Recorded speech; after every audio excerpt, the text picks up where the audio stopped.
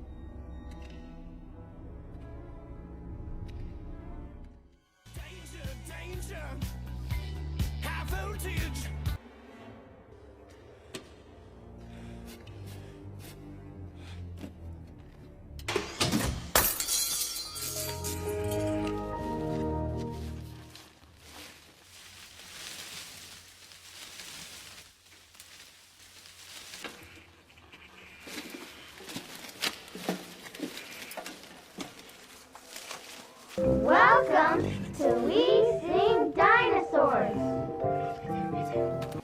Deinonychus lived in the early Cretaceous period, after Allosaurus and before Tyrannosaurus rex. One of the most fearsome hunters wasn't big at all. He measured close to 10 feet long and only 5 feet tall.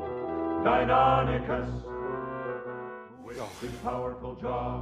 Deinonychus, with his terrible claws.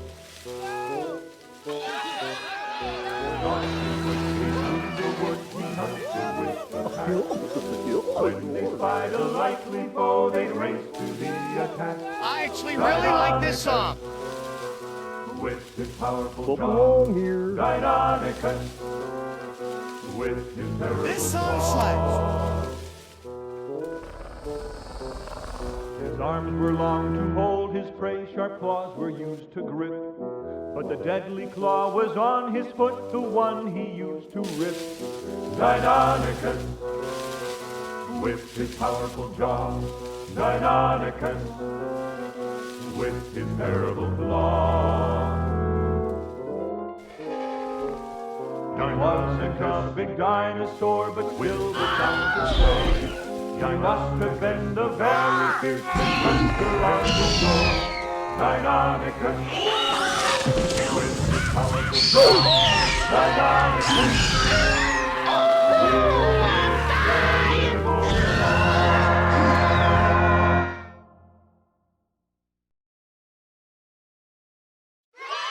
Well, hello everybody, and welcome back to Paleontologizing. Welcome to the last Paleontologizing stream of the week. I'm going on a rare 3-day hiatus. Usually it's just the weekends I take off. But I really got to get that Spinosaur paper ready for submission so I can get that thing off to a publisher before I leave for the field this year. So I'm taking Friday off to work on the Spinosaur paper. Anyway, welcome to Paleontologizing, everybody. Happy Thursday BIRDSday. Today is, of course, April 4th, 2024, here in the beautiful, sunny San Francisco Bay Area. Mighty hunter of the Jurassic Age. Marika. Giant meat eater with long, dagger-like teeth. Thank you, Marika. Appreciate you, Marika. Thank you. For those 5 months of support. Really appreciate that. Thank you. Yeah. It's good to have you here. Hey, if anybody's here for the very first time, then an extra special welcome to you. My name is Danny Anduza. I'm a dinosaur paleontologist. You probably know already that a paleontologist is a fossil scientist. I work on dinosaurs in particular. Dinosaurs are that particular clade that I study, that I publish on in the scientific literature, that I dig up during the summers. Very, very excited to be out digging again in Wyoming in less than 2 months at this point. Going to be out in the field working in the late Cretaceous almond formation of southwest Wyoming. Back in this part of the world. Can you hear me now? Is that better? I can hear you. Can you hear me? See. He can't hear me. Thank you for the 6 months of support, Ghostly Ghoul. I really appreciate that. I'm really looking forward to being able to broadcast again from the field very soon. It's really sneaking up on us. About your financial support, so thank you very, very much for that. Yeah, excellent. And Freya Eloise, good to see you too. I'm glad you're here. The Trek Nerd, Wet Shaken, welcome. Howdy, everybody. Anywho. And for anybody who's new here, let me introduce myself real quick. My name is Danny Anduza. I'm a dinosaur paleontologist. You probably know already that a paleontologist is a scientist who studies fossils. I work on dinosaur fossils in particular. So I dig up dinosaurs in places such as this, out in western Wyoming. I study dinosaurs, I publish on them in the scientific literature, and nowadays I actually make my living here on Twitch, streaming paleontology, usually 5 days a week. But I'm out here in the late Cretaceous almond formation. We're going back out there. I've been for a little over a week now. And I can't stream every day because this is a real working dinosaur dig. We're digging up new specimens. It's a lot of hard work. We've been dealing with inclement weather at times, and it's unpredictable out here in the field.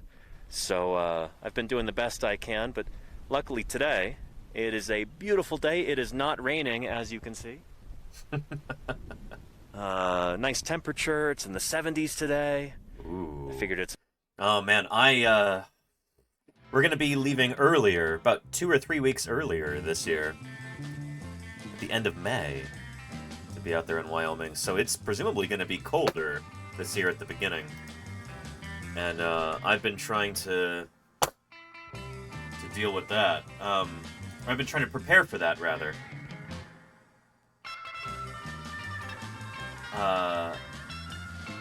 And I've got some stuff on the wish list that I'm going to need. If anybody is interested in helping me get a warmer sleeping bag, that is going to be really important because it's probably going to be below 30 degrees at night. Some of these, for some of the first days of fieldwork there. So yeah. And we might even see the elusive long pants. Yeah, I'm going to be packing some aerospace. Yes, indeed. I need to ask Lordy to hem some of them for me because they're a little too long. Some of the ones that I got. I don't know. This is cross-country runner problems. My thighs are too big for some pants. It's a long story. Well, it's not a long story. I don't know. I got big thighs. So I need to get longer pants. So the, thighs are a little bit larger, but then they're too long, and then, you know how it goes. You have the same problem, Spinonicus Art? Yeah. Anyway. Yeah. You did great to show us a lot last year. This is going to be even cooler this year at Tommy Plodicus. Very excited about that. Yeah. And Timmer's Crutch says that was a great aquatic animal stream and crossover yesterday, Danny. I'm glad you enjoyed it, Timmer's Crutch. Really glad you enjoyed it. That feedback is important to me, and I appreciate it. Thank you. I know we were kind of all over the place yesterday. We'll be a little bit all over the place today, too. It is, of course, Thursday BIRDSday today. As you well know. Dinosaurs hold a special magnetism for children. Can we ask Lordy to make you thick-thighed hot shots instead? I says mug. Jedi Mega Man, I already have some of those. Just you wait. Good to have you here, Jedi Mega Man. I appreciate that iOS emote, too. Good stuff. Yeah. Anyway.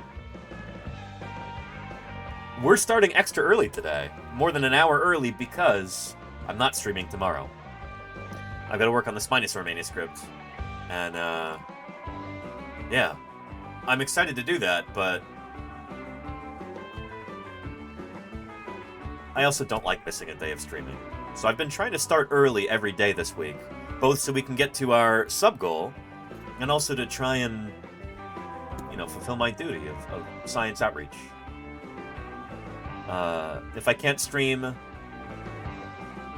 5 days this week, then I'll stream an extra few hours starting earlier. Anyway, let's go through the chat and see who's here right now. Walter D. Castro was first today. He's champing at the bit to be here. It's good to have you here, Walter D. Castro. Welcome, welcome.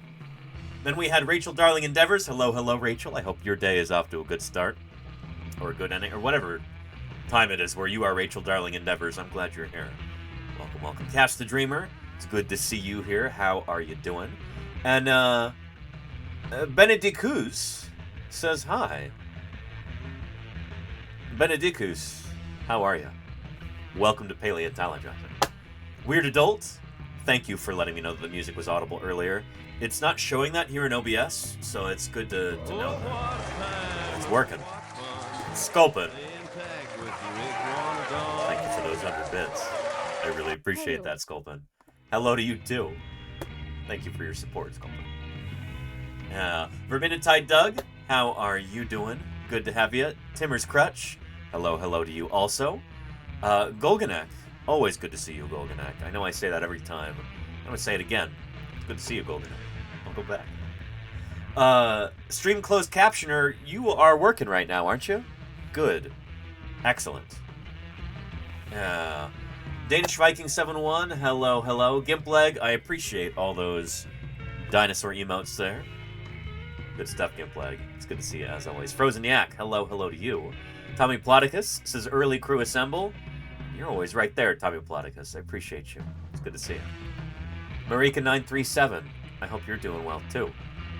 I'm glad you could make it, too. It's good to have you here. We're going to have a fun, laid-back stream, I think. Celebrating Thursday BIRDSday. Arle says Tradoon, and a hearty Tradoon to you, too, Arle. If you feel a bit cheated, try blaming the dinosaurs. I often do, Madam 33. Thank you for the 100 bits. Appreciate that. Hope you're doing well. Madam 33. Little Pink Pony. Did I say hello to you yet? Welcome, Little Pink Pony. Grim Deviant. Howdy, howdy. And Dinosaur Dave. That's really disappointing that, Museum of the Rockies... Yeah... I can't say I'm shocked that this happened. Knowing some of the changes that they've made recently. Garbage. Like much 500 bits goes a long way towards supporting science. I'll click here on Twitch. Mayfield Pemberley, thank you for those 500 bits. I really appreciate that. Mayfield, thank you very, very much for that support. No expense. And thank you, Golganek, for gifting Arle there. One sub to I do appreciate that, Golganek. Thank you for that. They have given 420 Good stuff. gift Good stuff, Golganek. Appreciate you. Arle, enjoy not having to watch any ads for the next 30 days.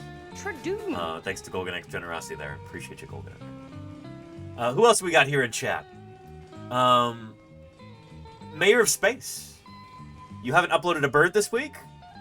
I haven't either, Mayor Space. You're in good company. Don't sweat it too much. If you can't get a bird in this week, that's fine.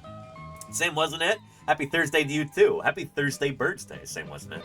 It's good to see you. And Paleontologist VA, how are you doing? Welcome, welcome, Paleontologist VA.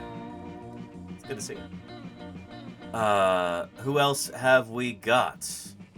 Spinonicus Art, hello to you too. I'm glad you liked the that cold open video, the Deinonychus song. If you want that Deinonychus song,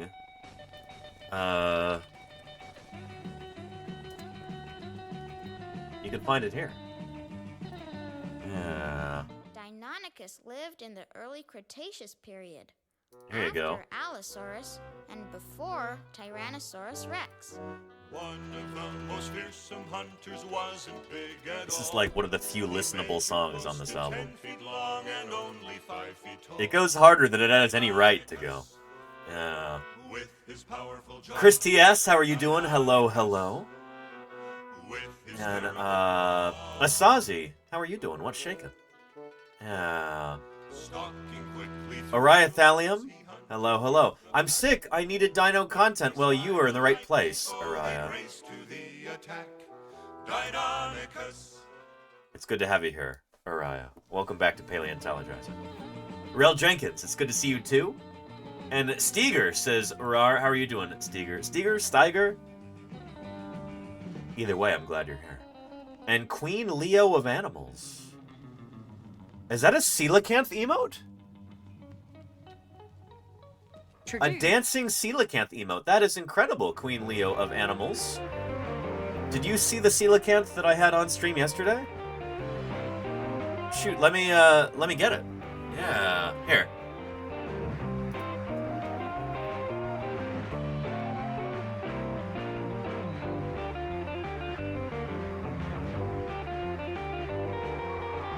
There we are. This is my, I'm not going to call it life size. It's about half size. Yeah. My 3D printed coelacanth. Yeah. It is one of my prides and joys here. Such a cool critter. we had a whole coelacanth stream in December on the anniversary of the discovery of the coelacanth. Well, of Vladimiria chelumnae.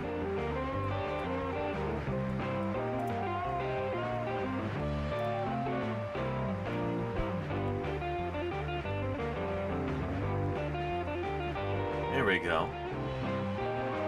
Yeah. For Fishmas. Yeah.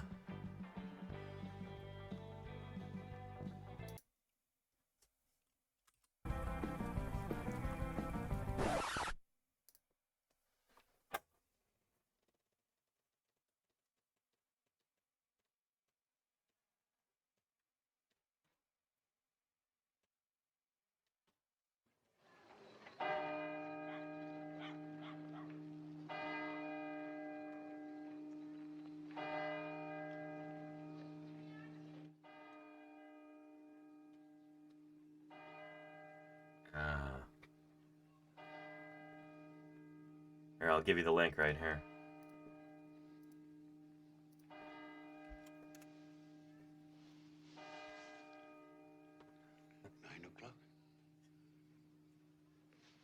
Daylight. George C. Scott. What day? Hello, you there, boy. What? Me, sir? Yes, you, my good fellow. What day is today? Today? Why, it's Fishmas Day, of course. Fishmas Day. I haven't missed it. Yeah. Well, hello, everybody, and welcome back to Paleontologizing. We had a lot of fun that day. It is so good to have you. We do every day. But very happy Fishmas Day to you. Anyhow, good stuff. You got the link now. And Salamander, I don't know if I saw this. How recently did this come out? Oh no, yeah, we did a whole discussion about that, Salamander. Yeah, this is that Korean team that did that. I've got a lot of issues with this paper, actually. But I talked about it with Balint. That was one of our crossover papers. Yeah. I bet you could find that if you go through his YouTube page. But yeah. Anyway. And I remember there being coelacanths in Atlantis. They were swimming around in a tank toward the beginning of the movie. Yeah, it was good stuff. But yeah. And the Amazon wishlist for the last few items for the dig. Yes, indeed, Spinonics Art. I'm sure we'll bring this up at some point in the later on in today's stream too. But I think Ethan sent me another picture of Java the cat enjoying some of those boxes that some of these items arrived in. There we go. Looking a little spooky right there. You can see where she was chewing on the box as well. There's cat saliva there. But yeah. Only like 4 items left unpurchased, is that right? Holy cow. Would that be true? Let's have ourselves a look here.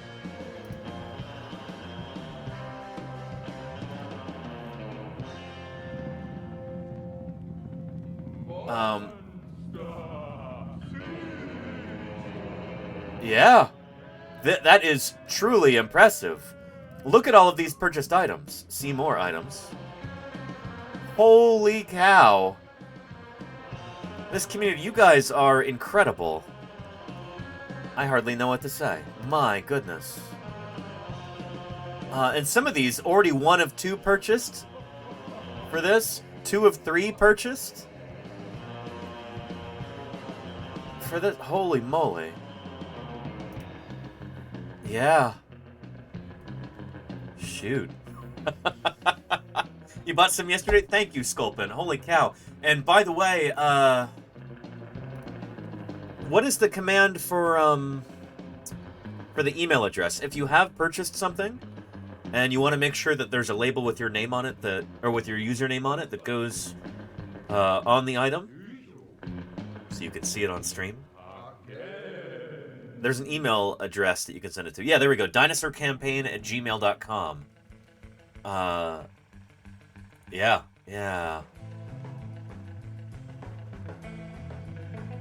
Excellent. But good stuff. Good stuff. Yeah.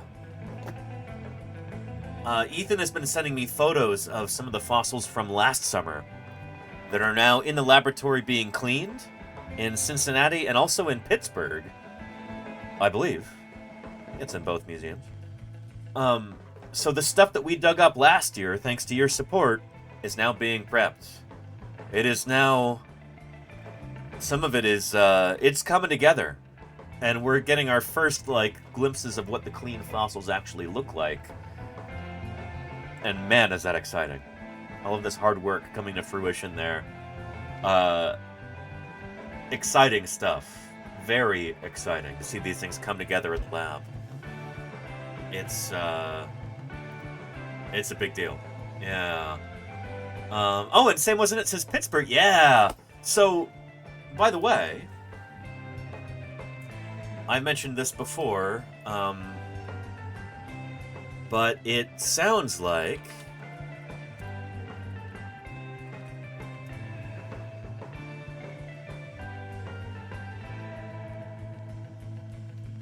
we're going to have a well-known paleontologist from Pittsburgh on our crew this summer. Here he is on the news. One of the largest dinosaurs that ever lived was discovered in Argentina. A specialist from the Carnegie Museum of Natural History recently visited that country to examine the bones, and Dave Crawley has the story. Yeah. This is where it really fits. And thank you, Dame Royalty, for the follow. Welcome to Paleontologizing. It's good to have you here. This dinosaur here is a Apatosaurus. For a long time, this dinosaur was thought to be the largest dinosaur and actually the largest land animal that ever lived. Paleontologist Matthew Lamanna says dinosaurs are discovered to be even larger, but that's before the titanosaur.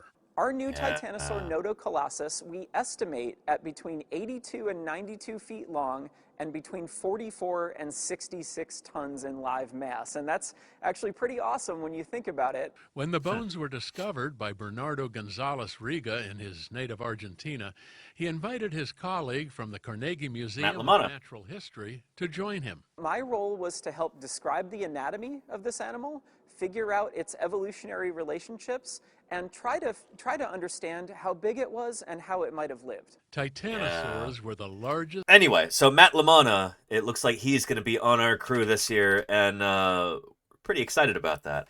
I grew up watching him on TV, and now he's going to be on my show. It's pretty special when you think about it. Yeah. So stay tuned for that. We are going to be leaving for the field next month, in May. We plan to be in the field, setting up camp on the 30th of May. So, yeah. It's coming up. Coming up less than 2 months now. Pretty cool. Pretty cool. Yeah.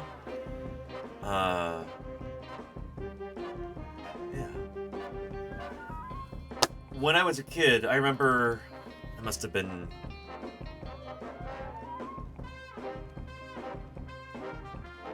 I was gonna say I was 10 years old, but no, wait. If I'm 21 years old, then that means I wouldn't have been born yet when this happened. When my dad VHS taped this for me.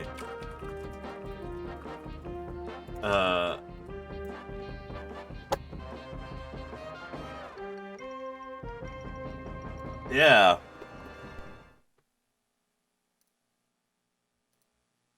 I thought this was the coolest thing in the world when I was a kid. Check this out. 100 million years before the birth of the first pharaoh. 11 years. Yeah, there you go, Ladina. Were verdant Edens, teeming with life. At the top of this food chain, dinosaurs ruled. Spinosaurus is one of those dinosaurs that I kind of work on now. Airspace is all right. Yeah. Nearly 100 years ago, a German aristocrat named Ernst Stromer ventured deep into this wasteland, searching for clues to its prehistoric past. The strange monsters he discovered would astonish the scientific community, only to be blasted into dust by man-made fire from the skies. For the next half a century, a hidden world lay buried under these shifting sands, until a team of young scientists set out to resume Stromer's quest. That's what this documentary is about. To unearth. And who is that right there? Why, it's Matt LaManna. I grew up watching him in documentaries like this. I thought this was the coolest thing in the world. This is on the television network A&E, back when it was still arts and entertainment. Back when they used to show stuff like, like televised operas and stuff. Before it was all, Real Housewives of Bakersfield and etc. Yeah. And this is basically like a reality show style 2-part television documentary about a crew of paleontologists and geologists out in Egypt looking for dinosaurs. And we'll watch this. I'll put it on the calendar at some point, and we'll watch this. But before I leave for the field this summer, because it'll be a wonderful opportunity to talk about field work and that kind of thing. But yeah, there's Matt LaManna right there. He's kind of helping lead this crew. In this, the lost dinosaurs of Discovery? Egypt. Something so unexpected. It would supply one vital missing piece to the puzzle of a forgotten world. There you go, Charlie's Dragon. Yeah. Good stuff.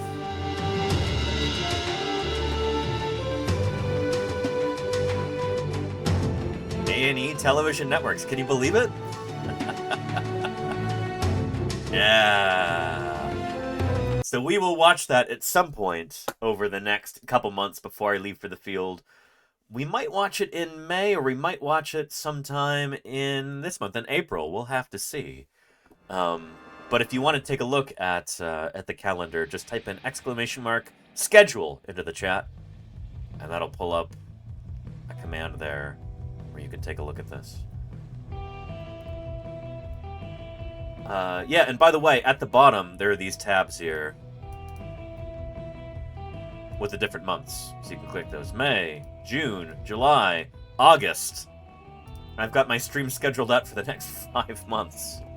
They are all subject to change, of course. And much of that is just field work. Going to be in the field, it looks like, through about mid-August. In Utah, from mid-July to mid-August. And then the entire month of June, going to be in Wyoming with Ethan Cowgill and our crew there. And it looks like Matt LaManna and also Glenn Storrs.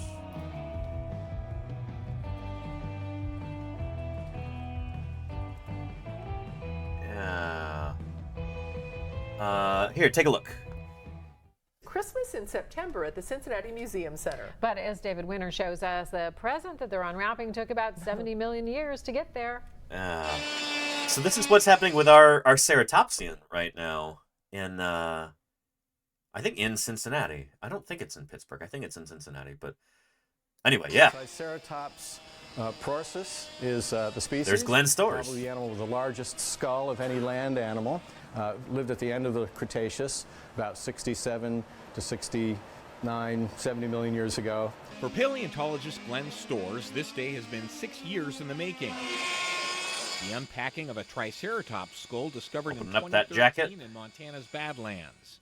After 2 years of preparation and permitting, he took video of the 2015 excavation. The fossil took a month to pull from the ground, but holds millions of years of information. We're learning more about evolutionary history, biodiversity through time, climate change, all those things. So paleontology tells us about the deep history of the Earth. It's really the only science that can give us that long historical perspective on life on this planet. Of course, for those who came to the museum to watch the unpacking, the significance is less scientific. But what do you think about what you see over there? It's pretty cool. And the popularity of Triceratops is no secret. What do you see over there? A triceratops. You know the name? Yeah.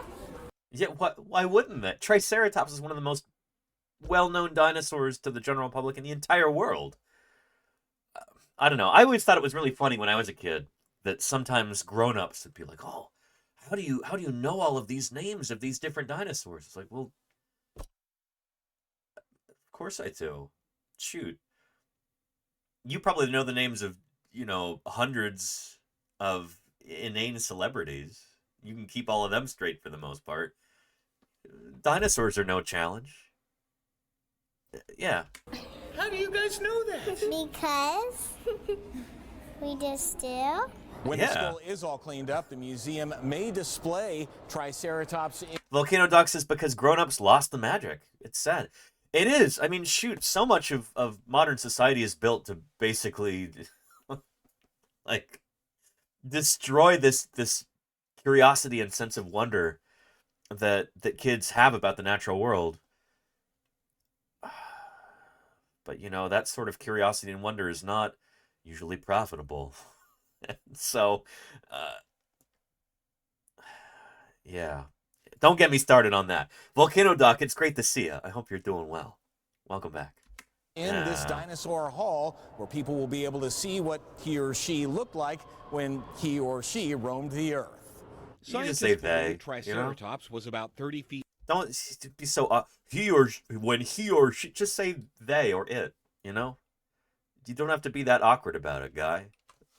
Dinosaur hall, where people will be able to see what he or she looked like when he or she roamed the Earth. That's so awkward. Just say they. Volcano Doc says, I'm doing well, thanks. Good to see all of you. Likewise, Volcano Doc. Shoot, we ought to set up an interview at some point. I need to get back into my email, and I've been ridiculously busy lately. I'm taking tomorrow off from streaming so that I can work on my Spinosaur manuscript, so I can get that ready for submission before I leave for the field at the end of May. But yeah, it's good to see you, Volcano Doc. And Golganek says more chiselage for you and Ethan. Dan, Golganek, did you get more chisels for us off of the wish list?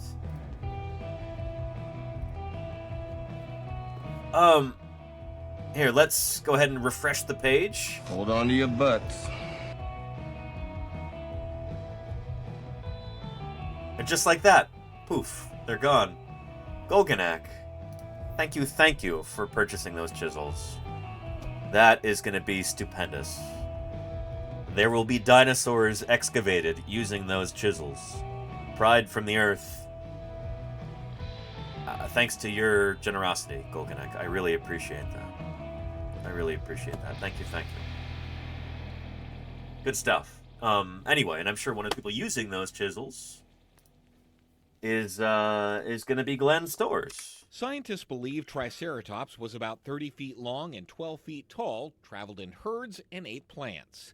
The armor and horns may have been used to fend off T-Rex or fight for a mate. As a city, fighting for attention and scientific notoriety is a little easier when you have one of only 70 Triceratops skulls in the world. Hey, there's a thought. You could hire a dinosaur to put a swimming pool in your backyard. All Green you have to herring. do is show up for 5 minutes, whop, instant swimming pool. Thank you for the 13 months there, Green Herring. I really appreciate that. And was that a common loon call that I heard in that alert? I feel like it was. Did you hear that, Green Herring? Huh. Thank you for the 13 months, Green Herring. It's funny, seeing your name there and knowing how much you know about birds, caused that realization there. Yeah. Anyway. back to this. They said something odd here. Or fight for a mate. As a city, fighting for attention and scientific notoriety is a little easier when you have one of only 70 Triceratops skulls in the world. There are far more than 70 Triceratops skulls in the world. We had 100 just at Museum of the Rockies alone. The world's largest collection of Triceratops at Montana's Museum of the Rockies. There are probably, oh boy, there's probably about 500 Triceratops skulls in the world, I would guess. There are so many. It is the most common dinosaur in the Hell Creek Formation. One of the most common dinosaurs in the world, at least in terms of... Well,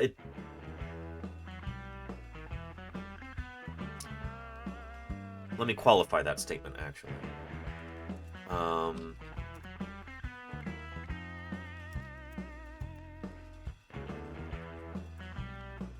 But I'll show you this right here. In the upper Hell Creek Formation, Triceratops constitutes about 40% of the dinosaurs found in the Hell Creek. This is a geological formation from the very end of the Cretaceous period.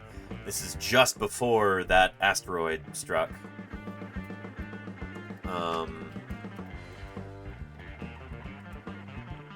Yeah, of all the different dinosaurs in the Hell Creek, Tyrannosaurus, Edmontosaurus, and Triceratops are the most common. Triceratops, this is Triceratops. Well, this is the one from the middle Hell Creek, it looks like. That looks kind of like Yoshi's Trek. This is by far the most common dinosaur in the Hell Creek. About 40% of dinosaurs found are Triceratops. So it's not rare. There are other places around the world where we've got mass accumulations of different dinosaurs throughout the Mesozoic, and some of them you might have hundreds or even thousands of individuals, but most of them have not been dug up. Of all the dinosaurs that have ever been excavated, Triceratops is probably the most abundant. And we've probably got about 500 of them around the world, I would guess. Yeah. Well, that's probably mostly preservation bias. Well, part of it is that we just have a lot of exposure of the Hell Creek Formation throughout the American West. The Hell Creek and also the Lance Formation has Triceratops as well. And possibly the North Horn Formation in Utah. So Triceratops, the rocks that it's found in are spread across a wide swath of North America. And they've been collected for well over 100 years. You can't say that for most of these other dinosaurs around the world. Yeah, and also Triceratops is a big, impressive dinosaur. There is incentive to go out there and dig up a Triceratops because, well, shoot, it'll be on the news, like it is right here. It's a very charismatic dinosaur. Does that make sense? Yeah. The museum is not fighting for notoriety. Notoriety is a negative reputation. I kind of agreed, diagonal, yeah. Yeah.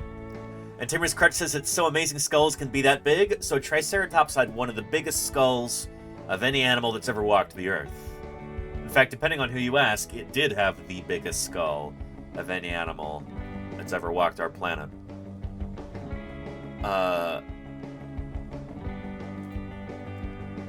They're big.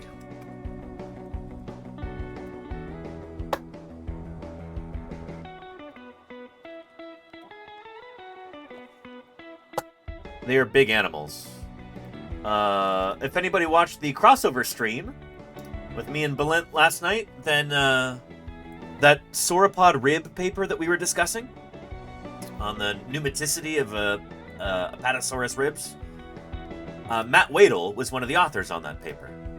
Here he is here, and he's a tall guy. He's probably 6'3", 6'4". This is a Triceratops skull right here. Missing the brow horns, but this is Triceratops prorsus. So this is from the very end of the Maastrichtian, the upper Hell Creek Formation, about 67 to 66 million years old. Yeah. So that's a big skull. You know, these animals had big heads. Yeah. Class made a paper mache triceratops. Very cool, Jody Fish. Very cool. And Tanareem says, which of today's animals is Triceratops related to? I will show you, Tanareem.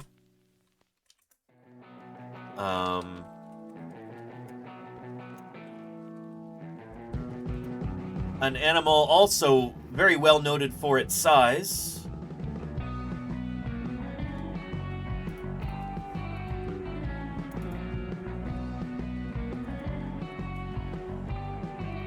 This Triceratops, as we all know, is gigantic.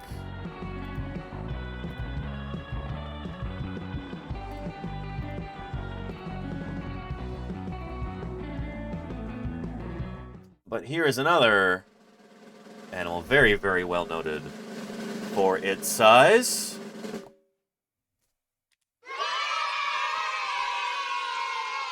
The bee hummingbird.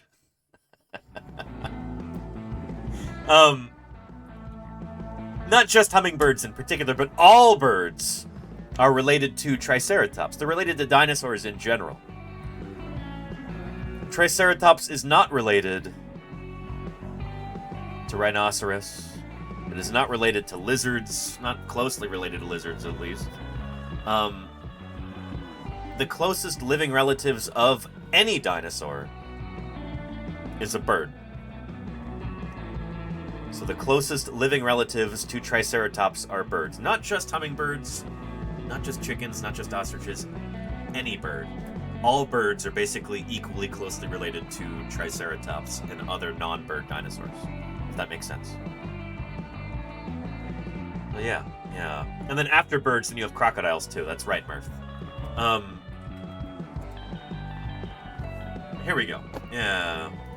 If you want to figure out what is a dinosaur and what isn't and what they're related to, this is a handy little chart for that. The way that we classify living things as scientists is based on their ancestry, how we determine what they're related to. You know, it's not some sort of, it's not vibes-based, it's not, oh, it looks like this or it looks like that, or it feels this way. The way that we actually classify living things is based on their ancestry. This is what we call phylogeny. In order to figure out which animals are actually related to each other, we have to figure out how they're related to each other. We look at their ancestry, look at their evolutionary relationships. When we say that that birds are a kind of dinosaur, that's not just because they look similar or something. It's because birds literally evolved from earlier feathered, two-legged, meat-eating dinosaurs. And we can figure out that they evolved from them because we can find fossils that basically show this transition taking place. We find more and more of these fossils every year, so the picture gets clearer and clearer. Back in the 90s, we weren't really 100% sure that birds evolved from dinosaurs. Some people thought they evolved from a crocodile-like animal instead. But we found fossils of non-bird dinosaurs with extremely bird-like characteristics, and with feathers, and with basically everything that modern birds have. Except these are clearly, you know, dinosaurs. Well, it's funny, the closer you get to birds, the more blurry the line gets between birds and dinosaurs. We have that right here, actually. Yeah, bird or dinosaur? I forget what article that was from, but I thought it was fun. I wanted to print it out and frame it. It's a perfect thing to talk about today on Thursday BIRDSday. But yeah, anyway, Triceratops is on the opposite side of the dinosaur family tree from the birds. And yet, it is still more closely related to birds than to any other living animal. And that's because at the end of the Cretaceous period, when that asteroid hit the Earth and caused that massive, global extinction event, all of the dinosaurs died. This whole group died out, except for a handful of bird species. And those bird species evolved into all of the birds that we have today. So by virtue of that, the closest living relative to a Triceratops is a bird. Crocodiles over here are also still around today, but they're more distantly related. Crocodilians are not dinosaurs, but they're kind of like cousins to the dinosaurs in a way. You know? They share a common ancestor, like you and your cousins share a common ancestor. You have the same grandparents, you and your cousins. But your cousins might not have the same last name as you. I don't know. The analogy kind of breaks down. We're talking about human families versus, you know, evolutionary families like this. But yeah, think of crocodiles as like the cousins to the dinosaurs. So, yeah. A bird is closer to a Triceratops than a crocodile is. But crocodiles are also kind of close, you know? And further away, you've got the lizards and the snakes. You've got the turtles. Turtles are actually probably a little bit closer than lizards and snakes are to dinosaurs. But yeah. This is fundamentally important stuff. It is extremely important for understanding biology, and it's so frustrating that this sort of thing doesn't get taught in schools, mostly in the US. You have very, very smart people who, you know, they might be straight A students, and they learn everything there is to learn in biology, and then they don't have this fundamental concept. The unifying principle in all of biology, that species change over time. They diversify, but they share a common ancestry. This idea just isn't taught in most American schools because religious fundamentalists have fought very, very hard to keep that out of the curriculum. So you usually don't learn this stuff unless and until you go to college and take a biology class. Then finally they introduce you to this concept of evolution. You know, it would be like trying to teach a chemistry class, but you're not allowed to talk about atoms, you know? It's verboten. It's nuts, is what it is, you know? So yeah. Anyway, and Trucisap says, so pterodactylus are flying reptiles? Yeah, absolutely, Trucisap. Yeah. So pterosaurs, what the public often refers to as pterodactyls, these guys they're like a sister group to the dinosaurs. They're very closely related, but they're just outside of the main dinosaur clade there. So they split off just before the first true dinosaurs evolved, and so they don't get to be dinosaurs because they split off just before. Does that make sense? Yeah. And Gooberfish says, so if all the dinosaurs died out with the asteroid except for birds, does that mean all animals are related to birds? Oh, Gooberfish, there were a bunch of other animals that survived the asteroid impact. And all of the ensuing ecological chaos and devastation. This is an as-yet unpublished diagram from, hopefully this will be published pretty soon. But this shows some other critters that managed to survive that impact event. So the percentages here are the percent of these species that went extinct at the end of the Cretaceous when the asteroid hit. So for, I think this is freshwater fishes there, 40% of those species went extinct. Only 20% of the crocodilians and the champsosaurs went extinct. 22% of turtles went extinct. 22% of salamanders and newts. 92% of lizard and snake species got wiped out. 90% of mammal species got wiped out. 94% of bird species got wiped out, and then 100% of all the non-bird dinosaurs, the non-avian dinosaurs, got wiped out. Does that make sense? Yeah, these are just vertebrates here, Oriathalium, yeah.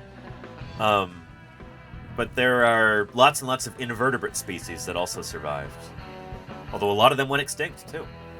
In the oceans, you had the ammonites that went extinct. These guys here, completely gone. They got totally wiped out at the end of the Cretaceous period. And things like the nautilus here are not actually ammonites. They're part of a different group of cephalopods. I think these guys are closer to octopus or something. Or nautilus might be the... No, nautilus are earlier diverging, I think. But anyway, yeah. Yeah. Automod is blocking dinosaur again? That is not okay. Diagonal, what? Yeah. Yeah. Yeah.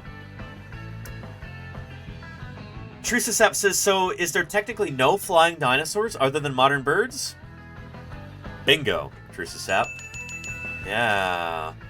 So, the pterosaurs are not actually dinosaurs. Pterosaurs, the ancient flying reptiles, are not dinosaurs. These guys are very close to dinosaurs, but they're outside of the dinosaur family tree. Yeah. So yeah. They're super cool, but they evolved long before the birds, and maybe before the first dinosaurs. We're not totally sure. We don't have a great sense for the origins of pterosaurs. We know they evolved from a very kind of dinosaur-like animal before the first dinosaurs. But we don't know exactly where or when. Does that make sense? This is still a mystery. There are still very important discoveries to be made in the origin of pterosaurs. These are critters that don't fossilize very readily. Like, you need often very specific conditions to preserve a pterosaur, because they've got such incredibly lightweight, delicate bones that it's pretty rare that they get fossilized in the first place. Yeah. So were they cold-blooded, Yakuza? Most dinosaurs were not. We think the very first dinosaurs, critters that would have looked a lot like little Eoraptor here.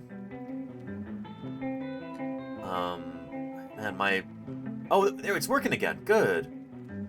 Well, sort of. Yeah. We think the very first dinosaurs, basically the ancestor of all the dinosaurs, would have been warm-blooded. And so there are dinosaurs later on that we have evidence that they might have been what we call ectothermic, or cold-blooded. The stegosaurs, for instance, might have been ectothermic. But if that's the case, they would have had to evolve that specially. Their ancestors would have been warm-blooded, and then they later evolved a slower metabolism.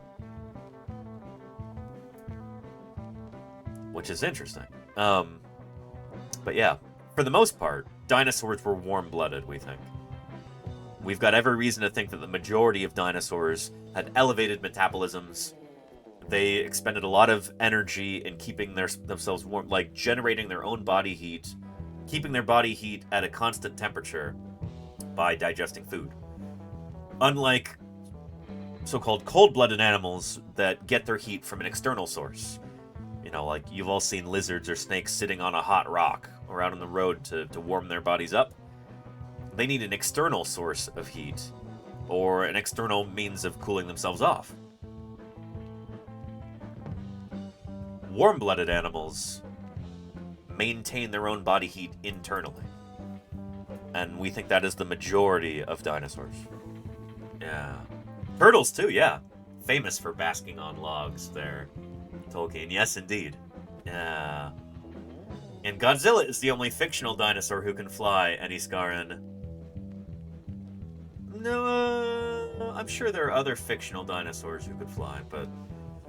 yes, Godzilla actually can fly. I don't know how many of you are aware of this, but,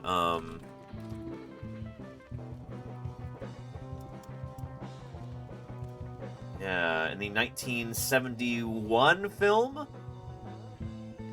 Godzilla versus the Smog Monster, Godzilla is shown to fly. Yeah.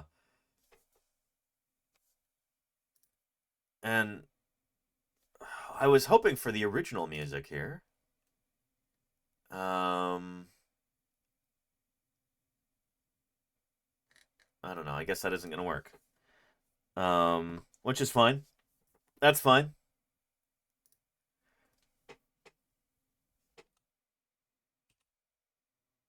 Yeah. Not the best of the Godzilla films. In a series of mostly mediocre movies, this is one of the sillier ones, for sure. Yeah. Yeah. Anywho. And Paleolord says Rodan is a flying dinosaur. So Rodan is supposed to be a pterosaur, Paleolord. Yeah, so part of the name...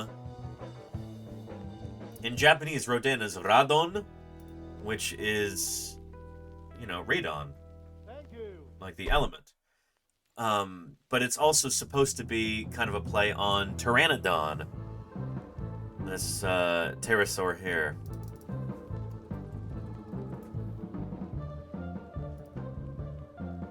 That's pretty decent Pteranodon. Yeah. Pteranodon. Anyway.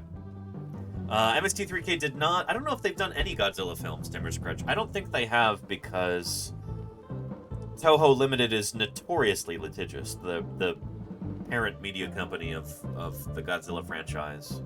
Notoriously litigious. In fact, there is a chance that given that brief little clip that I showed there, even with the audio removed and the screen flipped, I might still get copyright nuked for that when this video goes up on YouTube. We'll have to see. But yeah.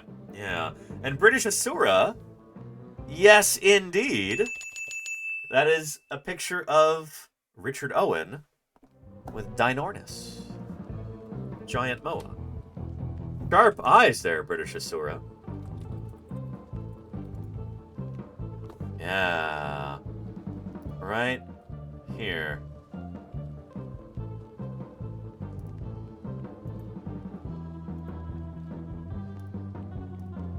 Nope. Shoot. I hate it when you try and open an image and then it just automatically downloads rather than opening in the browser. But yeah, Richard Owen, the man who named dinosaurs. He came up with the name dinosaur back in 1842. We looked at that original publication here a couple months back. But yeah. And there he is, looking very proud next to this giant moa. A now extinct bird from New Zealand. Such a cool animal. And you're right, Musaica. MST3K did do Godzilla vs. Megalon. In fact, they had the Jet Jaguar song. How could I have forgotten that? You're right. Musaica, you're absolutely right. Yeah. But yeah. And thank you, Golganak. I'm glad you... This is actually Mononychus here, but I always show it when I'm talking about Triararchuncus, so I can see why you would call it Triararchuncus. But yeah, this illustration predates the publication of Triararchuncus. Sharp eyes there, Golganak. Yeah. Pterosaur is indeed an official scientific term, Trusasap. Here. Pterosaur. There's a link to the Wikipedia page. As paleontologists, we don't often say pterodactyl unless we're just trying to dumb things down for the general public. We say pterosaur. So pterodactyl redirects here. For species commonly called pterodactyl, see Pterodactylus, which is actually a genus of pterosaur. But otherwise we say pterosaur. And pterosaurs are such a cool group of animals. They are really, really neat. Oh, yeah. And how did you too, Ken? How are things? I hope you're doing well. It's good to see you. Yeah. But yeah. And the Scansoriopterids, like Ichi, were they not really flying? I don't know, Cliff Alistair McLean. I'm not sure what the general consensus is about those critters nowadays. But everybody, there were these really weird little dinosaurs who had membranous wings. They had feathers, but they did not use those feathers to make a wing membrane. Instead, they had wing membranes composed of skin, which is incredibly weird and cool, but also weird. We think they were probably primarily gliders, but some people have suggested they did have active powered flight. I think these animals are still too poorly studied to really have any real strong confidence about what their aerobatic abilities were. But yeah, so similar to a bat or a sugar glider, basically, Celeste, yeah. This one is called E-Chi. It is a weird dinosaur. It also has the shortest genus name of any dinosaur. Although someday I'll probably name a dinosaur with a shorter name, and it'll just be the symbol for Prince. And it'll be the dinosaur formerly known as the artist formerly known as Prince. Yeah. Anyway. Yeah. And this is one of the weirdest dinosaurs I know. Ivan Neo, yes indeed. It is incredibly bizarre. Just, what in the world? It's so strange. It is so strange. Yeah.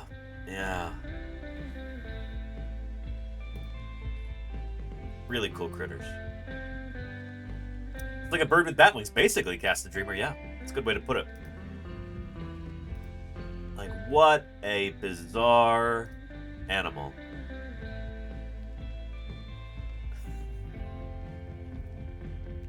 And here's some lovely images from Gabriela Gueto, who managed to make this animal not look as weird. Sometimes that's like that's a mark of quality in paleo art, was when you're able to take an incredibly weird looking animal and just make it feel kind of natural and normal. Yeah. But yeah, man, is it weird. Yeah. And bats are mammals. That's true, Teresa Sapp, yeah. Bats are nowhere close related to dinosaurs. They're a group of mammals. Yeah. There you go, Tolkien. What's a pterosaur that needs more love? Oh, probably most of them, Eddie Scarin, honestly. Pterosaurs are surprisingly understudied animals. Yeah. But yeah. Diagonal says, I wonder if part of the reason for choosing the name Ichi is that it sounds like first in Japanese. Sounds like Ichi? Maybe. But it also sounds like, yeah,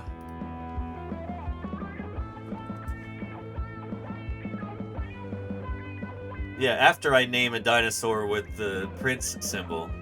I'm not really going to do that, I'm just joking.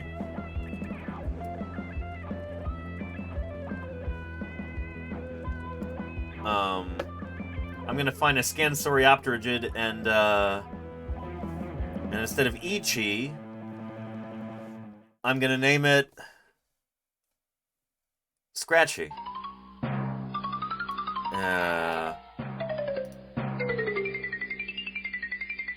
Anyway,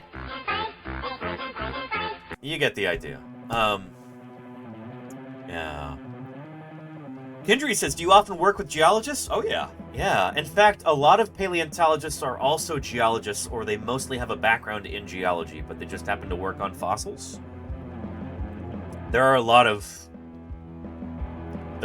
paleontologists who are basically geologists, who, through the course of their career, it's like, oh, fossils are what I have to work on, so here we go, you know? Jim Kirkland is much more on the geological side of paleontology than the biological side. I would call Jim a geologist, and I think his master's degree might actually be in, and his PhD might also just be in geology.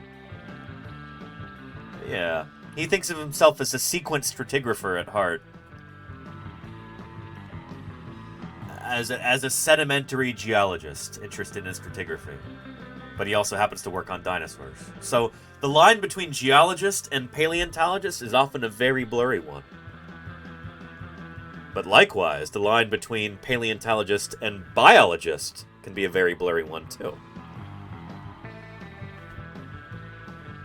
Oh yeah, paleontology really is kind of an unholy amalgam of geology and biology. That's basically what paleontology is. As we're studying fossils, fossils are the preserved remains of ancient life in the rock record. There's a lot of geology and a lot of biology that goes into that. I myself am not a very good geologist. I'm much more on the biological side of paleontology. But yeah, geology is a very applied science. It's true, Volcano Duck. Yeah, absolutely. Absolutely. Yeah. I don't know, and it's like Jim always says that, like, paleontology is more of what you do than what you are, I guess. If someone does paleontology, they are a paleontologist. If they do geology, they are a geologist. You know? So yeah. Yeah. And Gamer2478 says paleontologizing. I know dinosaurs lived 1 billion years ago, Earth, no human around, but time...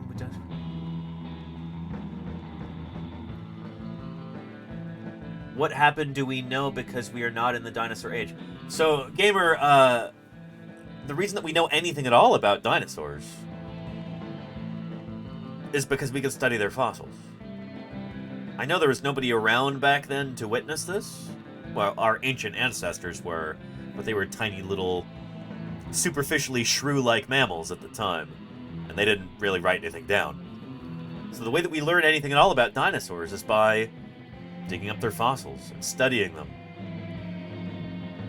Think of it kind of like detective work, except all of the evidence is tens of millions of years old.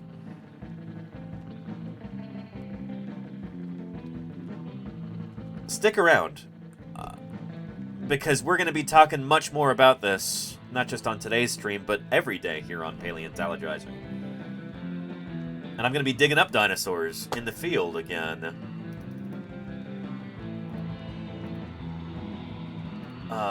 In less than 2 months, and you can actually watch this process take place in real time.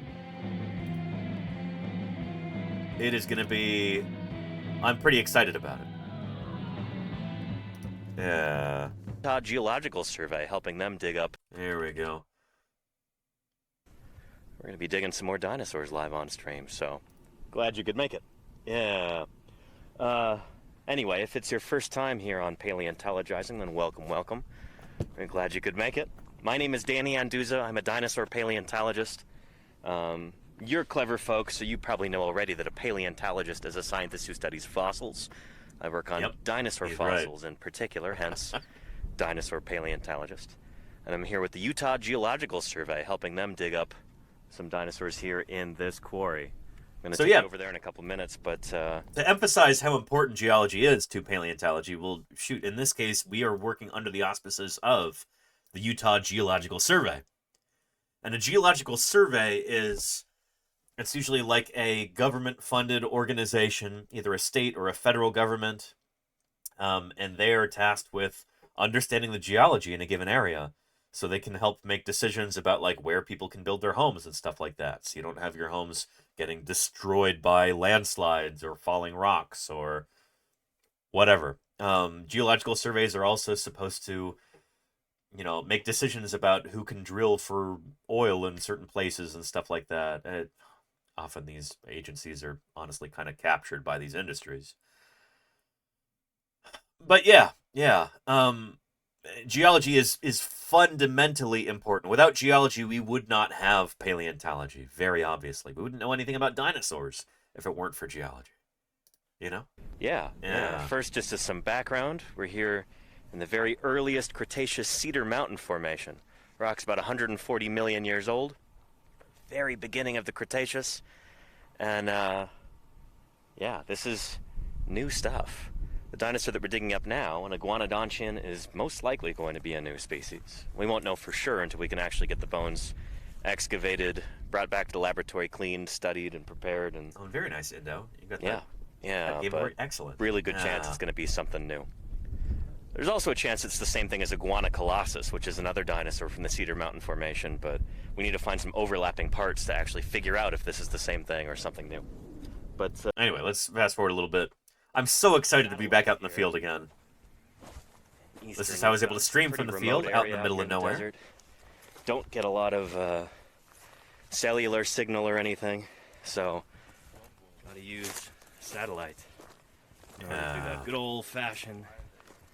And there you go, FC Machine, absolutely. Depositional environment and stratigraphy and everything else. And here's our quarry down here. I'll show you some of the bones. Introduce you to the crew. Yeah, Sandwich says this channel is my latest favorite. I love it so much. Well, thank you, Sandwich, and I really appreciate the raid. Welcome, everybody. Hope you stick around, and don't be shy with those questions. Whole point of this is to do science outreach, so yeah. And Kindry says, do you chart all volcano eruptions and set up dig sites? I'm not really working on ancient volcanic eruptions, but shoot, if you want to talk to somebody who works on modern volcanic eruptions, Volcano Doc might even be here in the chat right now still. But she streams volcanology here on Twitch, and you should absolutely give her a follow. There you are, Volcano Doc. Yes, indeed. Let me get... There we go.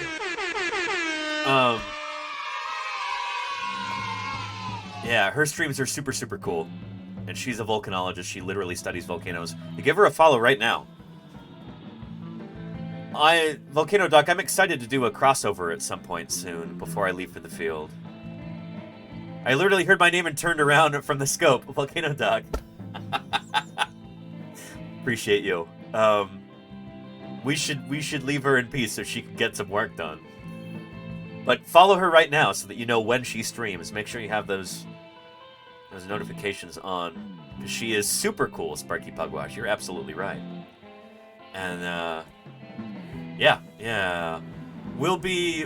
Volcano Doc, I gotta reply to your email. We will hopefully be doing... We can figure out some sort of a crossover stream soon. Yeah.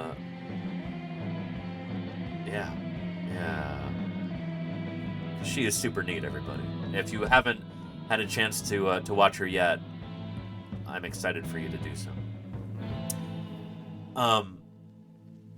Yeah, volcanic eruptions are really, really important for dinosaur paleontology because sometimes volcanoes, when they erupt, they release a layer of, well, a tremendous amount of ash up into the atmosphere, and then that settles down to form layers of volcanic ash.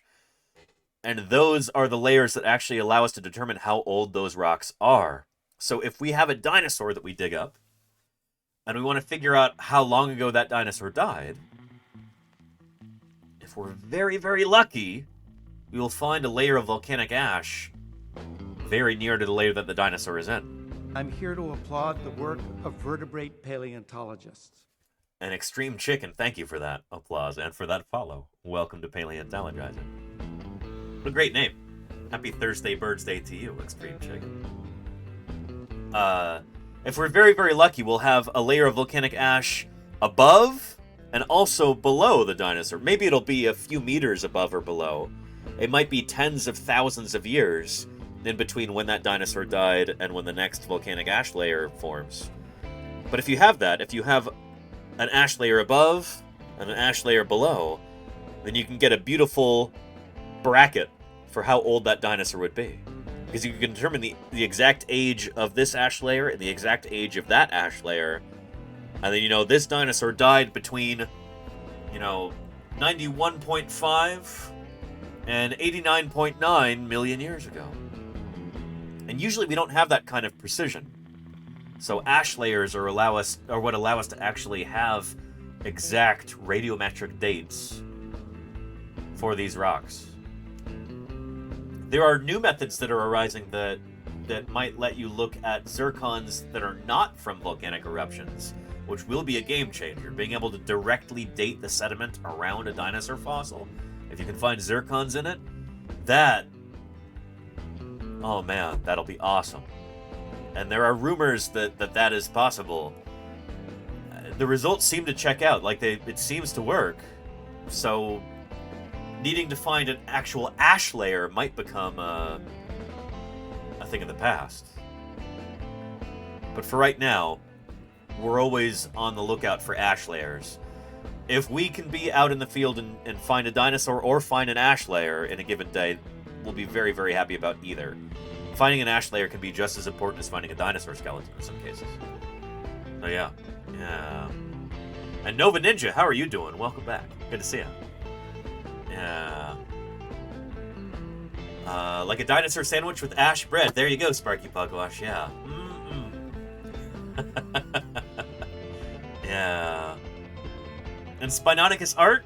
I first got interested in Spinosaurs because of Denver Fowler. He had an interesting project idea that he brought up to me, and I ran with it.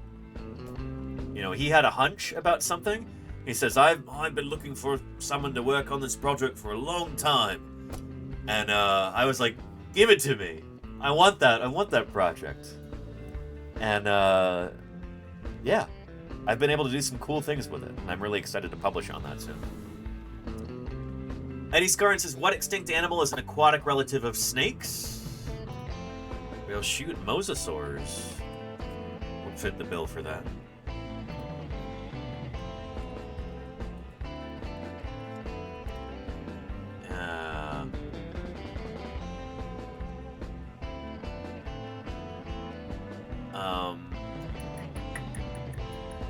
Let's see. There we go. This deep water attracts not just the hungry elasmosaurs, but the predators that hunt them. Yeah. So you're going to see a long-necked animal. These are not related to snakes. The biggest in the ocean. Oh, here we go. This guy is, though. This is another squamate. So snakes are part of Squamata. So are these guys. This is a giant ocean-going lizard. Closely related to the ancestors of the snakes. Yeah. And then you've got these plesiosaurs here. And there we go. These guys swimming around. They're not related to snakes. But this guy is. A mosasaur. Is an ambush predator.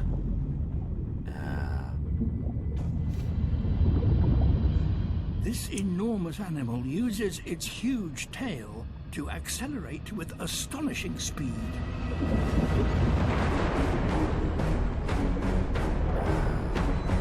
Liopluridon is a kind of plesiosaur. It's a short-necked plesiosaur. Tolkien. This time, unlucky.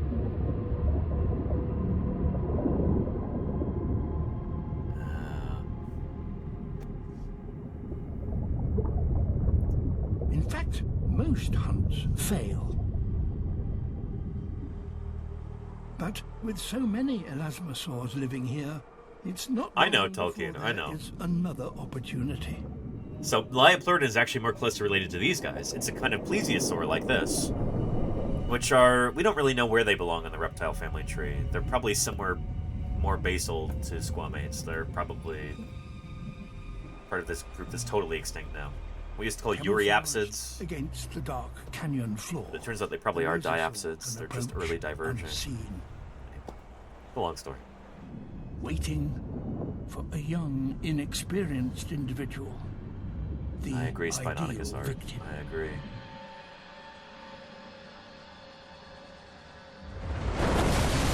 Holy cow.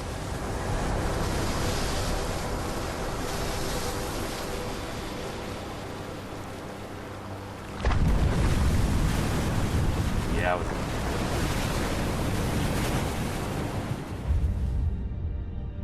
Mosasaurus can strike their prey with such force that the impact alone can kill. Yep. Yeah. It's an attack so swift, the elasmosaur almost certainly never saw it coming. And Sparky Pugwash says, I wonder if this is where the Loch Ness Monster story comes from. It kind of does. The Loch Ness Monster story seems to actually come from a movie in 1933 that featured a plesiosaur.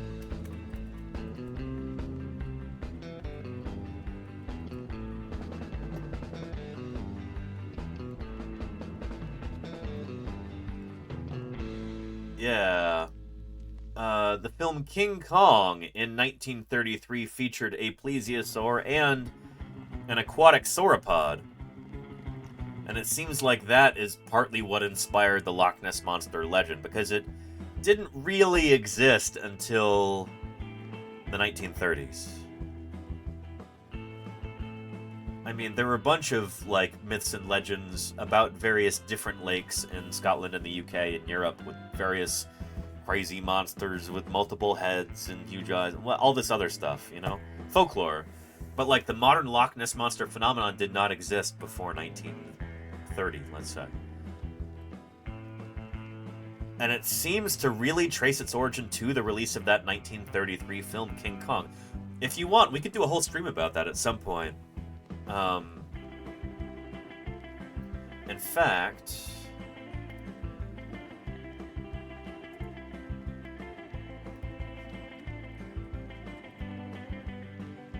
when was the surgeon's photo published? That would have been in April 21st. Do you have anything going on that day? Or is it? It's probably on a weekend, isn't it? Yeah, the 21st is a Sunday. Yeah, I don't know. We'll see. You'd love to hear more science streams? Well, let's tentatively put that on the calendar then. Well, although, shoot, it is a Friday, and my Fridays are super, super busy for the next few months. Because I have museum meetings and other stuff going on. We were going to have an Earth Day stream on the 22nd.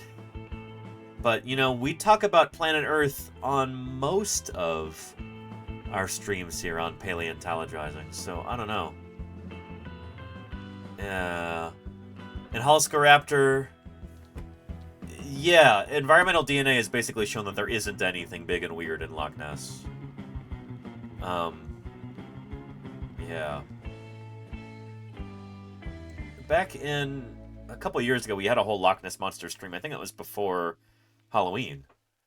In 2022, if I recall correctly. Anyway, one of these days we'll have a stream about that. Yeah. Anywho, we had a long question from Gamer here. Let me scroll up there. What was that? Gamer said, if you know when a dinosaur turned into a fossil, if you find a device that made money, new technology, scanners or something, in a birth age. Yeah, I'm not sure I understand what you're asking. Could you rephrase your question? I don't think I understand. Yeah. Not detect where it came from fossil. I don't think I understand your question, Gamer. Could you rephrase? I want to answer it for you. I just don't know what you're asking.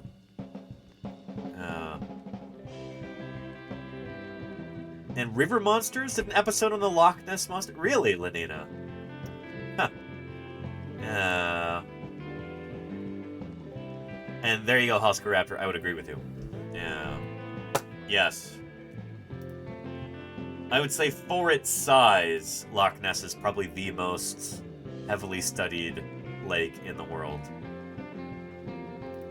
Maybe. Probably. Yeah.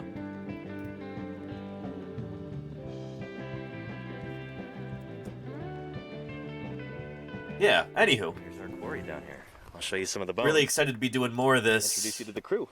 This summer. Yeah, Sandwich says this channel is my latest favorite. I love it so much. Well, thank you, Sandwich, and I really appreciate the raid. Welcome, everybody. Hope you stick around, and don't be shy with those questions. Whole point of this is to do science outreach, so yeah. Yeah. And I agree, Pugwash. I agree. Good stuff. Never been to Loch Ness myself, but Here's I've our heard quarry down I've here. heard it's gorgeous. Been working this site. I was here last summer.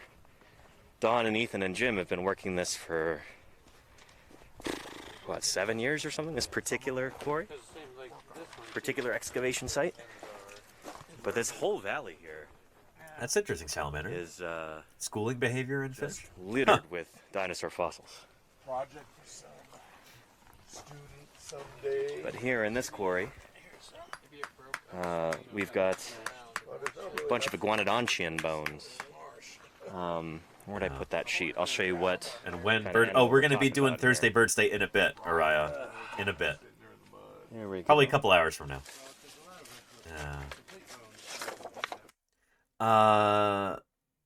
And Gamer, can you detect scanner? That's where dinosaur come from fossil age. So, Gamer, maybe you're asking about. Are you asking about using some sort of like scanning technology to find out where dinosaurs were? You know, to be able to find them in the ground, kind of a la Jurassic Park. I'm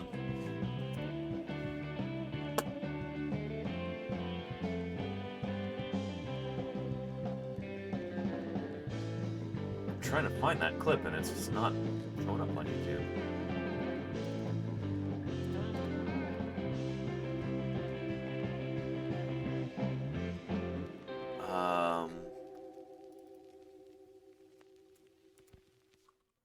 Let's see.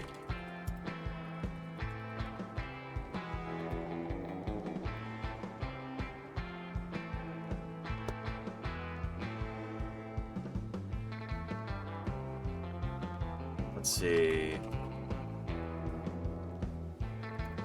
You're talking about this, right? Like this scene from Jurassic Park with the ground penetrating radar? A sonar thing? We actually have that sort of thing that's been tested out before, and I can show you footage of that. It doesn't work. But that comes from a real thing that was tried.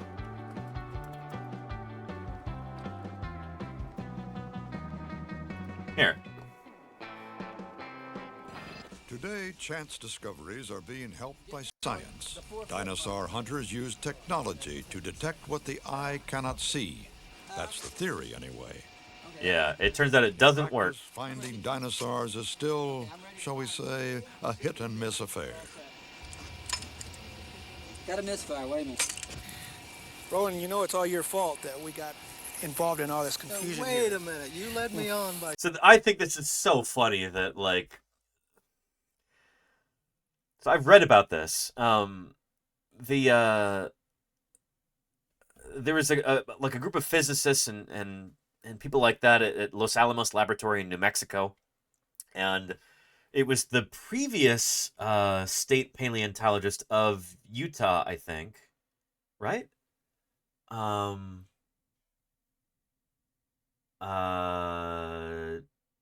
Chury, I think.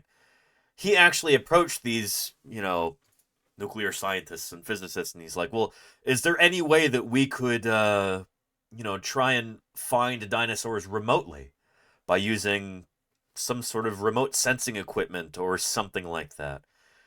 And they're like, oh yeah, I'm sure that there's a way to do that. It's, digging up dinosaurs, it can't possibly be more complicated than nuclear physics. Oh boy, it turns out it is more complicated than nuclear physics. Saying paleontology was in the Dark Ages and we needed to do some real science. Well, that we were in the Dark Ages then, and I think we still are. Oh. I'm ready, Armin. Hello. Ready? And there you go, Volcano Dog. I know, right? Seriously, this all began when I gave a seminar at Los Alamos. Oh, that's Dave Gillette. Never mind. Sorry, I said Dan Chury. I meant Dave Gillette. Yeah. Dave Gillette, I don't think... Maybe, he did used to be the state paleontologist for Utah, I think. Anyway, Mini Pie. How are you doing? Oh, my camera's frozen. That's better. Mini Pie, how are you doing? It's good to see you. Yeah. How are things? How are you doing, Mini Pie? Oh, what is the answer? A prehistoric monster. Well, what do we make of these bones? And thank you. But wanted to resub. Nerdy Noodle, I appreciate that resub. Thank you for your continued support. 5 months. Thank you, Nerdy Noodle. Thank you very much. Do you say thank you, Mini Pie? You say thank you? Yeah. Yeah. How old is Moon Pie? Alright, Thallium? I don't know. This is Mini Pie right here. Moon Pie is probably a little older than Mini Pie. Aw, Mini Pie. Yeah. Yeah, is Moon Pie your senior? I think so. I think she is. Yeah. Moon Pie was first, and then Lordy and Ios got Mini Pie. And then Sweetie Pie arrived during my tenure here. Huh. Yeah, although I moved in. I was the last of you to move in, huh? You have seniority over me, Mini Pie. You do, don't you? Yeah. Yeah. Anyway, they have tenure here. I'm in a non-tenure track position at this institution, I'll say. Oh, Mini Pie. Yeah. Mini Pie's about 7. There we go. Thank you, Lordy. Yeah. Oh. Getting up close and personal with that cat cam there. Oh. Oh, Mini Pie. Yeah. Can I offer you a treat, Mini Pie? Is that what you came here for? Let me try and brush you first. I'm gonna get rid of some of this excess hair. Huh? Is that okay? Can I brush you? Yeah? Okay, I'll take that as a yes.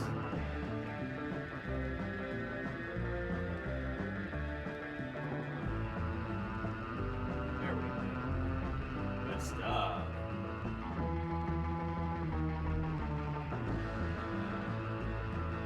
Yeah.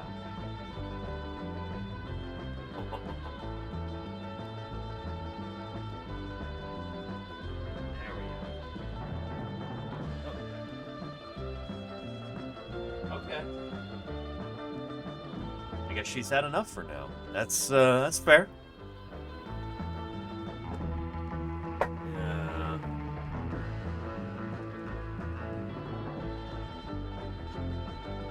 And yeah, N Bandit says no dog, Danny. You know, I'm the dog in this household, N Bandit. There's 3 cats who live here, who lived here before I ever did. I moved in, and you know, I need to go out for walks every day. Generally pretty exuberant and enthusiastic. I need to get my exercise every day or I'll start chewing the furniture. I pretty much take up the mantle of dog in this household, I suppose. Oh yeah. Speaking of enthusiasm, let's get back into this. Because I'm eager for you to see it. Talking about this whole thing. Wait a minute. Yeah. In practice, finding dinosaurs is still, shall we say, a hit-and-miss affair. Yeah. I also dig for bones. It's true, Uriah Thallium. It's true. Roland, you know it's all your fault that we got involved in all this confusion Wait here. a minute. You led me on by saying paleontology was in the Dark Ages and we needed to do some real science. Well, that we were in the Dark Ages then, and I think we still are. Physicists. Oh, you know, you in the earth sciences, you're still in the Dark Ages. You know, it's not real science. What are you talking about? Just there tickling atoms all day. Get over yourselves. Ready? I'm ready, arm it. Ready? Seriously, this all began when I gave a seminar at Los Alamos and challenged scientists like Roland and others here into helping us conduct this excavation. The specific problem that I posed... Is he wearing a pocket protector in the field? It kind of looks like one of those clear pocket protectors right there. Was, can we see the bones in the ground before we excavate them? And the reason I needed to know the answers was that we had 10 feet of rock to remove before we could get down to bone level if this skeleton were to continue into the hill the way we projected. Okay, Cliff, show us some bones here. What do you Yeah, this is not the way you do it. What you do is you get a group of graduate students and undergrads and volunteers and just tell them, hey, go knock down that hillside. Here's some picks and shovels. You don't bring in all this, fancy computer equipment in the late 1980s, Yeah. And the biologist, how are you doing? It's good to have you here. Welcome, welcome. Yeah. And Squall Ad says, this footage looks old, though. This is old. This is from... Let's figure out what year this was from.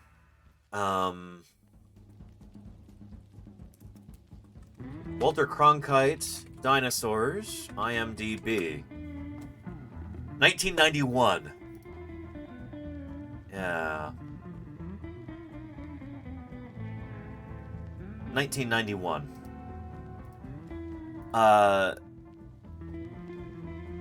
Things have not advanced since then. 1991. That's more than 10 years ago, isn't it? Holy cow. It's from the Cretaceous, says Volcano Down. Anyway, this technology has not advanced further because it's been shown to just not work. I refuse to believe that Walter Cronkite is less than 200 million years old. Yeah, is he from... He's from the earliest Jurassic there, Volcano Doc? Time will tell whether high tech can reveal all about this particular dinosaur. It's called Seismosaurus, and it may turn out to be the biggest dinosaur ever. But that's not all. The bones found so far are in the same position they had in life. Very cool. And that's awesome. Lead for dinosaur detectives. Congrats. That's so cool, Am. Probably the most important feature about this skeleton. I wish I had a really cool nature museum that was open that late every Thursday. Oh, every Thursday night. They must have a nightlife kind of a thing. That's cool. For dinosaur detectives. Yeah. Probably the most important feature about this skeleton is the fact that it's articulated. The reason we like to have articulated skeletons is that it allows us to know exact positions for each bone, and that's important in our descriptions and analytical work. In this case, the articulation was also important because we have a series of stomach stones that were found in direct association with the bones, like the stones in this circle, which are... This whole gastrolith idea is one that I don't necessarily buy, but yeah. And that's really neat, and the biologist. That's very, very neat. Yeah. 1991 was only last decade, right? Yeah, I assume so, Rosand. I'm not going to trouble myself by thinking hard about that at all. The gastroliths that were used for grinding food, they represent the substitute for teeth. In the sauropod dinosaurs, the teeth were about the size of my finger. They couldn't grind food. Instead, all they could do was rake food off the vegetation. And there was no grinding mechanism at all in the jaws. The only capacity for processing food mechanically was with that's really neat. And the biologist. Grinding in a grinding mill so that the food would be crushed and processed, readied for chemical digestion in the stomach. So this is an idea that has since fallen out of favor among most dinosaur paleontologists. I think you'd be hard-pressed to find any sauropod researchers today who really cling to this idea of a gastric mill in sauropods. These gastroliths that are tumbling around in the gizzard and crushing up the plants. I'm not even sure we have good evidence that they had gizzards to start with. Gizzards might be a more... that might be a more derived kind of avian feature. I don't actually know. Yeah. And thank you, Timmer's Crutch. Hey. Appreciate you. I'll see you next time. See you next week.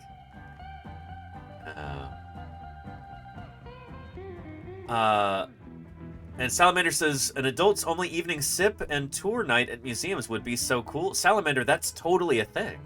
It's called nightlife. A number of museums do this. Although it's usually not just wine. It'll be mixed drinks and stuff like that too, because they're trying to kind of cater to a younger crowd.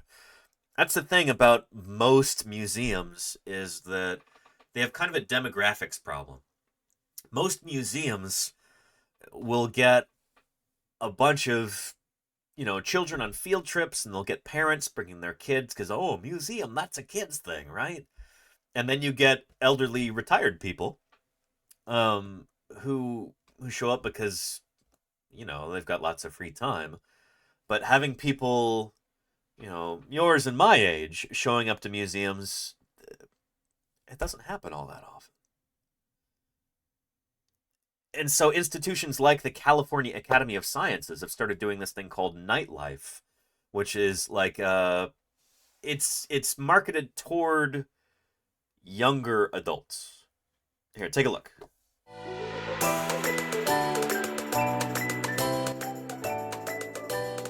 So it's 21 and up. They've got live, well, not live music, but, disc jockeys. Yeah, it's pretty cool. So I've been to Nightlife several times, never as a patron, but always as somebody behind the scenes.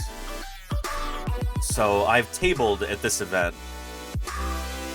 at these events multiple times. I'd bring some fossil casts from home, and Rampaging! you're just there answering questions. Living creatures from the dawn of time. What havoc will they wreak? Octavius King. What lives will they destroy?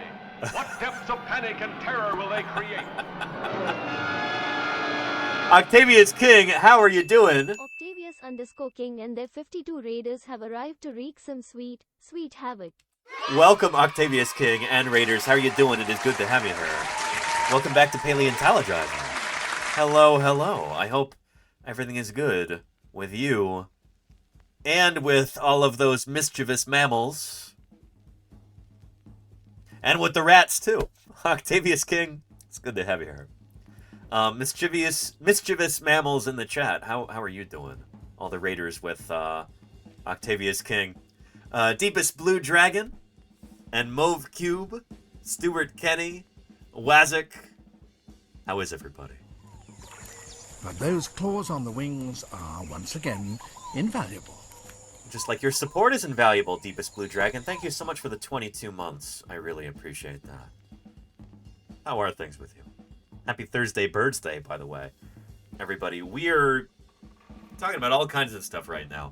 It's Thursday BIRDSday, when we'll be getting into Thursday BIRDSday before too long here. But, yeah.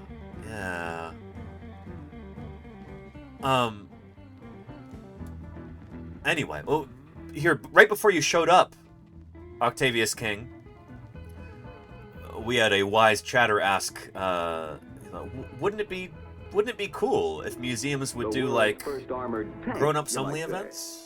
Serve drinks and stuff? Completely covered with thin, bony plates. And Feral Yoshi, thank you for the follow. Welcome to Paleontologizing.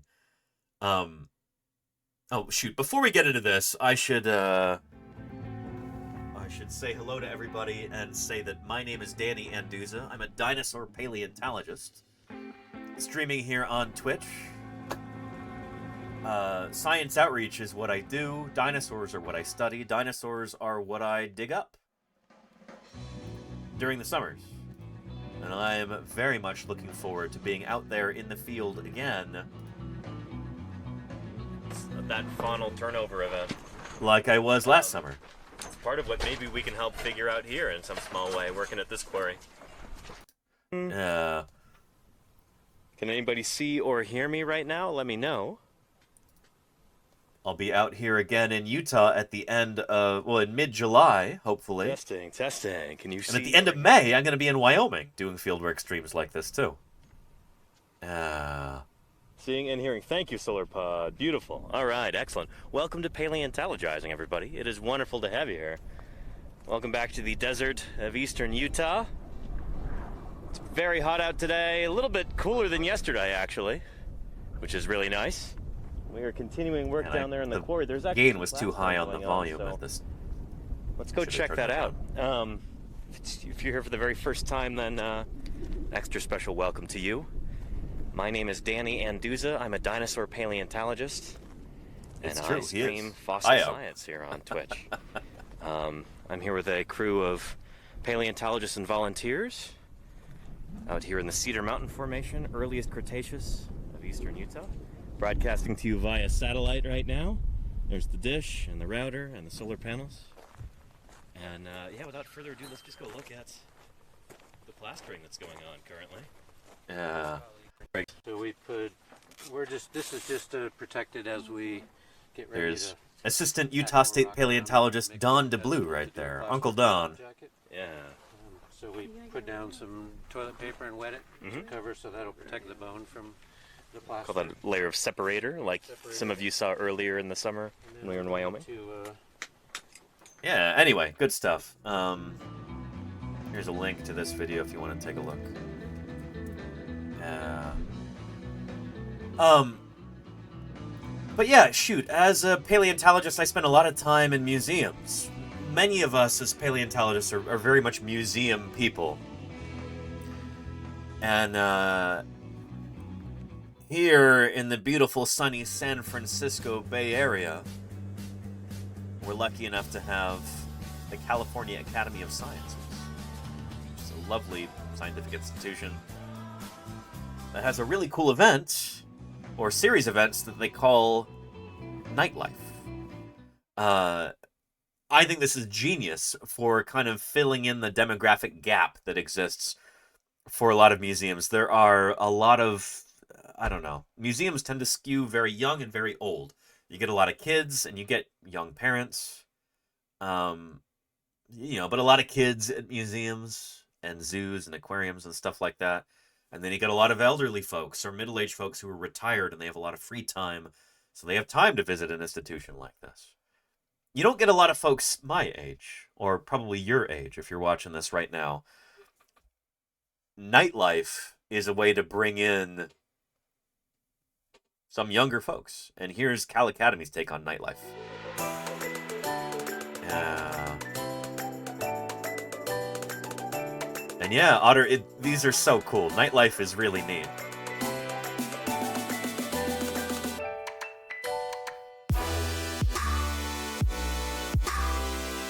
Yeah.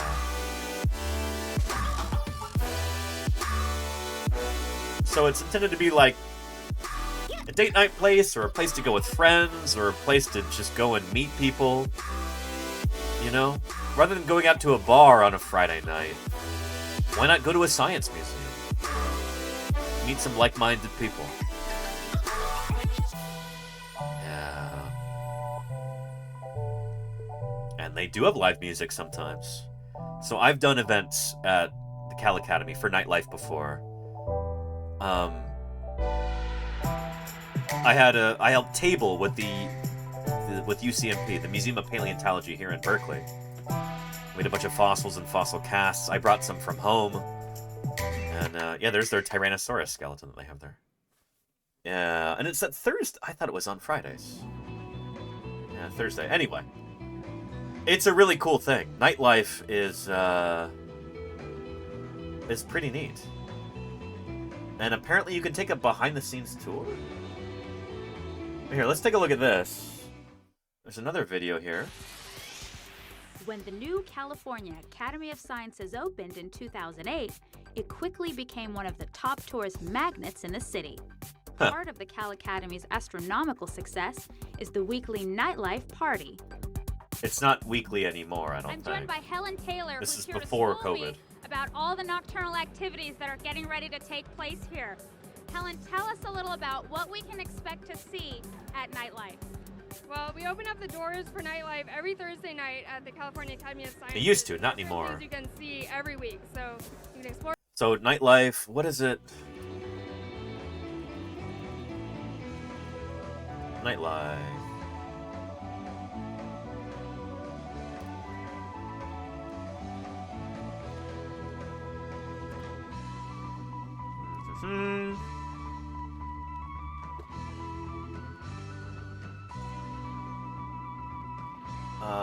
Select Nightlife date. Oh, shoot. Is it back to every Thursday? It is! Holy cow! That's really cool. I need to get back in contact with them because I bet you I could table at an event like this, even just as myself. Now that I've got this thing, Paleontologizing, I bet you I could be part of this. Cool. Anyway. For the whole museum, you can visit the planetarium. We bring in bars and a DJ or a band, or sometimes both. Yeah. And it's a really different feel than during the day. There's something different every single week. In the pier now. I think you're thinking of the Exploratorium, Miss Yvette. Great beer and great music. It's Beer Week in San Francisco, so we have a beer garden set up in African Hall with a... And tabling does include free drinks. Yes, indeed, Araya Thallium. We give you a lot of drink tickets, actually. And Helicoprion pelvic fin. Well, well, well. How are you doing, Helicoprion pelvic fin? It's good to have you here. Sounds like you're in the right place. I have a 3D printed Helicoprion tooth whorl here in my office. I haven't painted it yet, but hopefully you'll be seeing that soon. Hopefully this weekend I'll have an opportunity to paint some of these 3D prints that I have floating around here. Got a big backlog of them, and I need to paint soon. But welcome, welcome, Helicoprion. It is good to have you here.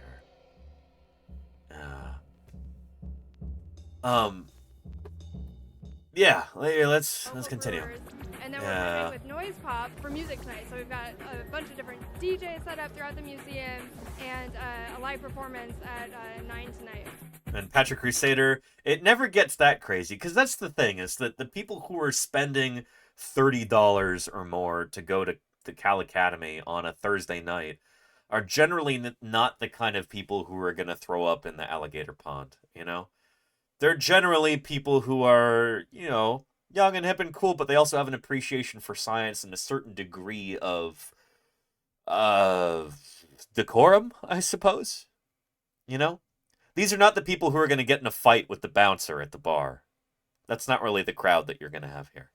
You know? What has been your favorite part as a participant or as an observer?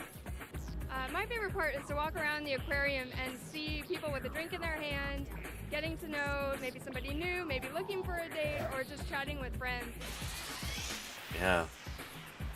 They're jellyfish. I mean, they're beautiful. I love the fluidity of them. It's a combination of cocktails and animals, so I'm an animal lover. The nature itself is really impressive. Yeah, there's a diversity of fish we just This don't is have. so cool.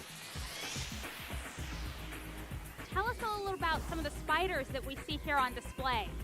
The California Academy of Sciences has a very large collection of preserved and live specimens, which are the evidence about evolution. We have the assassin spiders, which are spiders. He's either a volunteer or a staff member at the museum. They're Probably under the volunteer. microscope here, and research done in the California Academy's arachnology lab suggests that assassin spiders have been doing this for over 150 million years. So since the Jurassic. Cool. This glassed-in room is a real scientific laboratory, and the people in that room are preparing specimens of vertebrates, that is. And British Thesaurus says, yes, sadly, money is the main motivation behind it, but it's a good way to get something back for donating that much. You're talking about nightlife? I mean, no, I think this is really cool. It does definitely bring in a lot of revenue for the institution, but it's also, you know, a way to draw in a new audience that wouldn't normally think of going to the Cal Academy, because normally it's crawling with children. But yeah, I don't know. I think this is so cool. Mammals and birds. And the way they do this is to remove the skin, sew the skin together in a relatively lifelike pose, and ensure that it doesn't decompose. It's like a piranha there. I'm and a that is really an big anglerfish. Class Actress fan, so I'm really here to see them, and then just SF Beer Week and Noise Pop, and so it all came together. I wanted to learn something, and I wanted to have some fun while I was doing it. I always enjoy it. I'm not always working as I am tonight. Sometimes I come just to enjoy the music and to dance. Yeah, cool stuff. They have local artists show off their wares there. Culture Wire covers the arts Pretty of neat. San Francisco, and one of my How long favorite ago was this poster artists posted? is here tonight. Jason, 11 years ago. thanks so much Shoot. for being on But Culture it's still Wire. going. Sure, thank you. Tell us a little about some of your posters that we... And the biologist says, I used to do something called live science when I did an internship at a museum, where a scientist gets all set up in the middle of the museum and just does their work there. I worked on identifying insects at that point, and kids could look through my microscope if they wanted. That is really cool, and the biologist. Holy cow. Shoot, back when I was working at... Oh boy, do I have photos of this? I don't know if I do. Here, this would have been summer of 2017. I was waiting to leave for the field from... We were at the Badlands Dinosaur Museum in Dickinson, North Dakota. And I was helping design and build exhibits and stuff there and work on some of their signage and all that stuff as we were waiting for our permits to come through so we could go do field work. And, yeah, here, where's my... Where did the 2017 folder go? Shoot. But rather than working in the, behind the scenes in the back room, I asked, my old crew chief, Denver Fowler, if I could just set up a folding table in the exhibit hall of the museum. And I had a big Triceratops humerus, a real one. Real fossil bone right there, sitting on the table. And I had my laptop there, and I was working on a lot of graphic design. I was doing illustrations for the museum and setting up a template for all of their informational placards, because they were kind of redoing the exhibit hall. So as I would work, I was there accessible to the public. So people would walk up to me and, I'd greet them and say, hey, have you ever touched a real dinosaur bone before? Here's the upper arm bone, the humerus of a Triceratops. Take a look at it. Isn't that cool? And I would get into these long conversations with people, and it was really rewarding.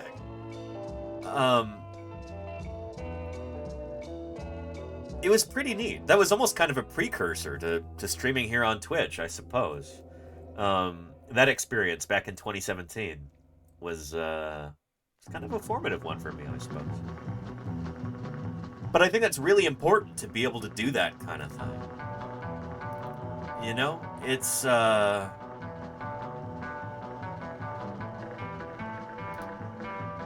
It's important to kind of make yourself available as a scientist to people who are walking by so they can ask you questions and stuff. You can have that connection.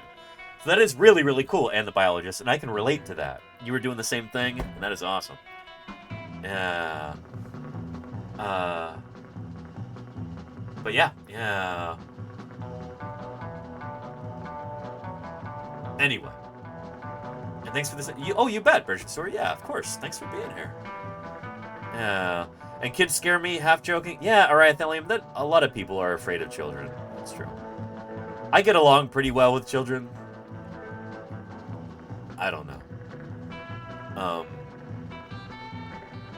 I once had a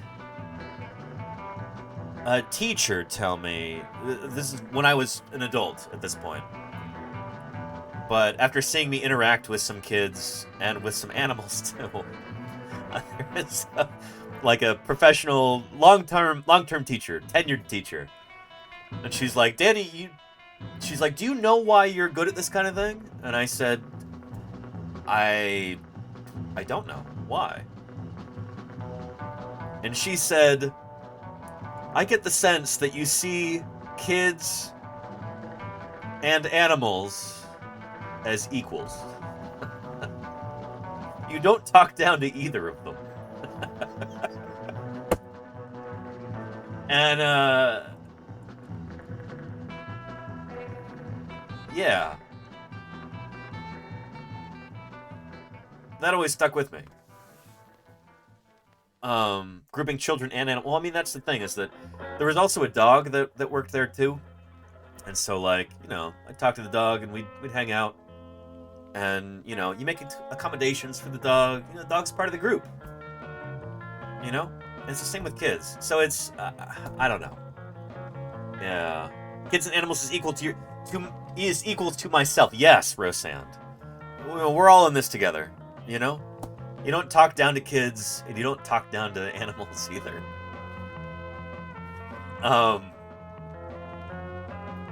No, I'm not equating children with non-human animals.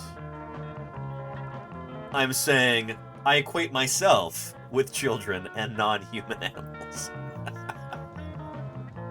But yeah. Kind of left-handed compliment? I don't know if she was right or left-handed, Rusty Guy. I don't feel like it was a backhanded compliment, though. Yeah. Should humans and dinosaurs coexist? Humans and dinosaurs have coexisted for the entirety of human history, Mav K14. They have. You know, that reminds me of, here. I'll show you a little clip. Brief tangent here.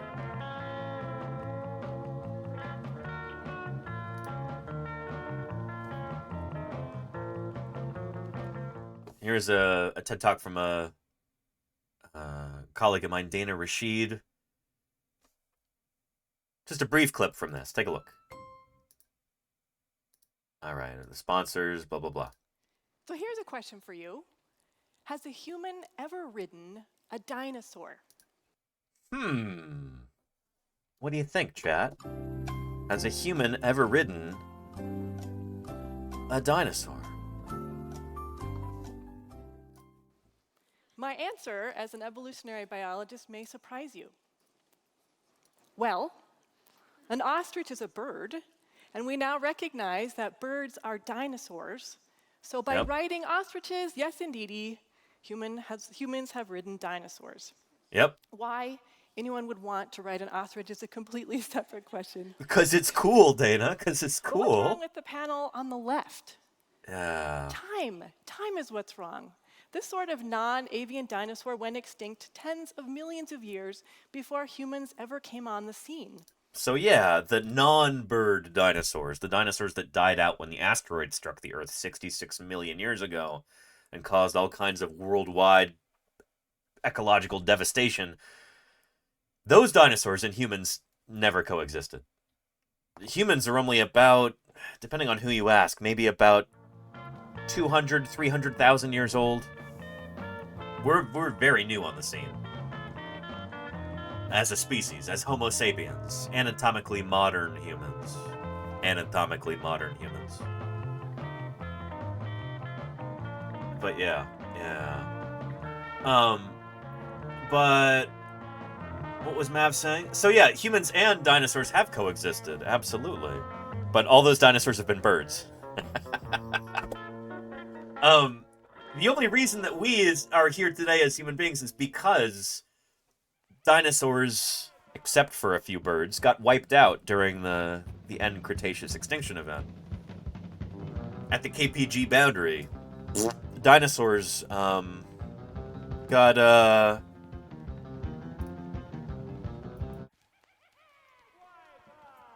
wiped out. Appropriate song.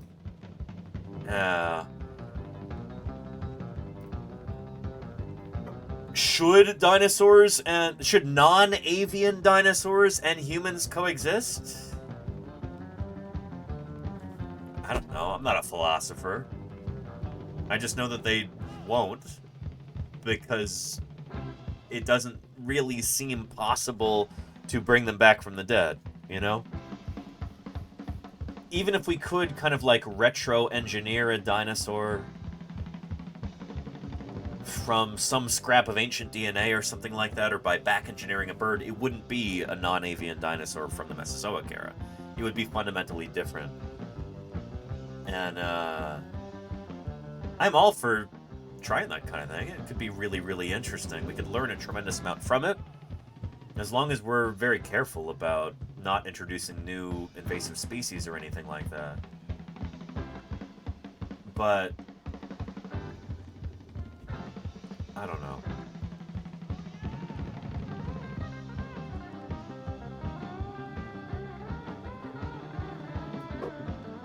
It doesn't seem super possible. Maybe that's reassuring to some people watching right now, but yeah.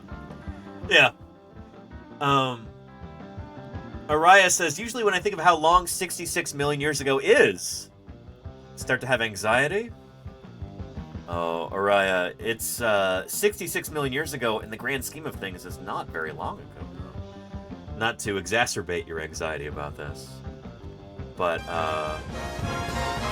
and holy cow, Seaside FM. Well, well, well. Thank you for the raid. And welcome to Paleontologizing.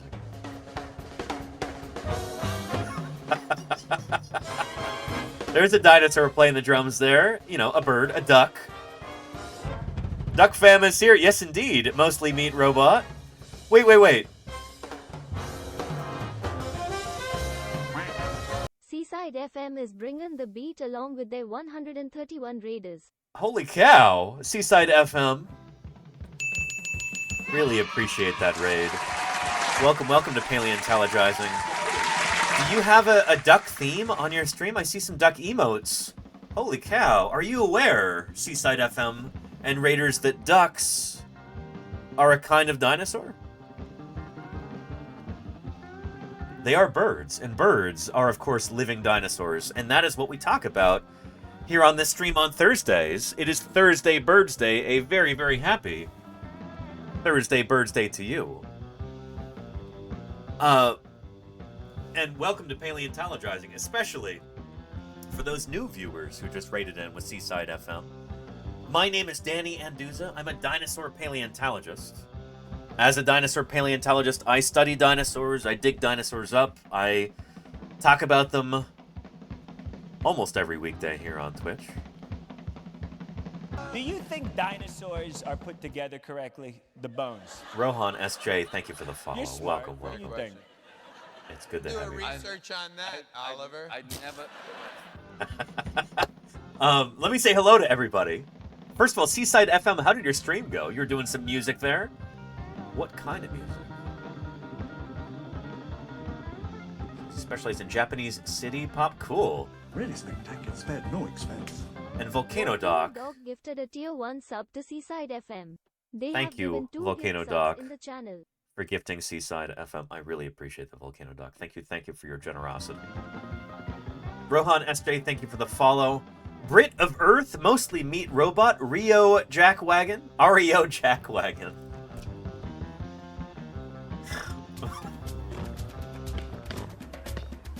Holy cow, Murph. Thank you for those 20 gift subs. It's the last time I'll play with dinosaur. Thank you, Murph. Holy moly, do I appreciate that. 20 subs. Thank you, Murph. We're getting even closer to our sub goal. We've only got the rest of today's stream to try and reach that, so. Morgoth Wizard, Hasker Toon, Seaside FM, Taco Dog, and Yaki Boring, Garblo Jones, and Grand Pab Racy. How are you doing here? Hobbshoe? Or is it Hobbs Who? How are you doing, Hobbs? Welcome. It's so good to have everybody here. And you, Rohan SJ. I've been brought to interesting channels thanks to Seaside FM, and now this is one. Oh, you haven't seen anything yet, Rohan SJ. It's good to have you here. Wakadu says dinosaurs are awesome. This is true. Oh man, Wakadu. Simply astonishing. One of the most You're about to singular say. specimens I've encountered in all my distinguished career. But enough about my work. What did you want to show me? Wakadu, thank you for the follow. And Lorempulsdum, how are you doing? Oh, hi to you too. Yukon's Bud. What's shaking? It's good to have you here. We've got a bunch of cool new people here. Thanks to this lovely raid from Seaside FM. Can we get another shout out for Seaside FM real quick? I'd appreciate that, and I'm sure Seaside would as well. Hope you had a wonderful stream, and I think it's about time that I introduce you to a good friend of ours. Somebody we call Previously Recorded Danny. You might say. That trunk is completely covered with thin, bony plates. And Shado Spoken, thank you for the follow. Welcome to Paleontologizing. without further ado, I'm going to introduce you to an old friend of ours. We call him... There are fewer than 40 previously recorded, Danny. Hang on. Jody Fish. Thank you for those gift subs. 3 of them are leading this expedition. I appreciate that, Jody Fish. Thank you, thank you. Holy cow. 20 from Murph earlier. Incredibly generous, 5 Murph. subs. I appreciate you. And Jody Fish, thank you for contributing 5 there. There's now 5 more people, in addition to those 20 who won't have to worry about any ads for the next 30 days. Plus, they'll get all those emotes like these. Good stuff, Jody Fish. It's a paleontologist version of heaven. And Fua Fuaza, thank you for the follow. Welcome, welcome. I'm about to introduce you to Brit of Earth, thank you for the follow. I'm about to introduce... Hang on, goodness. Sorry. He's very eager. The most extraordinary group of animals that have ever appeared on this planet. The dinosaurs. Mostly Meat Robot, thank you for the follow as well. That is wonderful, and I appreciate now, it. the dinosaurs rule. And Grandpa Bracy, that's how you say your name. Thank you for the follow. Welcome, welcome. It's good to have you here. Going to introduce you to a good friend of ours. We call him Previously Recorded Danny. And he's going to tell you a little bit about who I am, what in the world a fossil scientist is doing here on Twitch in the first place, and what this channel is all about. So we don't keep him waiting, I'm going to leave you in his very capable hands. So, Previously Recorded Danny, go ahead and take it away. Well, thanks, Present Day Danny. Well, if you happen to be new around here, then welcome to Paleontologizing. You may well be wondering to yourself, well, if this is Twitch, then where are the video games? I'm gonna level with you here. I don't really do much in the way of video games. I'm a paleontologist. My name is Danny Anduza, and dinosaurs are my area of study.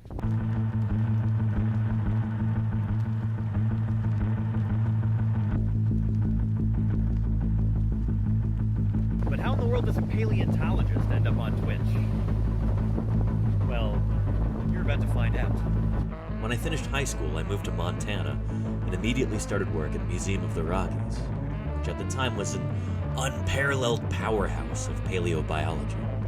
That program was built by this guy. Famed paleontologist Alan Grant. Well, kind of. You consulted on that movie. I did consult on all those movies. And they said that the guy Alan Grant was you. Yes. Yeah, well, fortunately, he didn't get eaten. Meet Jack Horner, the real-life Alan Grant. He's one of the most prominent and controversial paleontologists in the country, a dyslexic MacArthur Foundation genius who never finished college and who says he doesn't care why dinosaurs went extinct. To him, the important part is how they lived. It was at Museum of the Rockies, under the auspices of Jack Horner, that I learned how to be a dinosaur paleontologist. And a huge part of that I learned by working with Jack's final graduate student, a guy by the name of Denver Fowler, who would later go on to become curator of the Badlands Dinosaur Museum. Working with Denver, I did summer after summer of fieldwork in the remote Badlands of Montana.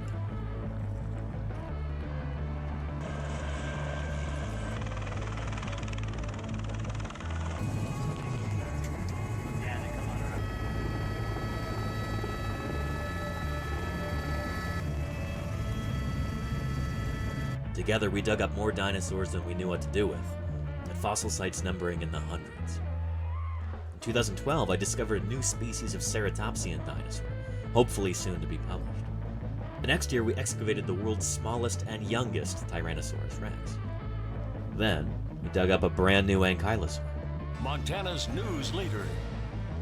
5 paleontologists are excavating what looks to likely be a new species of armored dinosaur. So we found its head, and we found parts of its armor and plates, and so it should be a new species.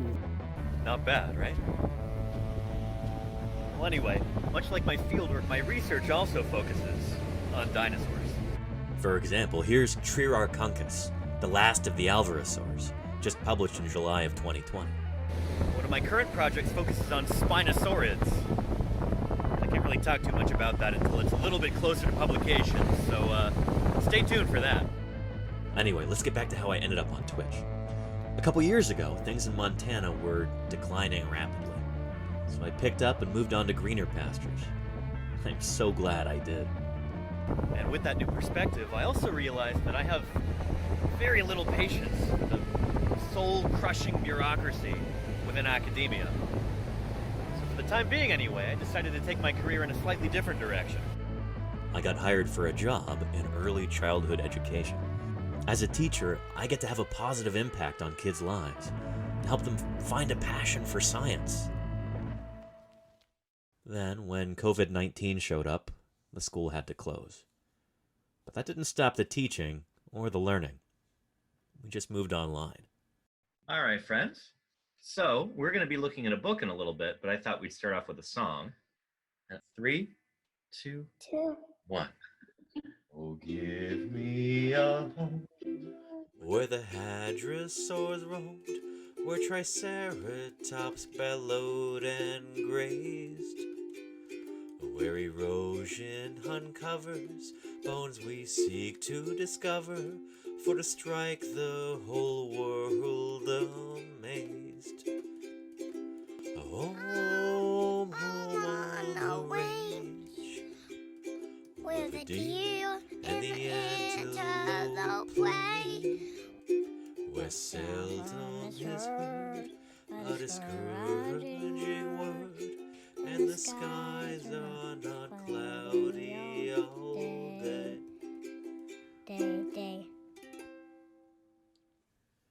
It was a pretty easy jump from teaching online to streaming on Twitch.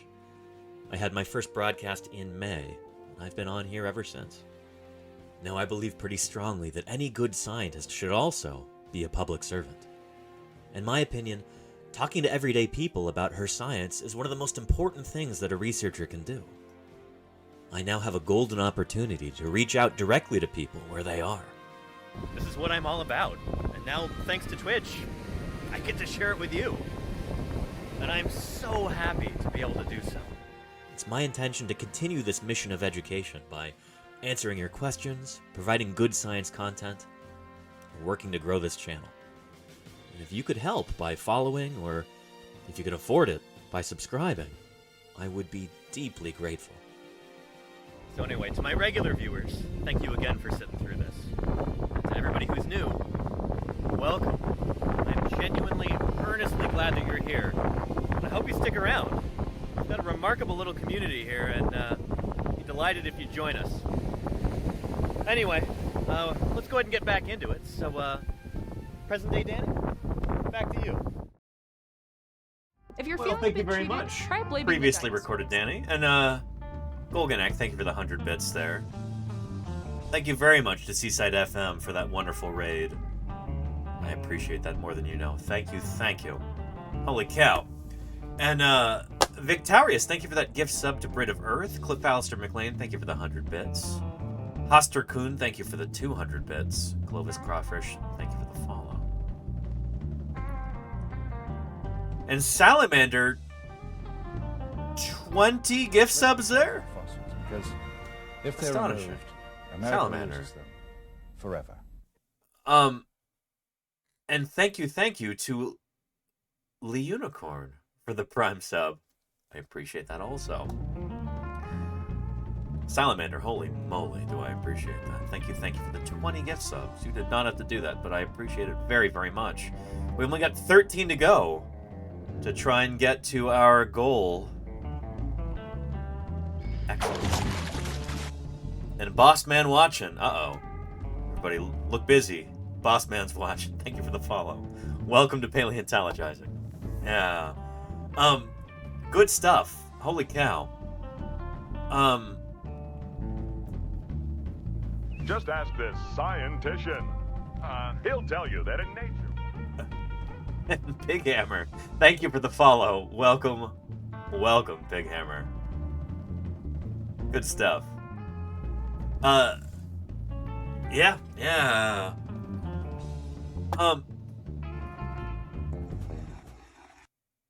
Dizzyet_Smug gifted a tier 1 sub to XBATX. Dizzyet Small, thank you for that gift sub. Look, we're now only 12 away from our sub goal for the week. This is extraordinary. I really appreciate that. Good stuff. Excellent. Yeah. I kind of lost track of where we were before this excellent raid. Let me get rid of some of these tabs here. And, yeah. Dizzyet says, love this channel. Hey, feelings mutual. Thank you for your support. I appreciate it. Now, Britishosaurus is a question I had that got lost with the raid. Sorry, Britishosaurus. Let me see if I can answer it for you. When you go to a natural history museum, Sora asks, you'll see 4.5 billion years, 66 million years, etc. How can you give people an impression of what that really means? Are there any good analogies, especially fun examples that you've discovered? I can show you one, Britishosaurus. I can show you one.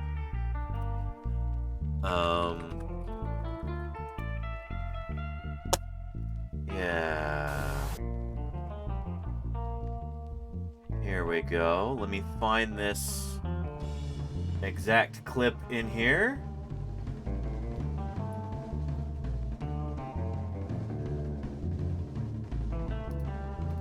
Back in the 1990s, Bill Nye, the science guy, had a special on dinosaurs. And Deepest Blue Dragon, thank you for those 5 gift subs. Oh boy, we're only 7 away now from our sub goal. Thank you, Deepest Blue Dragon. I appreciate that. Holy cow. Deepest Blue Dragon just changed things with those 5 gift subs. Thank you, Deepest Blue Dragon. Holy cow. Here, before I show you the Bill Nye clip, let me show you this, the International Chronostratigraphic Chart. So this is what we as paleontologists and geologists use when we're talking about the history of the Earth. So we're right here at the top of this. 0 million years ago, in the Cenozoic era, the Quaternary period of the Cenozoic era, in fact. If you want to go back to the extinction of the dinosaurs, except for a few birds, that was 66 million years ago. That's right here. Dinosaurs first evolved about here, at like the end part of the Middle Triassic period. About 235, 240 million years ago, something like that. It's a long time ago. But the history of the Earth goes back so much further. It just keeps going and going and going. 4.5 billion years ago is around the time that the Earth first formed. A long, long time ago. And sometimes you need kind of a... I don't know, a lot of people like watching sports. And a football field, or a football pitch, as you might say in a Commonwealth country. These are good analogies sometimes for understanding the history of life on Earth. Now people say, why study dinosaurs? Why study dinosaurs? Are you kidding? They lived, what, in an ecosystem. That's right. Dinosaurs had their own ecosystem. That's right. Dinosaurs had their own ecosystem. Rhino didn't mean they were like animals. And what happened? All right. Nobody knows. They're all gone. Their ecosystem has changed completely. Yeah. Anyway, we're going to get into the... Now, how do we know about dinosaurs and dino ecosystems? We dug it up. And Volcano Doc is looking at this and thinking the same thing that I am right now if she's watching. She's thinking, that's a brand new rock hammer. Look, still has a sticker on it. We dug it up.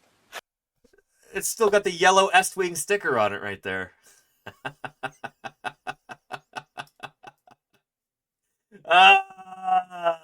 Yeah. It's not really been used, that hammer. Anyway. What What's wrong with this picture? Remember, dinosaurs and humans never lived at the same It's time. a said pic. Got it? There you go. Yeah, all right. There we go. Good evening, sports fans. Timmy Tucker here with Lance Yardstick for what has to be the biggest game of all time. The terrestrial surface dwellers versus the March of Time. And this is the one we've all been waiting for. That's right, Timmy. What we're about to witness is the culmination of 4.6 billion years of preparation. And there's the start of the game, and the March of Time is kicking off, and Og Simpson catches the ball on the 0-yard line. You know, Timmy, if the history of the Here we Earth go. were laid out... This is your analogy here, British Asura. The ball on the 0-yard line. You know, Timmy, if the history of the Earth were laid out on a football field like a timeline, the 0-yard line would be when Earth began, about 4.6 billion. Or 4.54 billion, but yeah, you know, what's a few 100 million years between friends? Years ago. That's right, Lance, a very long time ago indeed. And Simpson is breaking the ball down to the 20-yard line now. The 20-yard line, that would be when primitive life forms began appearing on Earth about 3.5 billion years ago. Simpson crosses the 50 now. 45, 40, 35, 30. He's getting close now. 25. He's on the 20-yard line. By the way, the 20-yard line, that would be when land plants and fish appeared on the Earth about 425 million years ago. Simpson is now drawing a crowd at the 10-yard line. That's only 225 million years ago, about when the dinosaurs appeared. He's down to the 9 now, the 8, the 7. 65 million It's a little late years for ago, dinosaurs, more but yeah. or less when the dinosaurs became extinct. Now we recognize that 66 million years ago, our dating methods have gotten more precise in the time since then. 5, 4, 3, 2, touchdown, fumble! Wait a minute, what happened down there? Was it a touchdown or not? The officials are measuring now. Let's take a closer look now with the Magnacam. It looks like that fumble occurred within the 1-yard line, actually about the 3/4 inch line or the 2-centimeter line.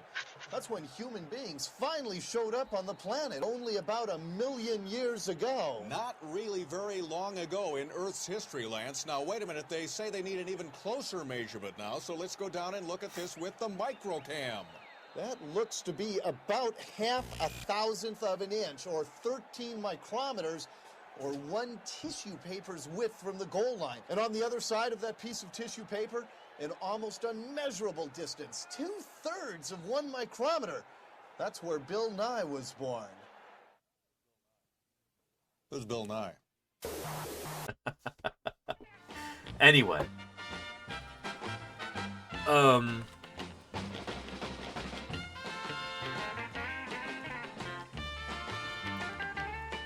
There's another neat video about this too. That was weird. What just happened there? YouTube being weird. Anyway. That are millions of years old, and the Earth is itself 4.5 billion years old. How do I even wrap my mind around? And Patrick Crusader says, also, we know now that dinosaurs appeared 250 million years ago. That's too early, Patrick Crusader. Probably between about 240 and 235 is when the dinosaurs first arose. 250 is the beginning of the Triassic. The very beginning, like the Permo-Triassic boundary, is like 250 or 252 or something. Dinosaurs, it took them a while to evolve after the end of the Permian. So it wasn't exactly at 250, yeah. Yeah, but you're close. You're close, for sure. It is definitely earlier than they were saying there. Older than 225. Coelophysis is like 225. How can you imagine 4.5 billion years? And how does that compare to the amount of time that humans have been around? A geologist gave us the idea to use a football field as a metaphor. And that's exactly what we're going to do. At this end zone, we've got the present. And at this end zone is the moment our planet formed.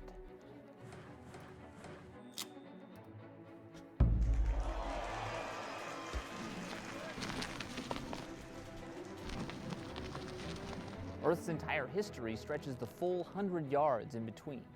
Okay. Every inch is 1.3 million years.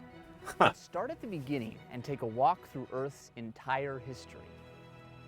And Lorelmp, it is true that we are closer in that.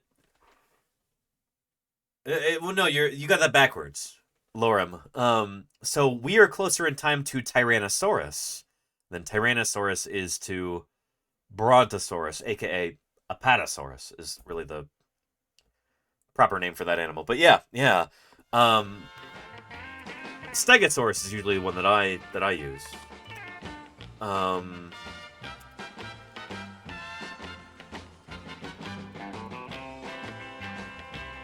Here, if any of you have ever been to Disneyland and you've seen this on the Disneyland Railroad between Tomorrowland and Main Street, USA.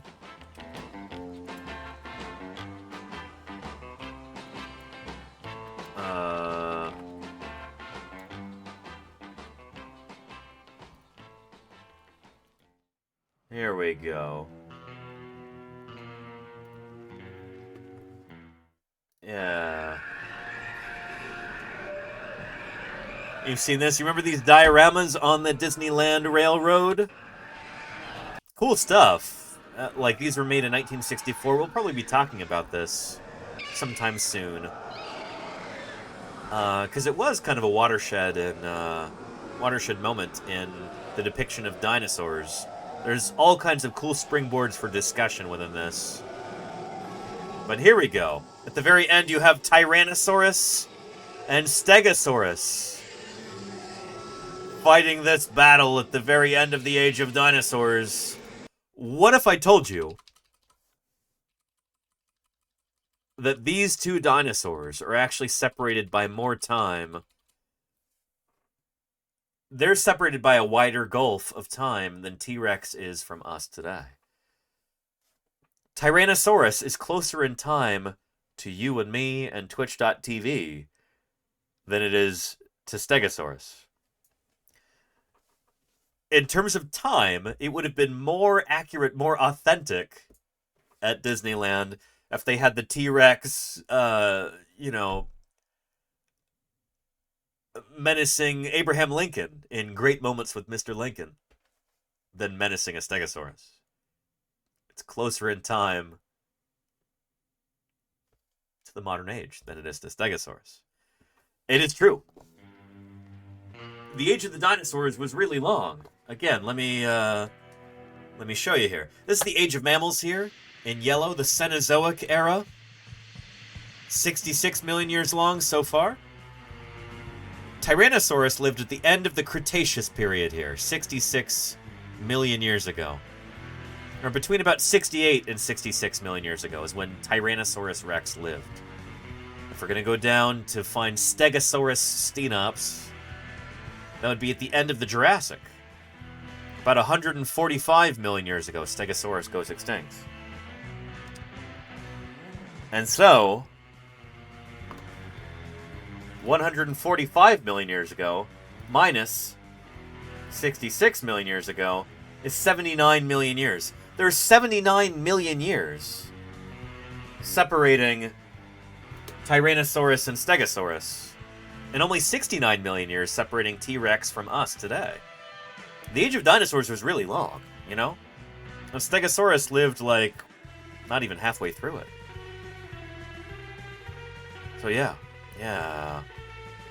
And there were definitely stegosaurs in North America. Stegosaurus itself is from North America, Will 62. Yes, indeed. From Colorado. Stegosaurus is the state dinosaur of Colorado. Yeah. Or state fossil of Colorado. But yeah. That'll fix... Yeah, Neverwinter. They did actually put 3 digits on this Tyrannosaurus, but that's a story for another time. Yeah. You've never been to Dinosaur Ridge? Lorem, you need to go. Holy cow. That's a really cool place. It is kind of a magical place.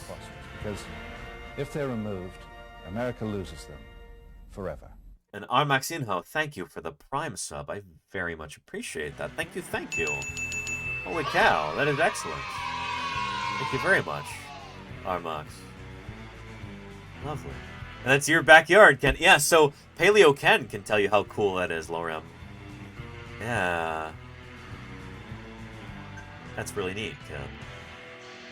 Oh, boy. Ken, do they have... Oh, shoot. I might have to ask you a favor, Ken.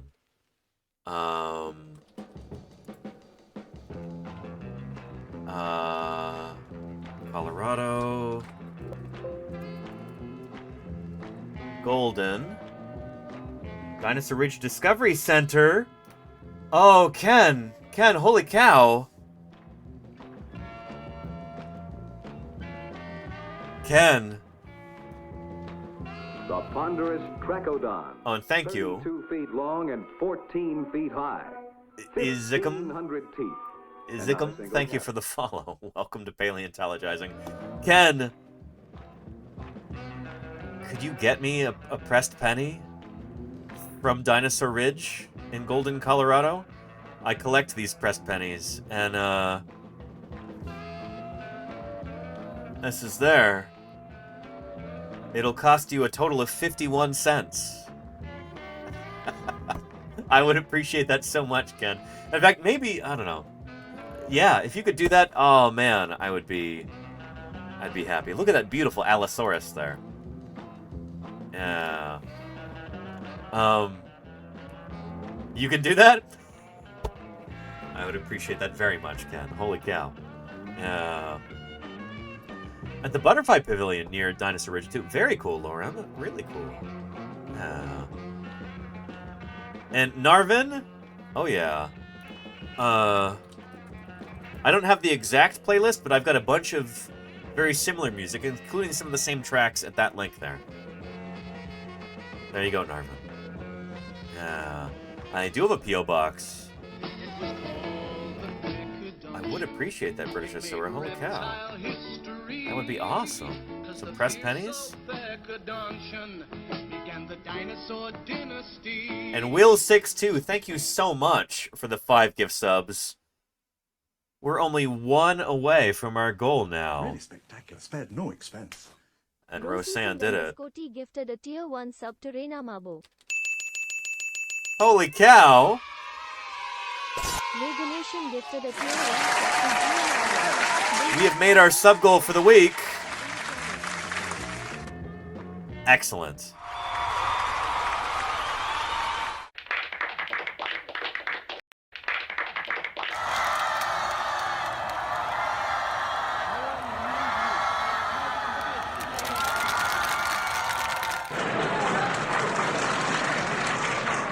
Holy cow. Thank you for that. We made our sub goal for the week. This is extraordinary. Thank you very much. And in a short week, too. Fantastic.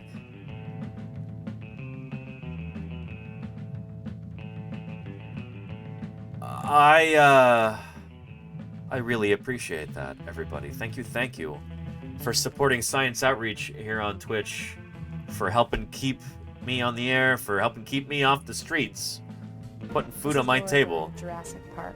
Digging up dinosaurs. There she is again. Frustrating. We just saw Laura Dern. Months or years, so leave it to the professionals. We literally just saw Laura Dern. Right here.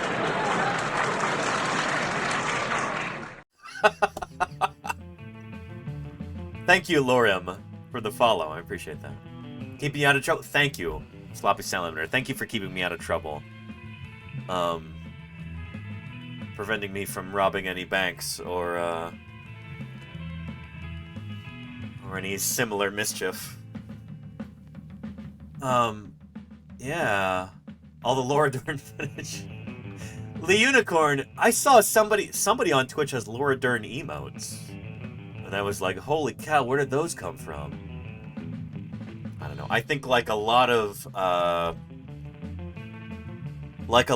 people who grew up with the film Jurassic Park, I'm going to say this in the past tense to avoid embarrassment. I had, let's be honest, big crush on Laura Dern from Jurassic Park. Something about her, you know? Yeah. Vega Monster, thank you for the follow, and welcome to Paleontologizing. It is good to have you here. Yeah. And Lee Unicorn, you and I both, I'm in good company here, it seems. Yeah. Who doesn't really? Steely Dan? Good question. Good question. Yeah. And Megan Miller? Yeah. Dizzy yet? Small? Yeah. Yeah. Short? What do you mean, Lenina? What? Yeah.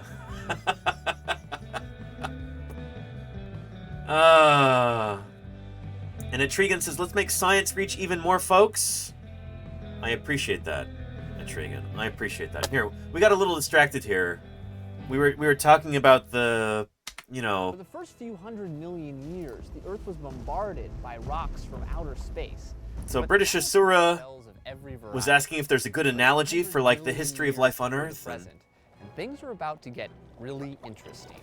This is a neat analogy for that. The T-Rex is closer to us in the present than it is to the Stegosaurus way back there. There you go. Whoa, and there's a catastrophe at the 1 yard line. 66 million years ago. There should be a red flag there. Or volcanoes or climate change or all three killed 75% of all species. Probably an asteroid. But life rallies. This yard is the yard of mammals. I like that. We're currently living in the yard of mammals. You mammals, get off my lawn! No, sir, this is the yard of mammals. Armadillos, giant whales, wolves, and here a foot away, the great apes, our family. Yeah, so great. Hippos, no, they're pretty okay. Mammoths, lions, Lucy, almost human but not quite, Yeah. saber-toothed tigers, cattle. Then 200,000 years ago, this is where we find humans that look like us. There we go. Yeah. That's just yeah. an eighth of an inch from the end zone, the width of this light bulb. This is all of human experience, but everything we call civilization, agriculture, cities, books, science, these don't appear until we're 2 hairs breadth from the end zone. The width of this filament. There you go. Pretty cool. Here is a link to this, in case anybody wants to take a look after the stream too. Lovely video here. And I've already thumbs up it, which is good. The whole reason why I'm doing these streams is to help, well, you know, to do science outreach, obviously. To give people a sense for what we know about fossil science. And part of the reason of, you know, why I'm doing this kind of thing is, well, I'll show you why, actually.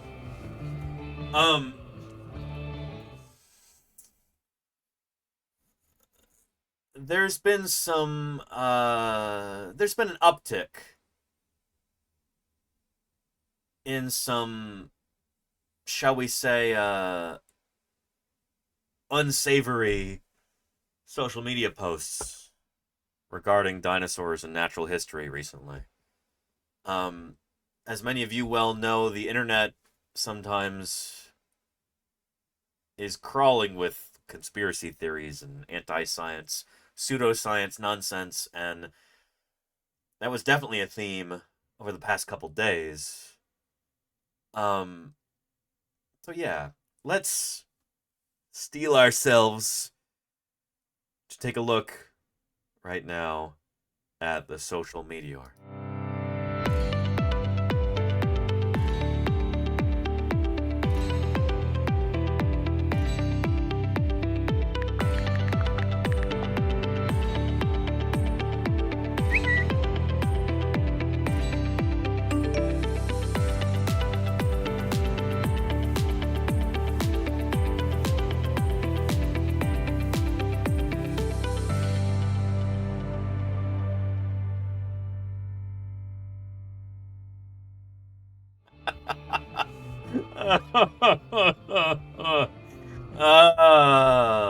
So something that happened this week is that Well, shoot, this... I'm going to be very, very charitable here, very kind, and say this knucklehead posted this to the website that he's currently in the process of destroying. The number of responses to this...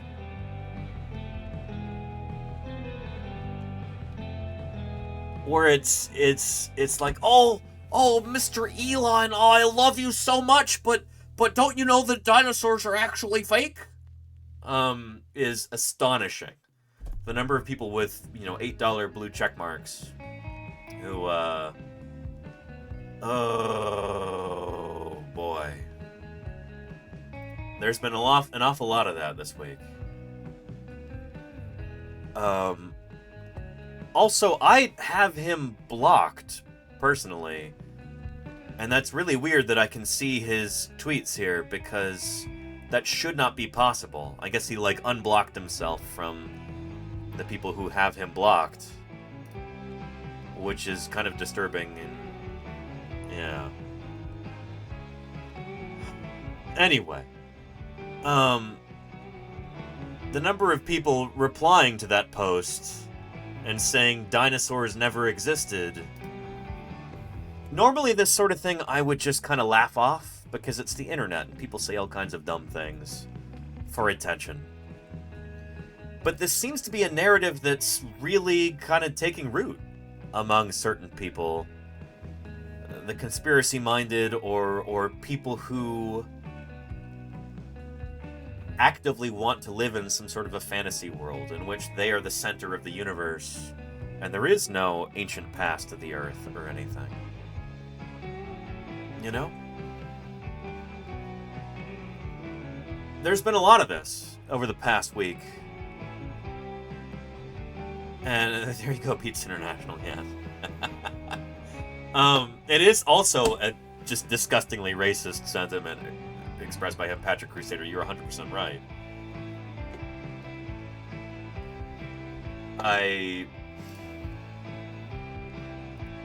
Yeah.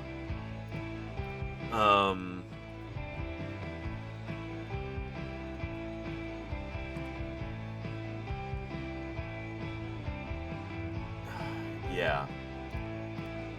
We're not going to talk about that right now, but suffice to say,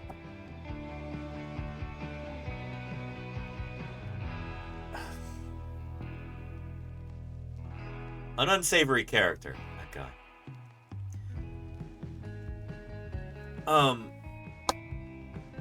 But there's been a lot of... Sam Neill from Jurassic Park.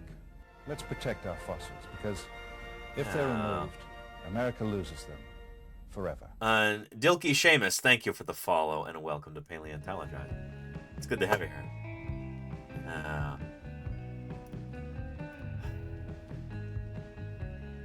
As a paleontologist, when I see people online talking about my area of study, talking about dinosaurs, and claiming that it's some sort of a conspiracy or something like that, that tells me a number of different things. It tells me that we as scientists are not necessarily doing a good enough job of doing outreach and talking to regular people about our science. Of course, some people are just loco for Choco Puffs and whatever. It's not our fault. But also, at the same time, we could always be doing a little bit better to reach people. It tells me also that science education in this country is pretty dog water. Needs to be improved. And maybe we're not doing... maybe there are systemic issues here where certain people, underprivileged groups are just not getting good education in science. And maybe that's our fault as scientists to a certain extent. We claim some degree of responsibility in there. Like that falls on us. We're not doing a good enough job of making our science relatable. Anyway, with that said, I captured this today and took out the cuss words in order to keep this a family-friendly stream. So let's talk about this a little bit here. Dinosaurs never existed, and archaeologists use their entire existence to cover up the fact that they actually found real dragon bones as well as bones from other creatures that were actually in the Bible. So, oh boy, how's that for an opening statement there? This is from TikTok, of course, because of course it is. But you see this sort of thing all over the place on TikTok. When you search dinosaur on TikTok, this is sometimes one of the first things that pops up. And like these like conspiracy theories around dinosaurs. It's wild to me. I don't know. It's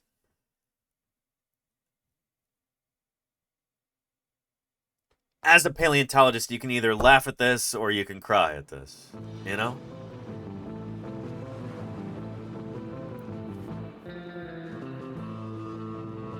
We were talking about the Dunning-Kruger effect yesterday. This falls well under that. Well under the purview of the Dunning-Kruger effect, I feel, but I don't know. This is not satire, Otter. No, it doesn't seem to be satire, at least. I don't know. There's a certain... With anything that you see online like this, like conspiracy content online, whether it's, oh, dinosaurs never existed, or whether it's, oh, Obama killed JFK, or whether it's UFOs, or, you know, Bigfoot did 9/11 or whatever.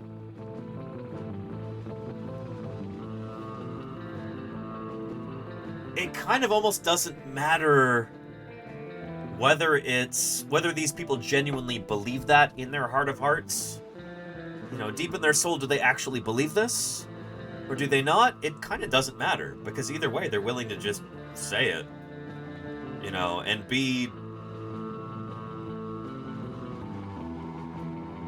really, like, cringe about it. There's, like, a certain degree of earnestness in this that's not funny, it's not amusing, it's...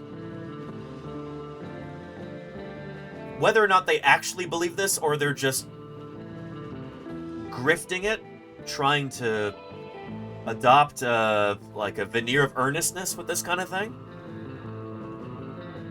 it kind of doesn't matter. Like, the end effect is the same, is that a lot of people are going to watch this, and they're going to nod along, and it leads to some wild stuff, as we'll talk about in a few minutes. But yeah, Steely Dan, whether they're a grifter or whether they're genuinely loco for Choco Puffs, neither one of those is a great outcome.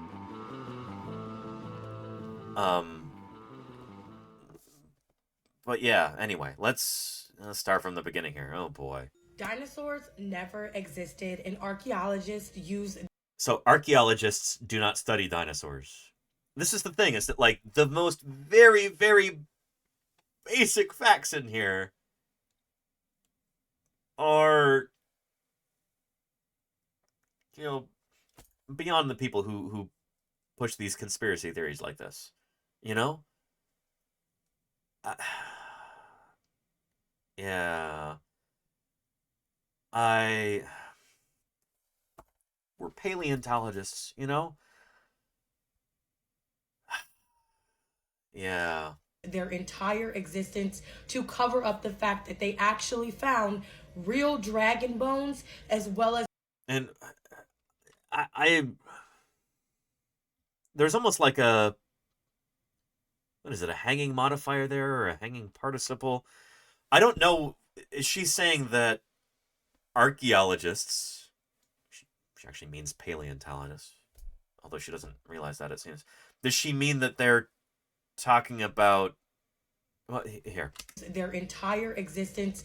Does she mean the entire existence of dinosaurs, or the entire existence of archaeologists, aka paleontologists? I would love to have a conversation with this woman, to just sit down with her for 20 minutes and be like, hey, you know, let's sit down and eat a sandwich together and talk about how is it that you think that dinosaurs are somehow not real? You know?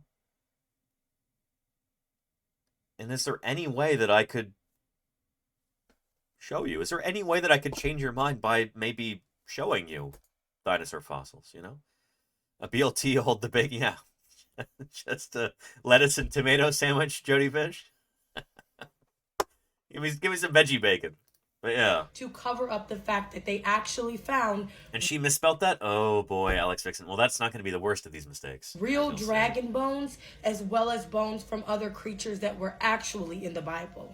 And Reagan Nation says, so she would just talk over you? I don't know about that, Reagan Nation. So I used to work with people who, you know, claimed to deny the existence of dinosaurs.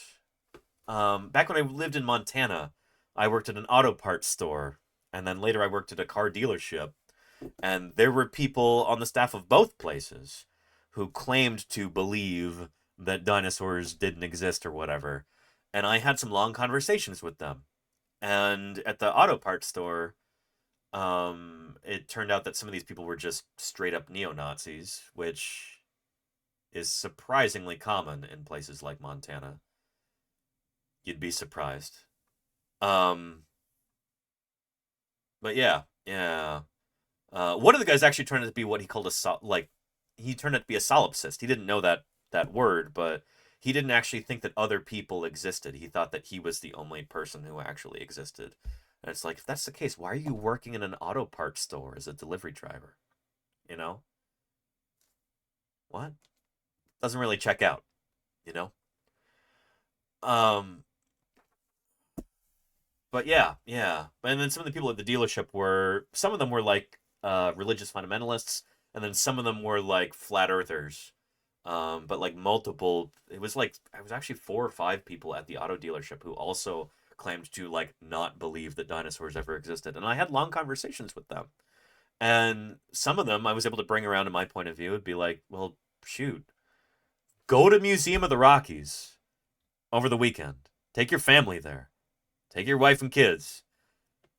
And, you know, take a look. And that was, like, for one of the guys, it was truly like a life-changing experience for him. Yeah. I don't know. Before we continue with this, I want to set some ground rules maybe for this discussion. And I don't want us to be disparaging any particular group of people, unless they're neo-Nazis or something like that. They can go, you know, take a long walk off a short pier into an active volcano. But, you know, whether it's people of any particular religion or creed or race or social group or anything like that, I don't want to malign anybody, you know?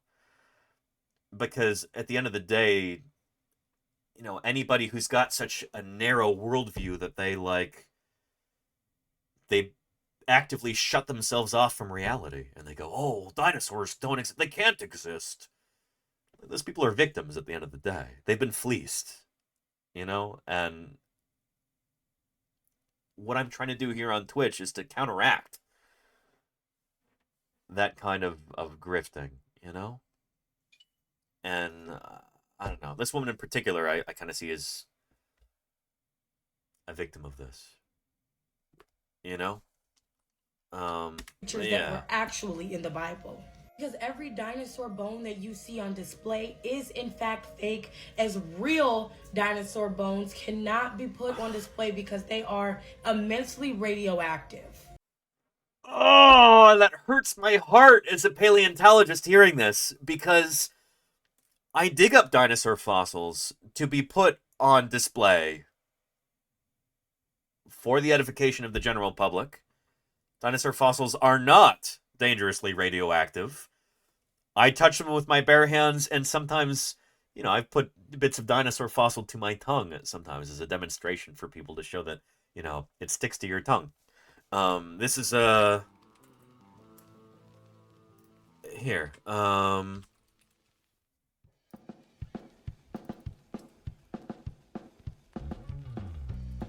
I'll show you a quick clip. Discoveries. Yeah, here we go.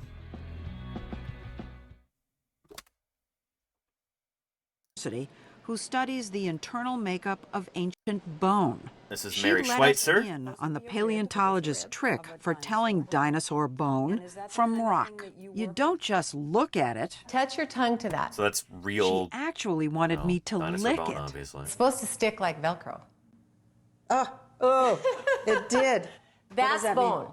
That's how you can tell. Yeah, because the bone is filled with little capillaries. And when you put your tongue on it, the moisture from your tongue sucks up the capillaries. This is 80 million years old and it can do that? Yeah. Oh my God. Rocks Yeah. don't do that. Anyway. This is a trick that we use as a trick. This is like it's like a party trick, you know? When you've got visitors at your site and you want to show them the difference between rock and bone, that's one way to demonstrate that. Is to say, like, here's a rock. Stick that in your tongue, it falls off. Stick a piece of dinosaur bone on there, or any kind of fossil bone, and it'll stick. It doesn't damage the fossil, oops kaboots. No. So yeah.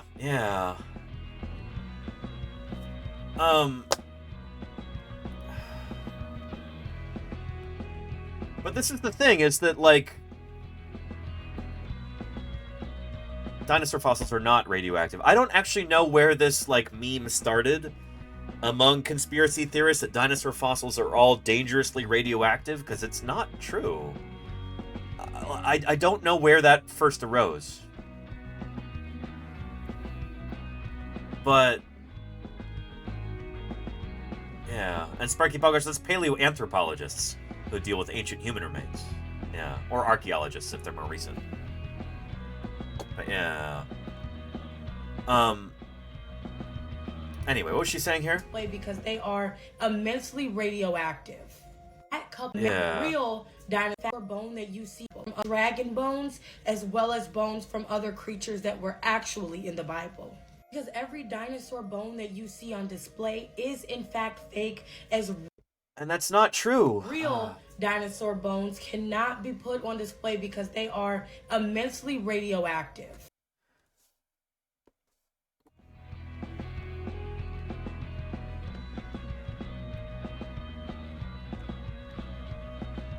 As somebody who works in the museum field and works on dinosaur fossils,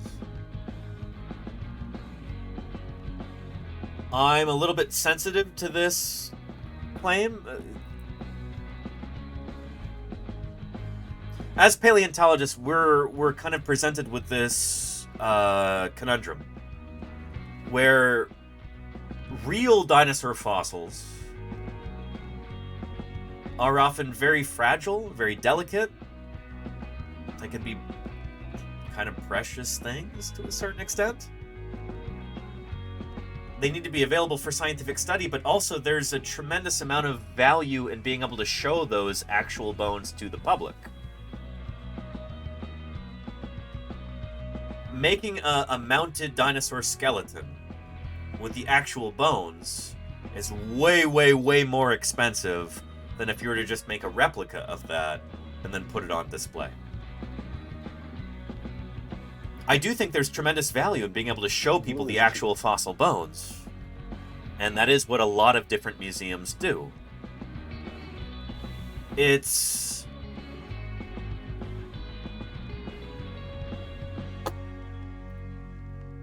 Here. Let me find...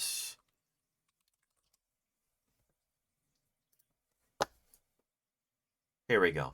So here's an example of a real Tyrannosaurus skeleton that is now on display in the Smithsonian in Washington, D.C. We shipped it there to Washington, D.C. I helped box it up back in 2014. Nice and easy. This T-Rex is actually owned by the people of the U.S., so it really is the nation's T-Rex. Yeah, so we sent it off to D.C. like that. In Washington, D.C. I was there for the ceremony in 2014. I can't help but be proud about that, but I'm getting choked up. That's Kathy Wonkel, the woman who discovered it. She was a a local rancher in Montana, by the way. This will be important in a few minutes. I don't know. It's a big day. And that was the U.S. Army Corps of Engineers. So the U.S. Army Corps of Engineers administers the land on which this Tyrannosaurus was first discovered back in 1988. Or was it 89?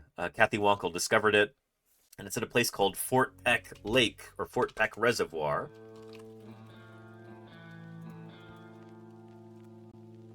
In Montana. So during the 1930s, during the Great Depression, there was a dam that was built on the Missouri River in Montana in order to create a reservoir and decrease flooding and stuff like that. And the U.S. Army Corps of Engineers was tasked with building this dam. And so basically the shoreline of this reservoir is still administered by the U.S. Army Corps of Engineers.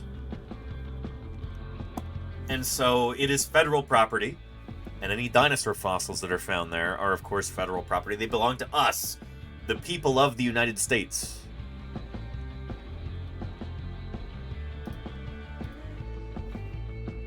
And at Museum of the Rockies, we had this is when we still had the big gecko exhibit there. Geckos. Anyway, Jack Horner made a deal with the Smithsonian in Washington, D.C. In exchange for a bunch of funding. He promised to basically give them a T-Rex skeleton. And he was going to go out and find another one out in the Montana Badlands, but he got a little distracted with Triceratops and other dinosaurs. And so he decided to just give them a Tyrannosaurus skeleton that we had kind of lying around there. The Wonkel Rex is what it's called, named after Kathy Wonkel, who discovered it. So anyway, sent it back to, sent it to Washington, D.C.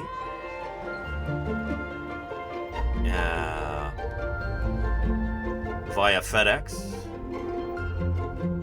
Of course, it's a public-private partnership like everything in the U.S. But it worked out well in this case. What could be more fabulous than welcoming a Tyrannosaurus Rex to Washington, D.C.? And so here's some high-up muckety-muck. Sure, he's a nice guy. From the U.S. Army Corps of Engineers here. Some lofty officer from the Army Corps. And he's helping unveil this along with Kirk Johnson, who is the paleontological curator of the Smithsonian. By the way, Kirk Johnson is very, very interested in our field work this summer in Wyoming. And he apparently has like an ash date that we can go and collect that he knows about, and he wants to get that dated so that we know exactly how old our fossils are in Wyoming. Very, very cool.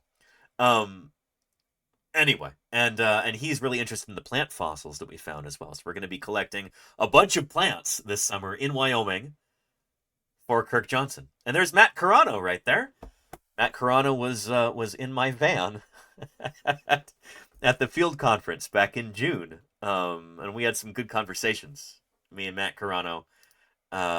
He is the curator of dinosaurs at the Smithsonian, the National Museum of Natural History. Yeah, and there you go, Alexander. Yes, indeed, Matt Carano. 5'5", also known as the Wonkel Rex, also known as the nation's T-Rex. The Rex will be part of our renovation of our fossil halls, our dinosaur halls, which opened to the public in 1911. Yeah, isn't that exciting? Honor to do it. Yeah, yeah. We will dismantle the dinosaurs and other skeletons in the wing. We will begin conserving them. We will then take that room back to its bare original architecture. That hall will open in 2019. It is open, and it is beautiful. Number of people here. A decade. Sweetie Pie. Hello, hello, sweetie. Whoop, hang on. Camera froze again. Why does it always do this? There we go, that's better. Sweetie Pie, how are you doing? Yeah. She heard there was a stream going on. Yeah, how are you doing, sweetie? How are you doing, Sweetie Pie?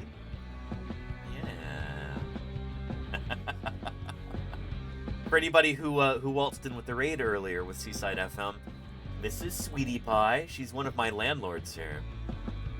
I've got 3 different feline landlords. There's Moon Pie, Mini Pie, and Sweetie Pie. And I am able to live here because they tolerate me so much.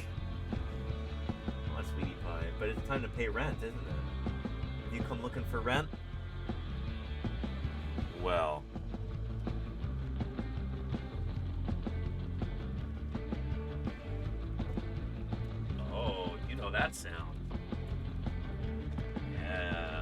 music to your ears, sweetie pie.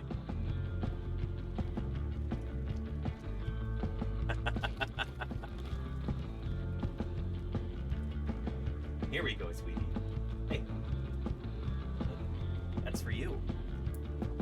Yeah. Oh. I'll see you later, sweetie pie. See, she sometimes likes to eat her treats on the floor.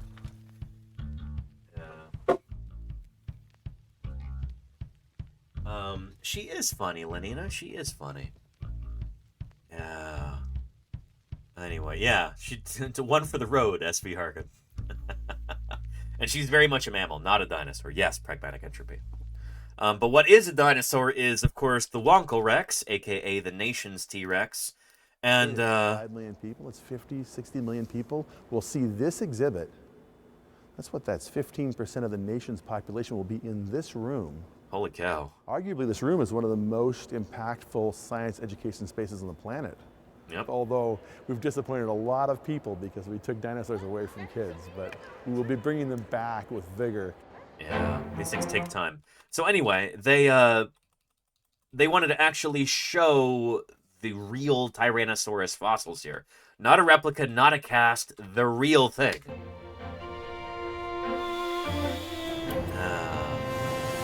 And why is it our T-Rex? Because it was found on federal land, pragmatic entropy. It belongs to all of us as Americans. The tail 5 inches, so we bent the structural steel, and the reason why we did that was to keep it out of the reach of the public. Yeah. They're not glowing. They're not radioactive, Stavros. That's the point I'm making, as I'm sure you know. We have steel workers, we have blacksmiths, we have a lot of sculptors. Yeah. So they do have to sculpt some of the bones that are missing, like in this case. A lot of sculptors. That's one of the little limb bones. I think one of the arm bones there. Art background. We have conservators, preparators, mold makers. It's a huge feather in our cap, just to do this, and especially These darn after a Canadians. career of doing it. So this is up in it's near Toronto, Canada, up in Ontario, working on our American dinosaurs because no one in the U.S. can do it just as well as they can. So. Yeah. Anyway. Working with major museums throughout the world. And no worries, Stavros. Oh man, wait until there's more. This is going to come It gets so much worse. It gets so much worse. So what we're thinking is release the tension Matt Carano on there the again. tail and make it go more like this, more in a straight line. It's incredibly complicated and requires. Anyway, it was really important for the Smithsonian to be able to display an actual, genuine Tyrannosaurus skeleton. And I think Matt Carano actually makes that point at some point here. He says anyway, for a long, long time, the Smithsonian did not have an actual, genuine Tyrannosaurus skeleton on display. And now they do. Interaction of the two animals. That T-Rex standing over it. And what's cool here is you can see, before they actually painted it, you could see which parts are actually real bone and which parts are replica or cast or sculpted. So here, for the scapula, for instance, the shoulder blade right here, most of that is real bone, but the distal end of it, the end right there, they had to fill in the blank there because this part was missing from the original skeleton. Same with the end of these ribs. But basically everything that you see in brown there is genuine dinosaur bone from 67 million years ago, give or take. The skull was too heavy to mount on the skeleton. So the actual skull is in a display case, I think at the other end of the museum. But this one right here is a cast of the real thing. Change in evolution. If extinction didn't occur, successful group would dominate and it would last. Happy Last forever. Thank you, Coffee Rocks. Thank you so much for the 9 months of support. I really appreciate you. Thank you for keeping me here on the air. I appreciate that. Yeah. And filling in the blanks is paleontology to a certain extent. Pragmatic entropy, I suppose. There's usually some blank spaces, and we fill them in as best we can until we can find the missing pieces. Although that's kind of a description of science in general. Triceratops? And salamander, yeah, so the skull is on the other end of the museum. I think it's at the opposite entrance from the main entrance. It's at the back entrance, I think. Yeah. It's basically right on top. And there you go, of it. Ricadactyl is Trying to yes. get the two skulls to line up, plus all of the other elements. And Oops Kapoots wants to know, how do they mount the bones? You're asking this at the perfect time, Oops Kapoots. Oh! We'll show you right here. And make it work was challenging in the fact that it's just so much going on. The armature that holds the there we go. fossil, which we call the fossil holder. The fossil holder. Complicated name, of course, you know? Well, wish we call the thing that holds the actual fossil. Let's call it the fossil holder. It's just so much going on. The armature that holds the real fossil, which we call the fossil holder, has, some people call them antlers, fingers, whatever you want to call them, but it usually consists of a piece of half round with... Any welders here in the chat? And they follow the contour. Oh man, you could do some really cool work with some dinosaur fossils. We always need people who know how to do welding. It's kind of a... You weld pragmatic entropy? Yeah. Yeah. Of the bone very closely. Look at all that welding work. It's got a high percentage of real fossil, but where you see the white areas, those are generally cast materials that have been supplemented in. The ribs, there's white. And then, of course, all the cracks. Yeah. This skull will be a cast. The skull is the one part that's probably of greatest scientific interest. And sounds so like Matt's voice. We want to make that accessible to scientific study. Yeah. And if we position it like this, it's really going to make it impossible for a scientist to get at it. Also, the precariousness of the way this mount is, with the skull really hanging off the neck as it is in a live animal, is not well suited to mounting a real bone. Yeah. So there it is. You can see this. You can go there today. Well, they might be closed now because it's 3 hours ahead on the East Coast. But you can go there tomorrow morning, and you could see this real Tyrannosaurus skeleton on display. You can see these bones that are 67 million years old. And I think that's really, really important for members of the public to be able to do, you know, to be able to see real dinosaur fossils. And when we get back to, you know, to this TikTok here where she's saying that real dinosaur fossils, you can't see them anywhere in the world or whatever, to me this feels like a failure. Like we've failed somehow as paleontologists to really communicate this idea that, like, yeah, a lot of fossil bones, a lot of mounted skeletons that you see in museums are replicas, yes, but a lot of them are real bone as well. And the idea that that is not percolated down through the general public to, you know, to people who have millions of followers on TikTok or whatever, to me, that kind of represents a failure on our part. I don't even want to say on our part. I want to say on my part. I don't want to place the blame anywhere else. This is what I'm trying to do here on Twitch, is to reach a wide audience and kind of inoculate people against these incorrect ideas, you know? From other creatures that were actually in the Bible. Because every dinosaur bone that you see on display is in fact fake, as real dinosaur bones cannot be put on display because they are immensely radioactive. I don't know where this idea came from, that they're all immensely radioactive.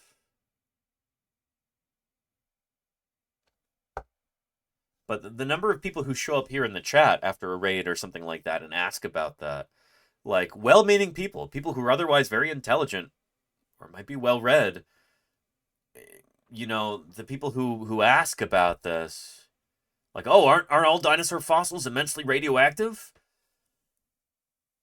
These ideas are spreading throughout the internet in different venues like TikTok and stuff like that. And yeah. Could it be from radiometric dating? Maybe, Salamander. Maybe. I bet you there's some sort of, like, foundational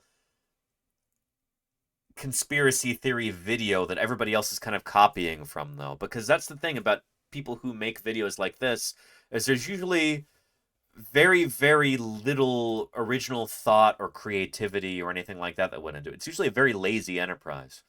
Like, you'll see her, you know, try and cite her sources here, and it's literally just screenshots of, like, a Google search with, like, the little answer that Google puts at the top, which is, I'd say about 50% of the time that is incorrect. Whatever Google is putting there at the top it's often incorrect. 50. I don't want to put a number on it, but it's very often incorrect. And it's because of the Morrison fossils originally, probably, says PaleoKen. And there are some fossils, yeah, that can be a bit radioactive, but they're not dangerously radioactive. There's enough nuance in this that I kind of wonder if this is actually... if this is actually the impetus of that myth. You know?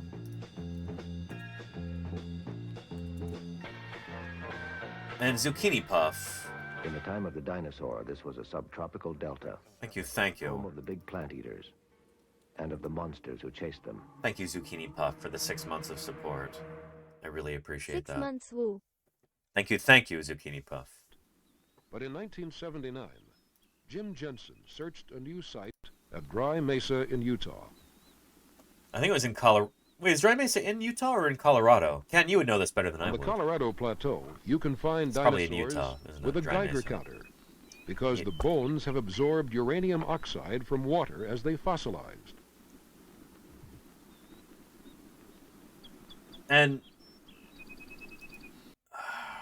again, this is one of these gimmicks for the camera. I don't think Jim Jensen ever actually discovered a dinosaur using a Geiger counter. You know? Oh, and it's in Colorado, south of Grand Junction. Well, I guess this documentary was wrong there. This time, he struck it rich and came home with a gigantic shoulder blade from an animal that resembled a brachiosaur.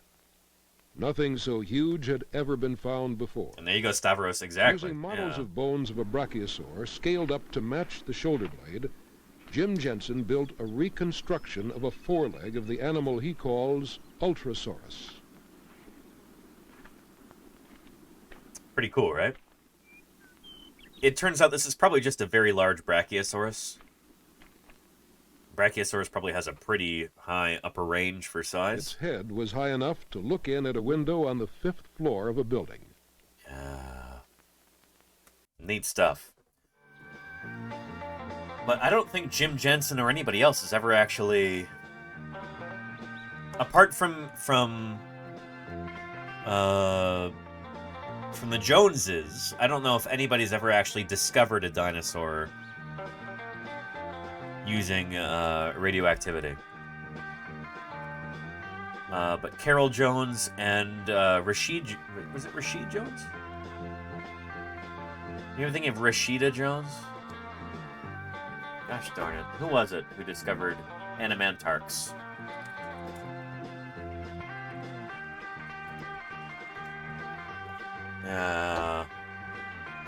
Jim Kirkland always says this is the first dinosaur ever discovered using modern technology. Ramal Jones. Getting him mixed up with Rashida Jones from Parks and Rec.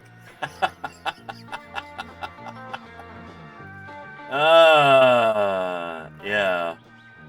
Animantarx Ramal Jonesai is named after Ramal Jones. And his wife, Carol Jones, also discovered the contemporaneous dinosaur Eolambia nearby. Yeah. Fossils in this region are often slightly radioactive. And remains of Animantarx were actually discovered following a radiological survey of the area performed by Ramal Jones, which located a higher level of radioactivity at a certain location. There are certain dinosaur fossils in the Morrison and Cedar Mountain formations that can be slightly radioactive. I don't think that is where this actually came from, this misconception that, you know, that dinosaur fossils are radioactive like this. This idea here. Fact fake, as real dinosaur bones cannot be put on display because they are immensely radioactive. Where did this, like, conspiracy theory idea came from? I kind of don't think it came from there. I seem to recall...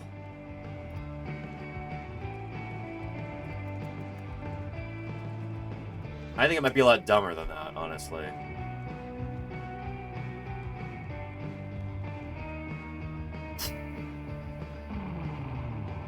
I think it might be from this.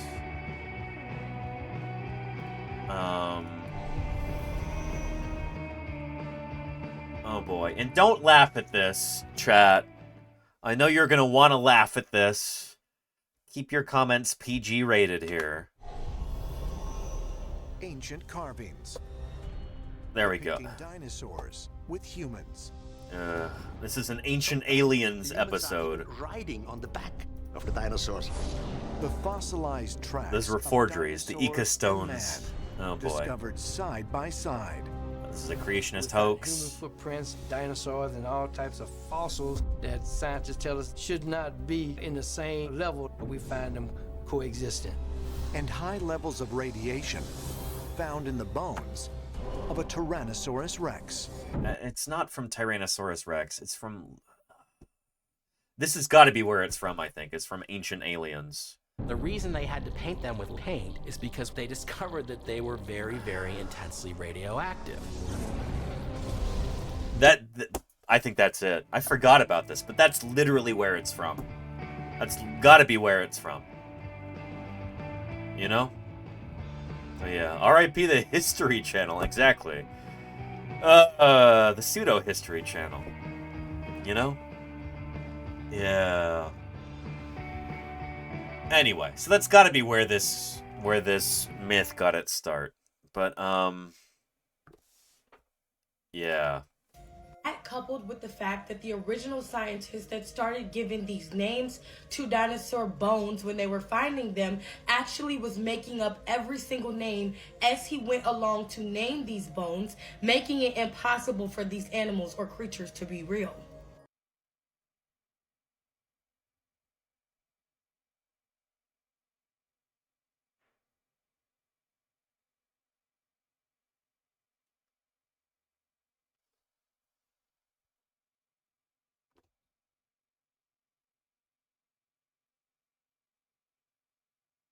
Yeah. If a thing, if you have to name it, it's not real. Babies are not real, you know, because they don't come with names. Everyone watching right now is not real because they were named, you know, by their parents. And DeLorean, not even WebMD, literally on Google here. Yeah. But if we look in certain books of the Bible that were taken out by the Vatican, which is called the Apocrypha, if we look in... And shoot, I did not grow up Catholic. Do we have anybody in chat who grew up Catholic? I'm not 100% sure. Anybody who knows more about this than I do, please chime in here. But I think I remember learning that the Apocrypha are mostly in Catholic Bibles and not in, like, for instance, say the NIV, the New International Version, which is favored by a lot of Protestant groups. Is that the case? And again, I want to emphasize here, we are not going to be nasty toward any people of any religious faiths right now on the stream, in the chat or elsewhere. Okay? You got that? But isn't the Apocrypha a Catholic thing? I don't think it was the Vatican that took that out. I think it was kind of the opposite, right? Yes, my Bible in Catholic school had the Book of Tobit. I've never even heard of that, Dr. Morbius. Wow. So, yeah. Yeah, interesting. So, she seems to have that part completely wrong as well. Yeah. Yeah, so it's like she doesn't understand Catholic doctrine either, even though she's trying to disparage it, I suppose. Oh, boy. Yeah. Sweetie Pie, how are you doing? Thank you for lightening the mood here a bit, Sweetie Pie. Oh, I needed this. I needed that, Sweetie Pie. Yeah. Yeah. Cat to the rescue. Oh, Sweetie Pie. Did I already give you a treat? I already gave you a treat. I'm not going to give you another one today. Sorry, sweetie. Tradoon. Yeah. Lordy in particular is concerned that you're eating too many treats. Oh yeah. Yeah. And there you go, Bridgesaur. Yeah, fair. Tradoon. Yeah. Here, let's try and continue books, here. They actually tell a very different story about creatures that live for thousands of years that archaeologists may have actually dug up, and not fake dinosaurs, which they just created out of a whim. Oh boy. If you put two Enoch, which is a book of Apocrypha from the Bible, and another Revelations text from the actual Bible that is canonized, and you couple that with the fact that you have never seen a real dinosaur bone, and the bones that they are digging up have wings.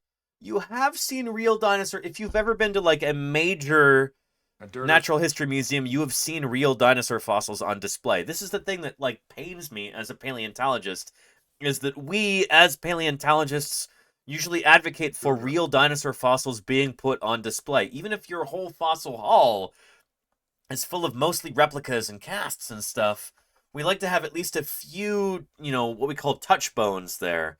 So, like, bones that are there for the general public to be able to, to touch, because it's important for people to see real fossils,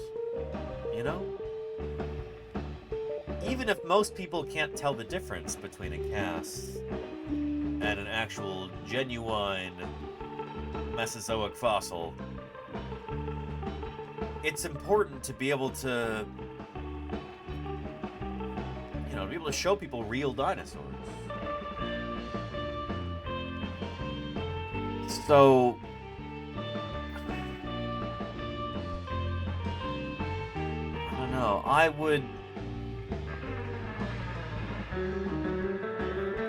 really wish that I could take her on a tour of a museum and just talk to her for a while.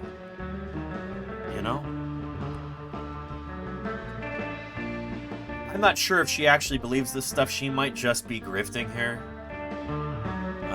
Because if you look at her channel on TikTok, it's all conspiracy theory nonsense for the most part.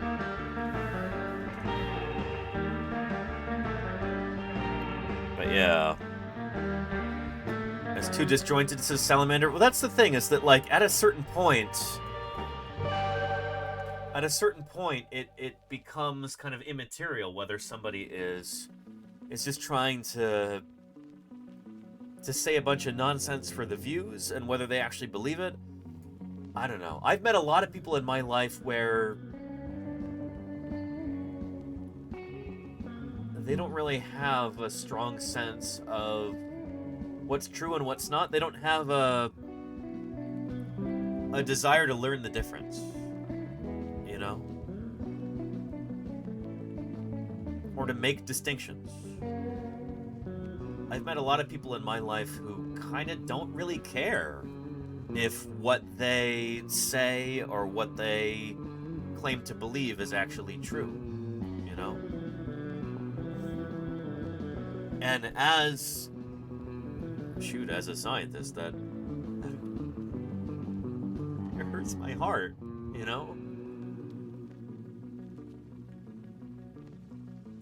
But it seems like a lot of people, maybe the majority of people walking around, kind of don't really know or care whether the way that they see the world comports with reality.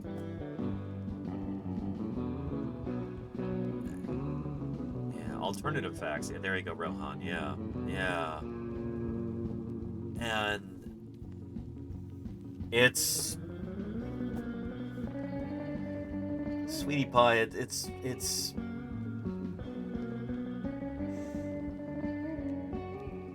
It's painful to contemplate.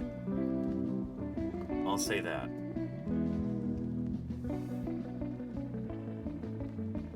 Aw, Sweetie Pie. Yeah. Oh. Stealing in the show. Well, maybe we can bribe her to, look at her just looking straight into the camera. Sweetie Pie, what do you see in there? What's going on in the camera? I thought you were looking at your reflection, and now you're just kind of just gonna go to sleep. Or on the desk and block block both of the cameras. Oh, Sweetie Pie, we love you. My goodness. Oh. Oh. Look at you.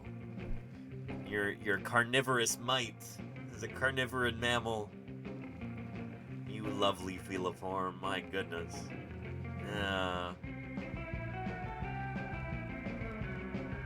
Sweetie Paleontologizing. There you go, Flug. Yeah. Yeah. And 15 minutes to do Metazoa. You know what? Let's do that real quick, Lenina.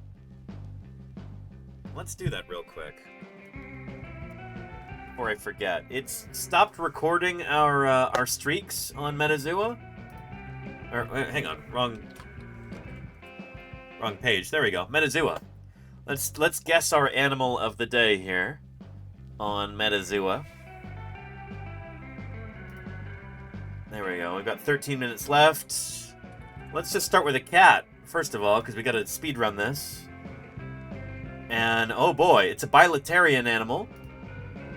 So, what that tells me is that, holy cow, bilaterally symmetrical animals. Will 62 gifted a tier 1 It might be a flatworm or something. They have given 149 It's not part of Nephrozoa, apparently. Or maybe it is. I don't know. It could still be a protostome. Or a dude. Thank you, Will62, for gifting Sweetie Pie. Oh, Sweetie Pie is most grateful for that. Aren't you, Sweetie Pie? Yeah, at first I thought the camera was frozen on you, Sweetie Pie, but you were just being so still. You're being so still. Thank you, Will62. I appreciate it. Oh, yeah. Yeah. Is our animal a flatworm or a... I don't know if it has Nephrozoa as one of the clades in here. Let's try starfish and see if that... it does have to shoot. Spared no expense. Sloppy Salamander gifted a tier 1 sub to DoobieKK. They have given 86 gift subs in the channel. And thank you, Sloppy Salamander, for gifting DubKK. I appreciate that very much. Could it be perhaps a strange worm? I don't know if they have these.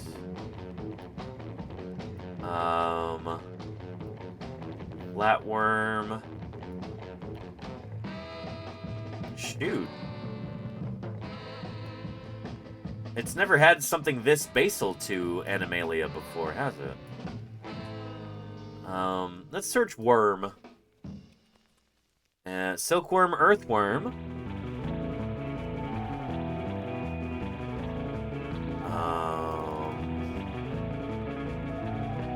Nematode, maybe. They don't have nematodes. Shoot.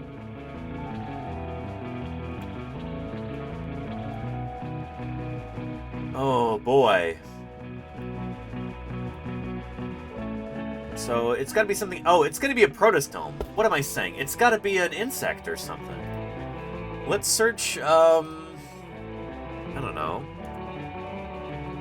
Monarch butterfly. Let's see if that gets us anywhere close. There we go.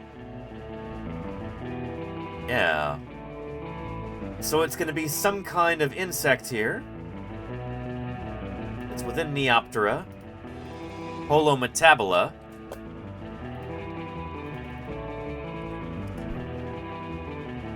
Insects with complete metamorphosis. It's going to be one of these critters. There we go. But that is as close as we can get with monarch butterfly. Monarch butterflies are a kind of lepidopteran, which are... Dinosaurs lived a long time ago. They were terrible lizards, don't you know? Stavros. I'm still wondering when we break out the torches and pitchforks. Oh, Stavros, certainly not yet. Aw, sweetie pie. No, that's not happening right now.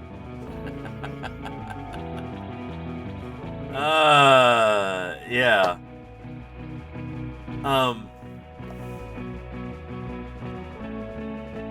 Yeah, Lepidoptera is going to be in here, butterflies and moths. But it could be a coleopteran. Let's search like a ladybird beetle. Ladybug, no, ladybug. And thank you, Erica Fernandez, for the follow. I appreciate it.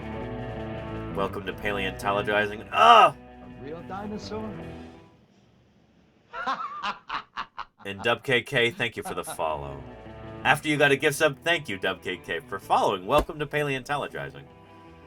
So it's not going to be any kind of a beetle. It's not going to be within Coleoptera, because Ladybug would have put us there. It's not going to be a Lepidopteran. It's going to be something else. Could be a lacewing. Could be a... It's not going to be a beetle. And it's not going to be a ladybug. Or, excuse me, it's not going to be a moth or anything like that. Why don't I search fly?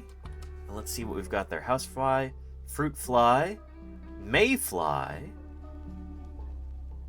Is a mayfly a critter within a holometabola? Let's search. Mayfly. And they're within Pterygoda. And Pterygoda is a clade within Dicondylia, which was within... Oh, boy. I don't know enough about my insect taxonomy to really have a... to really understand this. But stoneflies, walking sticks, angel insects, beetles. So beetles are part of clade Pterygoda. Let's try mayfly. And let's see if our animal might happen to be a mayfly. May it be a mayfly?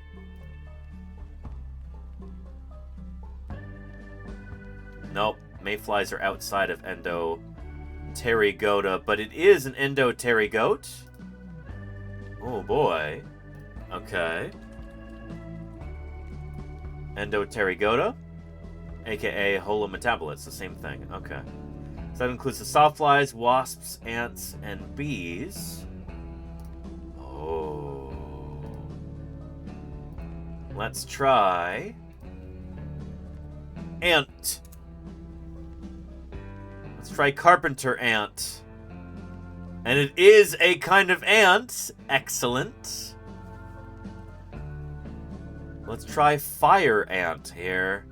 And that is it. Yeah. And now it's finally started recording our... Oh, boy. It was several different, several different tries in a row. It did not record here. And now it started again. Anyway, if you'd like to learn more about ants, go check out Science Streams. Balint and Lita are both systems and molecular biologists. systems biologists and molecular biologists, and they stream 8 days a week here on Twitch. So go check them out. I'm sure Science Streams is live right now. But they study ants, they study genetics, they study neurology, they study all kinds of cool things. And they also have multiple cats, kind of like Sweetie Pie. But usually those cats don't hog the camera as much as Sweetie Pie does. Huh, Sweetie Pie? Yeah. Oh, look at those teeth. Look at those teeth. Here, why don't we put those teeth to work? Let me try and give you a treat. Would you like that, Sweetie Pie? Let's make that happen. Whoa. Oh, yeah. You know that sound. Let's get you a treat here. Oh. Here we go. Good stuff. Yeah, good girl, Sweetie Pie. Yeah. Oh, there she goes. Well, I guess we just needed to pay the toll. There we go. Nice. Oh boy, back to this. They have things that creatures of our species have never seen. You cannot expect me to believe that something called a Tyrannosaurus Rex existed. And Jody Fish, thank you for reposting it from Ironbark. Can you explain the evidence that shows that Deinonychus evolved from Archaeopteryx? Deinonychus did not evolve from Archaeopteryx, Ironbark. Huh? Yeah, where did that come from? They share a common ancestor, but Deinonychus did not evolve from Archaeopteryx. We don't have any evidence for that, at least. They're both Deinonychosaur dinosaurs. But they seem to be, but Deinonychus did not evolve from Archaeopteryx. Yeah. Anyway, yeah. Richard Owen also didn't coin the word dinosaur until 1841. It was 1842. Richard Owen published the name dinosaur in 1842. Again, she's just kind of like looking at just the basic Google results page, like the highlighted thing at the top. Never trust this, by the way. If you want to be completely confident of the correct answer, never trust this. We've done this live on stream before, where one time I looked up, like, what is the most reliable car? Reliable car brand. Or top 10 reliable car brands. And then it gave Jeep as one of those. And then when you actually click the link, it was a list of the top 10 least reliable car brands. And so, anyway, always check the sources. Exactly, Stavros, exactly. Yeah. Yeah. And interesting, Ironbark, yeah. Nobody that I know thinks that Archaeopteryx, that Deinonychus is one of its descendants. Yeah. Anyway. Yeah. 1841. It was 1842 that Richard Owen coined the term Dinosauria, and I could show you. Here.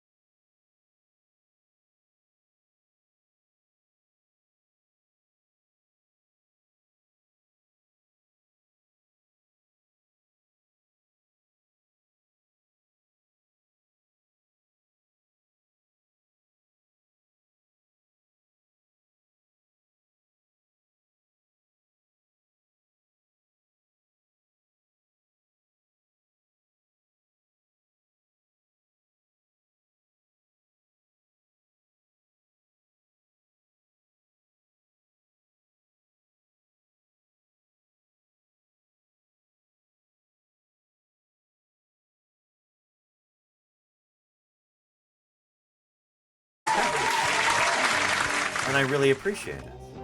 Yeah. And I'm writing something from his guide to the Crystal Palace. Oh, very cool, British Asura. Oh, there is a really neat book that you're probably aware of already, British Asura, but I'm going to show it anyway. It's right here.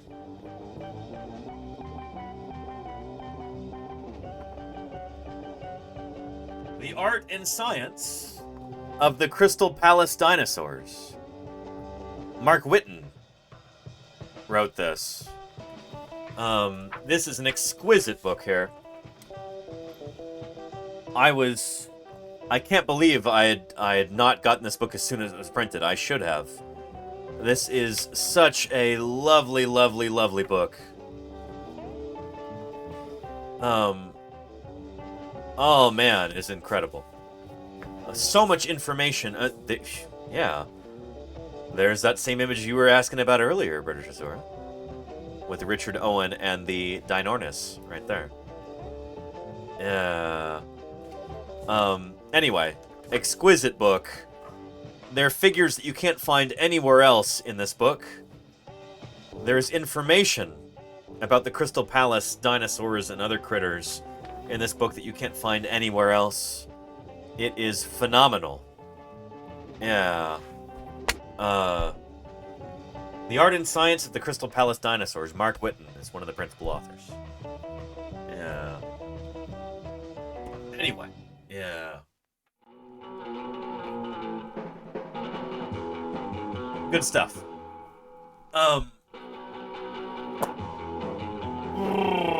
Back to this. Yeah. So I don't know, when your research is just literally Googling things, you're bound to be wrong a lot, and that's exactly what happened right here.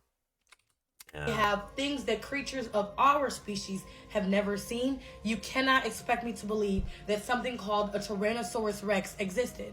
Richard Owen also didn't coin the word dinosaur until 1841. 1842. The first dinosaur that was ever discovered was in 1824 by someone of the name of Buckland, and what? And it, boy, that's also not correct. But I'm not going to get into that right now. Call it a dinosaur, as the word wasn't made until 1941, but he described it as a large reptilian creature. His further actual description of the first dinosaur. And Patrick Crusader, I think that's also incorrect. It wasn't actually published until 1842. I know that 1841, that date is floating around all over the place. It's incorrect, as I understand it. Yeah. Was that they were distinct creatures that were significantly different than modern reptiles. How do you get a Megalosaurus out of that? Please. That's literally what it is. That's how you get it out of that. So when William Buckland was describing Megalosaurus back in 1824, he had this jawbone and a number of other pieces to go off of. This is a 3D print of the denary of Megalosaurus right here.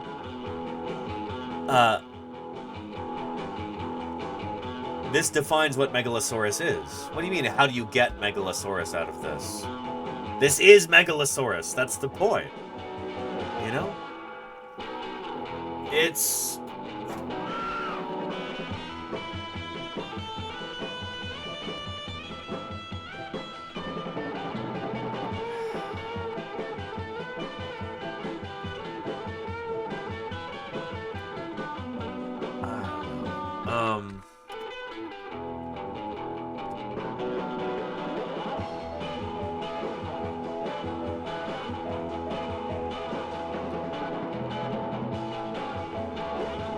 Here.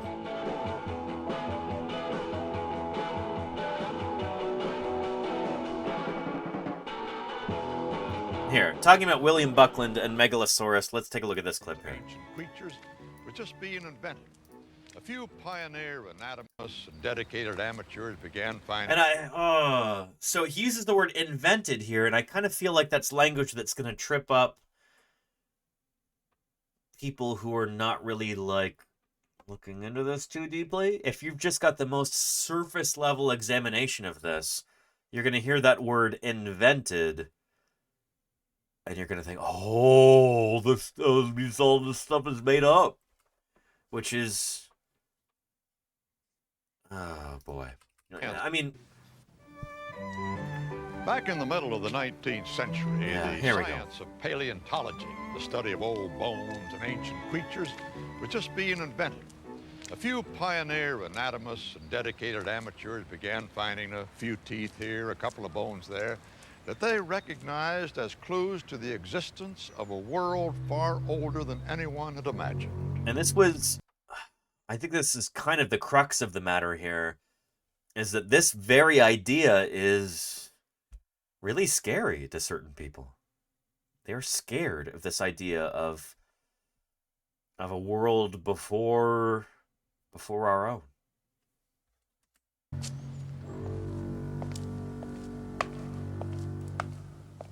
One man, William Buckland, was the first dinosaur detective. He had just one clue, a gigantic tooth which he acquired in 1817. To what sort of animal did such an enormous tooth belong? No such creature or teeth that size exist today. Buckland had a tooth, but nothing else. Nothing to compare it with. I wonder if that's the original there, if they actually had the original on set for filming this. Or if it's, you know, a replica like mine. That's this end that you're seeing there, yeah.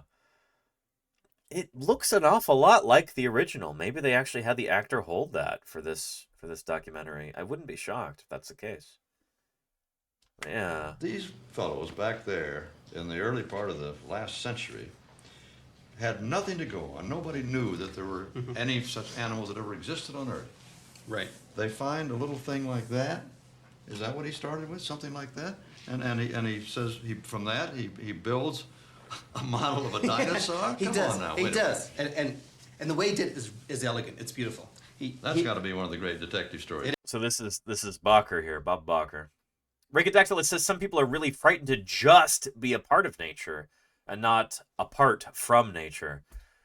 And yeah, Rigodactylus, it's true. Yeah. Yes, and holy, I've never noticed this before, but he's got a Bart Simpson shirt here. That's so funny. Bob Bacher. God love him. And he had 2 lines of detective work, and there's the same 2 lines we had today. He had the line of what animal today has teeth most like this one? And Buckland had there in the collection of the Royal College of Surgeons jaws of lizards, meat-eating lizards, like this. This is one from India. I've been bitten by this species. Really gives you a nasty wound. So Buckland said this jaw is a gigantic version of this type of jaw. And he's right, there is a distant affinity in evolution between lizards and dinosaurs, and mechanically they're quite similar. Buckland deduced from its shape that the tooth must belong to a giant lizard, similar but much bigger than anything on Earth today. His gigantic lizard's tooth had just one function, to kill. And his argument, which is exactly right, is that this strong curvature on the leading edge and a concavity on the trailing edge allows the weapon to cut across its prey, just as a cavalryman strikes down with the curved tip, getting a long wound.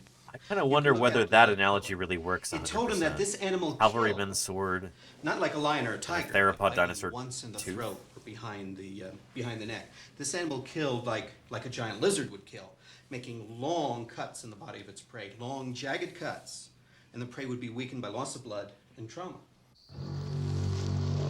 Buckland's genius was to imagine the tooth in the jaws of a full-size prehistoric reptile. With just one clue, he could deduce that this monster killer was 40 feet long and had the bulk of an elephant, and he was surprisingly accurate. Well, I mean, kind of. So William Buckland thought at the time that the animal would have looked like this. This was his depiction of, or his conception of Megalosaurus right here. He thought that it was basically like a giant monitor lizard almost. And if nobody had ever seen any fossils of a dinosaur, if this is like a totally new concept at the time, then you're not going to get it 100% right on the first shot. Not anywhere close. Yeah, and there you go, Alex Dixon. Yeah. But yeah, but it had upright legs. Yeah, so he at least realized that it had an upright stance, which in itself was really cool. But anyway, back to this. Yeah.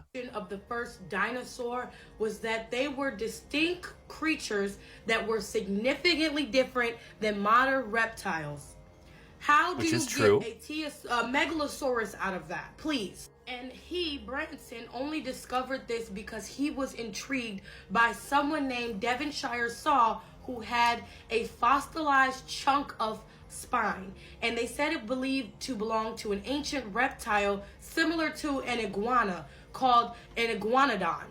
That reptilian serpent-like creature is in the book of Enoch as well as Revelations, and that is a type of dragon. That is not a dinosaur.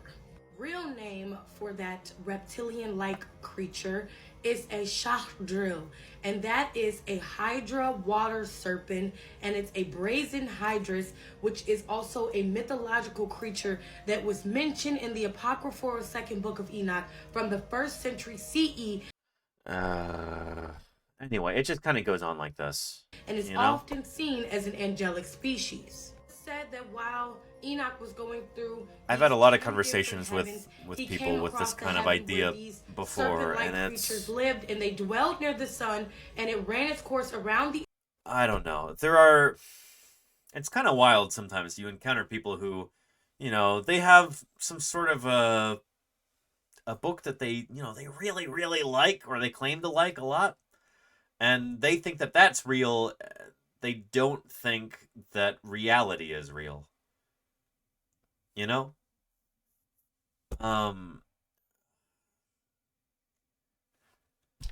It's frustrating, The earth, with it bringing heat and dew to the earth, and the shock drill and phoenixes are described as creatures with the head of a crocodile and the feet tail like that of a lion, each having 12 wings, and are the color purple like a rainbow. And they also talk about phoenixes, which I believe is what everyone thinks is a pterodactyl. And so yeah, she does believe in dragons, Stavros, and phoenixes, but not in dinosaurs or pterosaurs. Not for the animals that we actually have fossil evidence of, but in these mythical animals, phoenixes are not described in the Bible, as far as I know. But she believes in those. I don't know. Yeah. Did she say purple like a rainbow, Grilled Pikachu? Let's roll that back. And are the color purple like a rainbow. And they... Yeah, Grilled Pikachu. Yeah, everyone knows that rainbows are purple.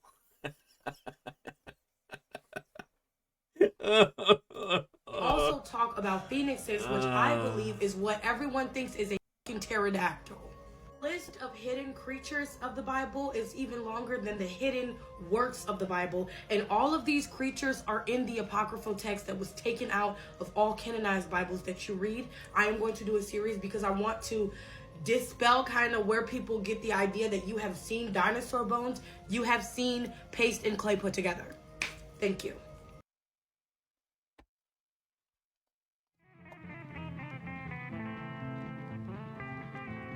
That, ladies and gents and NBs and everybody else, that's why I do what I do here on Twitch,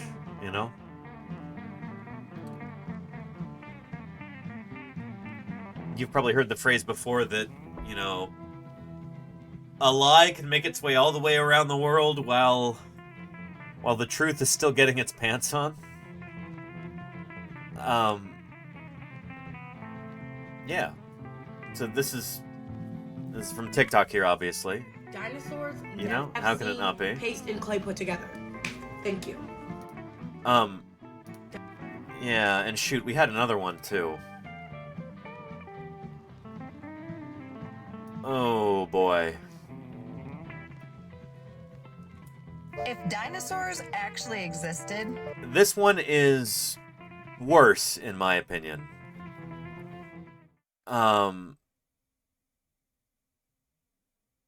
Yeah. if dinosaurs actually existed, wouldn't their bones be everywhere? Let's all put our critical thinking skills to the test this morning. Okay, let's do it. So why is it that the average Joe has never dug them up? I kind of love... This is much worse because she just says so many things that are blatantly false. Like, very, very provably false. You know, we just talked about Kathy Wonkel. We talked about the woman who discovered this in the first place. Yeah.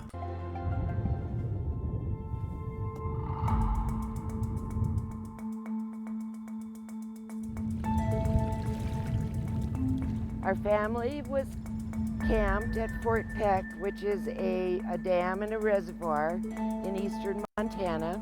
It was Labor Day weekend of 1988. There you go. What we found was about this much sticking out of the bank, and we dug around a little bit.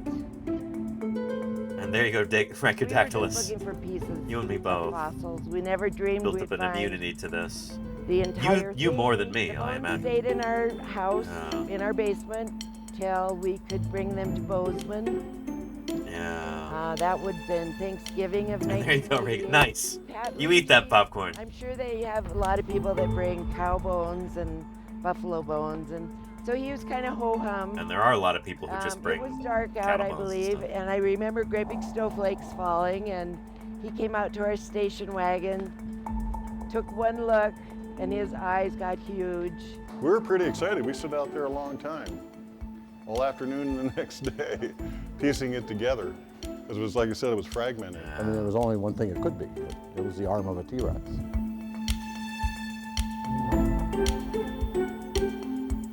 The ulna bone had never been found before on a T-Rex, so they were very excited.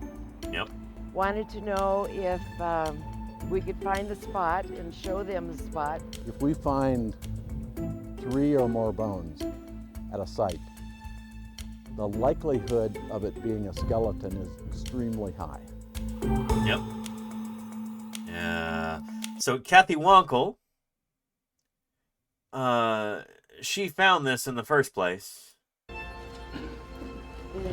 This is a replica of that arm, the same one that she brought to the museum. So this is a cast, an exact copy of that original right there. Take a look. You brought it once? Now you can have it back. Yeah.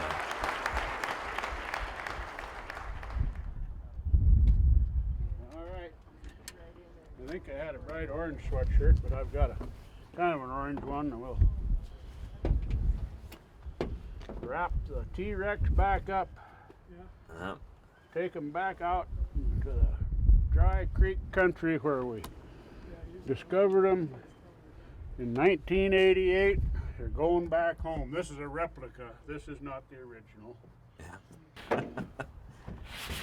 There it is.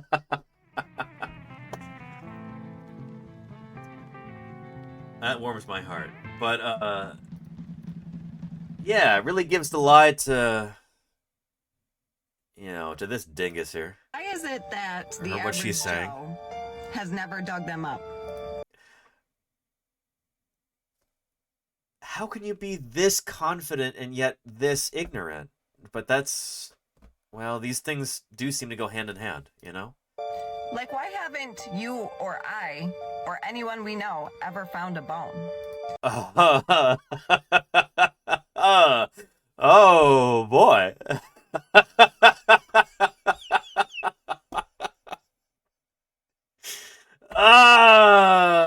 You know, that's...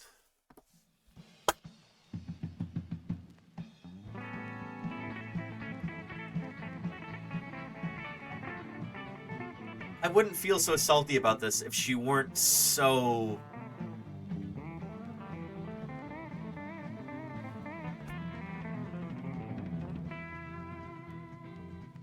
If she weren't so very, very confident in her complete and utter ignorance, you know?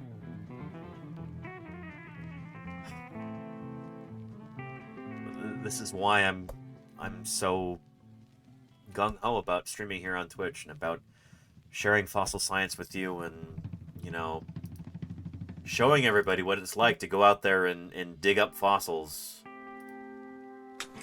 You know? That's why I'm so eager to show this. You know? That's... We will do a plaster. It would take a proper lot of plastering, really. Oh, yeah. And Daisy McGar, thank you for the 4 months of support. I really appreciate that, Daisy. Thank you, thank you. Holy cow. And those things aren't the cheapest either, so... Yeah. But they're great for small bones. Yeah, Anyway. The thing is with this rock, the way it's so blocky, if you try to get a little too close, especially when you're getting down deep enough to pestle this thing a little bit more, all these little blocks tend to fall out. They're all little...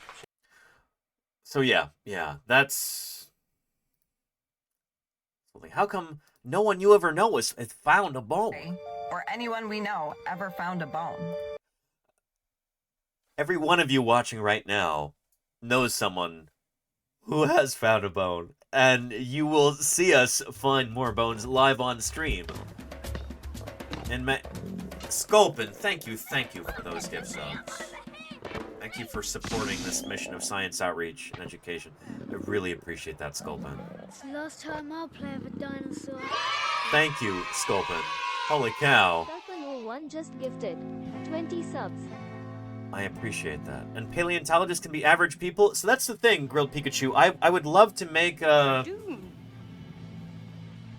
Maybe I'll make a TikTok about this sometime soon. Maybe I'll use this same exact clip right here. You know? Yeah. You or I has never dug them up. Never. Yeah. Has never dug them up. Like, why haven't you or I or anyone we know ever found a bone? I mean, it might be about half of the really important dinosaur specimens that have ever been found by non-professionals, by people who are not paleontologists, you know, by ranchers and hikers and hunters and dog walkers and plumbers and farmers and all kinds of different people. Like, the idea that she doesn't know that, she's not done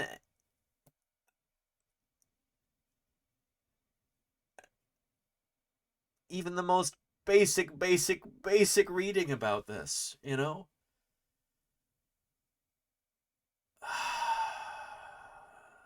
Yeah.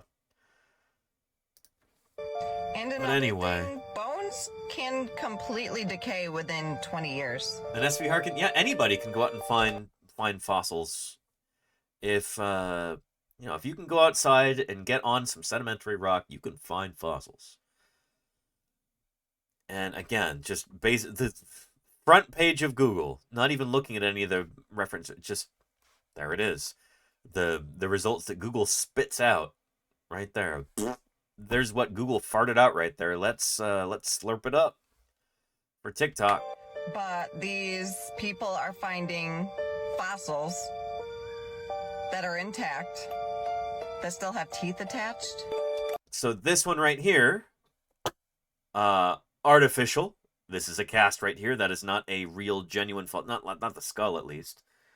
These cervical ribs might very well be real. This reminds me of like Signraptor. I bet you this is from Japan, from China. But yeah. Anyway, and it wasn't found like this. This is clearly like all been prepped out and arranged in this sandbox for the viewing public. You know? I think she thinks that this is supposed to be like how we claim to find them in the field, which is not the case. So this one right here also is like literally in a kid's sandbox, I think. Yeah, this is like a stock image right here. That's not real fossil bone. But obviously she doesn't know the difference. This one is real right here. That is a baby Chasmosaurus skeleton. And that is a really, really cool one. Here. I'll show you a video there.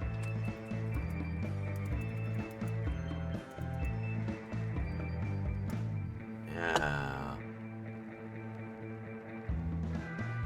Here we go. With Phil Curry. Dinosaurs are rare all the time, but baby ceratopsid dinosaurs are incredibly rare. We have never found one this small. And the specimen just kept getting better because as we worked on it, we realized that the vertebral column was there. We started to find ribs. We followed the vertebral column right back to the end of the tail, and we found the hind legs. Yep. One is right here, the left one. The right leg is tucked underneath. What was a bit of a surprise, though, is we didn't find the front limbs. Yep. And eventually we realized, though, it's because the sediment here had been replaced by more recent sediments. So that part had already eroded away. Anyway, here's a link to this if you want to take a look. Rhacodactylus says, I suspect that this kind of science denial is correlated with a general media illiteracy. Agreed, Rhacodactylus. People look at fictional media and think they're representative of real physics or biology or whatever. Bingo. Yeah, I agree, Rhacodactylus. For a lot of these, like, I don't know, Rhacodactylus, you've probably seen that documentary about the flat earthers. What was it called?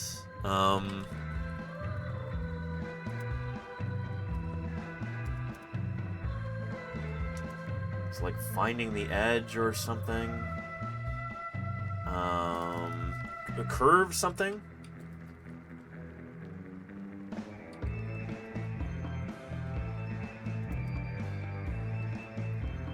Yeah. There we go. Here. Time I ever heard about the flat earthers was, I think, when I was in space last. Yeah. I can't believe I'm talking about this. I was well versed in just about every conspiracy you can think of. Chemtrails. So yeah. Do you know they made up dinosaurs? I completely solved the JFK. So there you go. Flat earthers also almost globally do not believe in dinosaurs, or at least they claim to not believe in dinosaurs. It's kind of hard to really pin down what these people actually believe in their heart of hearts, because most of the time I think they're not really sure, you know? If you don't actually care about what's true or what's false, what do you actually, like, hold to be true, you know? If truth to you doesn't really have any real meaning, then... yeah, crank magnetism, belief in one crank idea makes you vulnerable to every other crank idea, and then they become mutually reinforcing. Exactly, Rhacodactyl. You know more about this than I do, obviously, but I'm sure you've seen this. I can't believe I'm talking about this. I was well versed in just about every conspiracy you can think of. Chemtrails. 9/11. Do you know they made up dinosaurs? Yeah. Oh boy. In just about every conspiracy you can think of. Chemtrails. 9/11. Do you know they made up dinosaurs? I was trying to pause that on that exact moment, but yeah, you know, this guy is like a big figure in the, you know, in conspiracy circles, especially like Flat Earth. But yeah, I don't know. For conspiracy theorists like this, dinosaurs represent something that's very threatening to their worldview.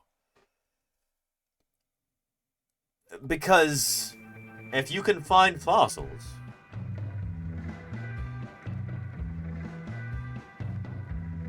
in the crust of the Earth from animals that lived tens of millions of years ago, long before we evolved, and that really takes all of their other, you know, beloved conspiracies and just kind of destroys them all, you know?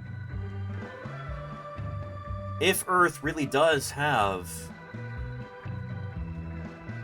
a long and storied past, if there are many groups of creatures that lived on our planet long before us, then that kind of sinks the whole, like, conspiratorial mindset thing. You know? Because most conspiracy theories, at their very core, are a way for people to kind of feel like, A, they have some sort of secret knowledge that makes them feel very, very smart.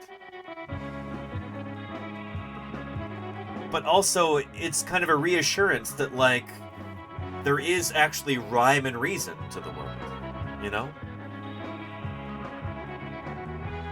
That's why people make up conspiracy theories about mass shootings or bridge. There was that bridge that collapsed in Baltimore that got hit by that huge container ship and it fell down. The Francis Scott Key Bridge, I think it's called. Immediately, there were people who were like, oh, well, this is definitely a planned demolition or whatever, because they can't possibly conceive of a world in which sometimes horrible accidents can happen. And sometimes there's not a lot that you can do to prevent them, honestly. This idea that sometimes just bad things happen and it's just random and you can't prevent it, that's a terrifying idea to some people. And to those kinds of people, it's also, might seem counterintuitive, but it's more reassuring to believe that there's some lofty group of like evil masterminds who are controlling everything, pulling all of the strings everywhere on every occurrence on Earth, whether they're, you know, whether it's, you know, gray aliens or reptilians or the Sasquatches or the Jews or the Bolsheviks or the whatever, you know? It's more reassuring for these people to believe that there's some group of nefarious, all-powerful beings that are controlling everything, as opposed to the idea that it's just, you know, just random sometimes. You know? Like, sometimes stuff just happens. And nobody's in charge. And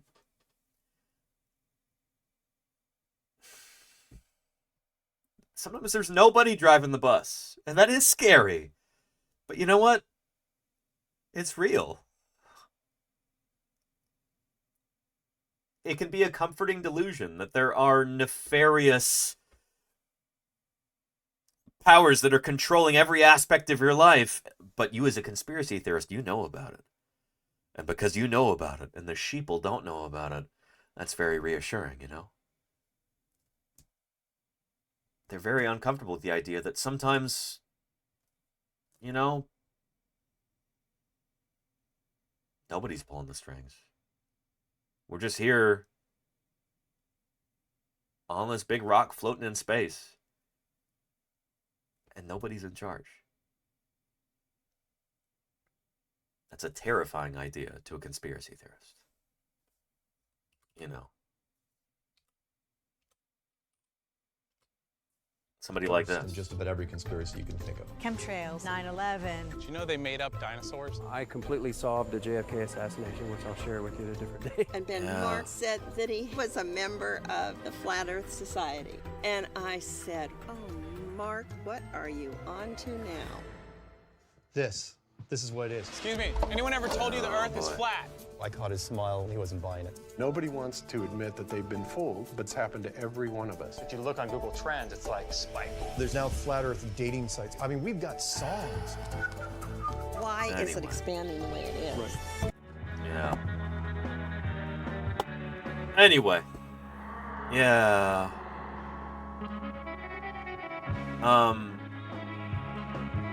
Here's a quote by the author that's also more relevant. Thank you, Racodactylus.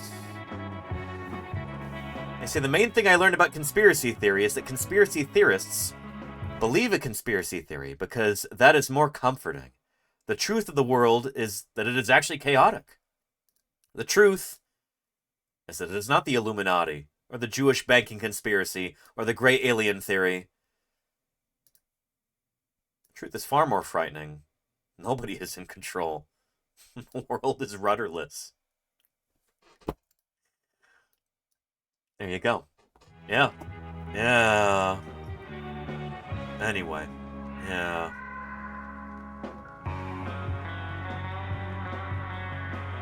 So yeah. Yeah.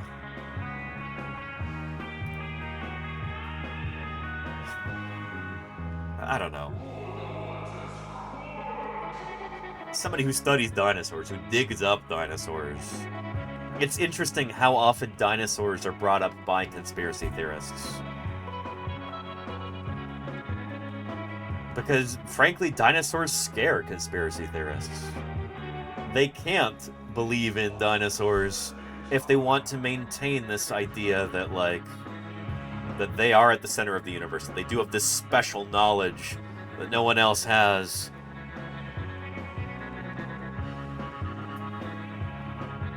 Because dinosaurs kind of demonstrate. They do demonstrate. Very neatly and concisely that we as human beings are not the center of things. The Earth is so much bigger and older than we are.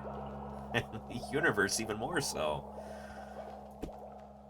And they can't have that. You know? Does that make sense? Yeah. Anywho, with that all having been said, we got to get into Thursday BIRDSday here. Shoot. So let's go ahead and get that started. Dinosaurs, as we now understand, never truly went completely extinct. There was a few species that survived at the end of the Cretaceous period, and as we now understand it, based on morphological evidence, based on fossil evidence, based on DNA, based on so many different lines of evidence, birds are the last living dinosaurs. And today, they constitute like more than half of terrestrial vertebrate species, something like that. Thursday BIRDSday is when we celebrate that. So let's get into it right now. Happy Thursday BIRDSday, chat. Let's start. Hold on, something's coming out of here. Look, there's a bird, dude. It knows what's good. I'm telling you, I just heard it inside. I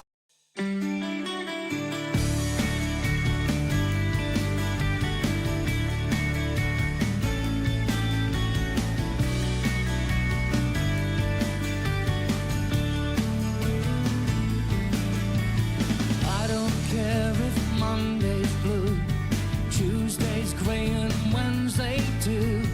Thursday, I don't care about you. It's Thursday. Thursday BIRDSday. Birds are all around us in everyday life. But most of the time we hardly even notice them. Thursday BIRDSday is a step toward correcting this oversight. Do you want to be part of Thursday BIRDSday? I don't know. Here's how you can contribute. Go outside during the week and pay special attention to the birds around you.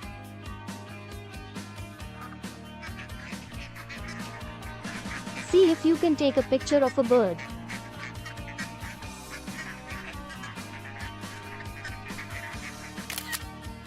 It doesn't have to be a good picture, any old photo will do. Upload the picture to the Discord and we will discuss it on Thursday. Simple as that. Thursday BIRDSday is an invitation to go outside and appreciate the grandeur of the natural world. It's a reminder that, since birds are theropods, dinosaurs still enrich our daily lives. It's great! And finally, it's a celebration of the amazing history of life on our planet. So, happy Thursday BIRDSday!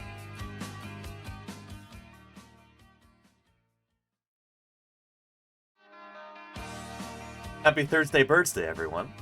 Yeah. This stream is for the birds? You're right, Mayor Space, especially on Thursday. Let's get into it. Yeah. Now, our first one from Dinosaur Dave is a stone depiction of a bird. Another one of my seems legit ones, but this one with a purpose and an interesting story and message. Interesting. What is this, Dinosaur Dave? A story of Samantha and Bruce, the wedge-tailed eagle. 2012, Samantha was picked up on the side of the road after colliding with a truck. Luckily, a staff member named Mags was traveling behind the truck and stopped to check it out. A damaged wing, a bad eye, broken breastbone. Oh boy. Yeah. Samantha was flown to Karatha for treatment and care for 15 months. Her wing and breastbone are healing, but being blind in one eye, she can't be released back into the wild. So I guess this is saying, don't drive too fast. When you're in the outback of Australia. Because they have wonderful animals like wedge-tailed eagles there. You don't want to hit. Thank you, Dinosaur Dave, for posting. Yeah. Ms. Art Rules has got a wet crow for us. I love this. You know, your Thursday BIRDSday bird does not have to be an exotic bird. Doesn't even have to be a particularly good photograph. Any bird that you see with your own two eyes and snap a picture of with your camera qualify for Thursday BIRDSday. Good one. I like this. Thank you for posting there, Ms. Art Rules. This is good stuff. Yeah. Excellent. Excellent. And Araya has got some chickens for us here. Gallus. And some ducks, too. Well. Whole bunch of photos, Araya. Very nice. And look at this very stilty-looking bird here. You can get so much variation in the anatomy of chickens via special breeding. Look at those legs, those long legs. They go all the way to the ground. Yeah. Pretty cool. Pretty cool. Selective breeding of chickens has yielded a bunch of different morphotypes. It's pretty impressive, actually, what breeders have been able to do with various chickens. And you're seeing some of that here. This is cool. I like it a lot, Araya. I like it a lot. Here,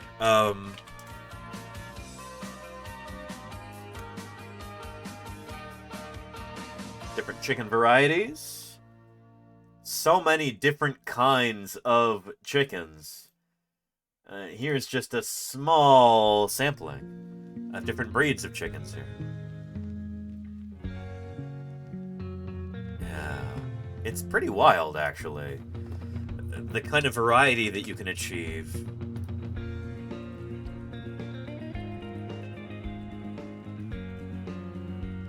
Yeah.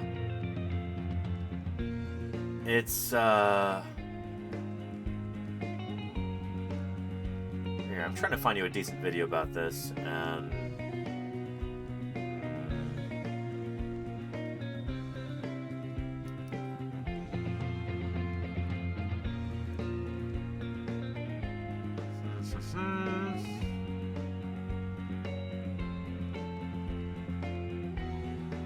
Man, there's a bunch of these that are like AI generated, and I am not gonna click on that.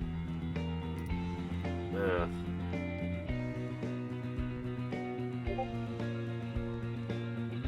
Most exotic chicken breeds.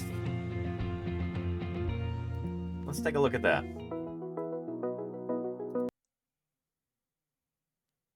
Yeah. These are all the same species, by the way. They've just been bred in different directions. It's pretty neat. So the Icelandic chicken breed, I know you guys have heard about it. They're from Iceland. They've adapted to very harsh winters. They're known for their foraging and their ability to lay well through the winter. So Cool. Spitzhauben. The Spitzhauben chicken. I had to tone that down. I'm sure I didn't get the pronunciation correct, but I'm inside right now, you know? Number 9 is the Spitzhauben. Maybe it's Spitzhaben. I don't know my German very well. These chickens originated from Switzerland. Anyway, so many different varieties of chickens here. Holy cow. In the U.S.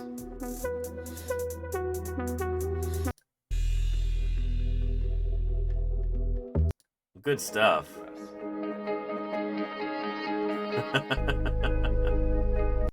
It's super cool.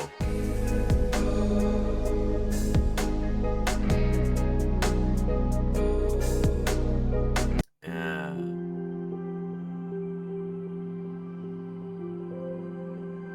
And look at how thick their limbs are like that. That's nuts.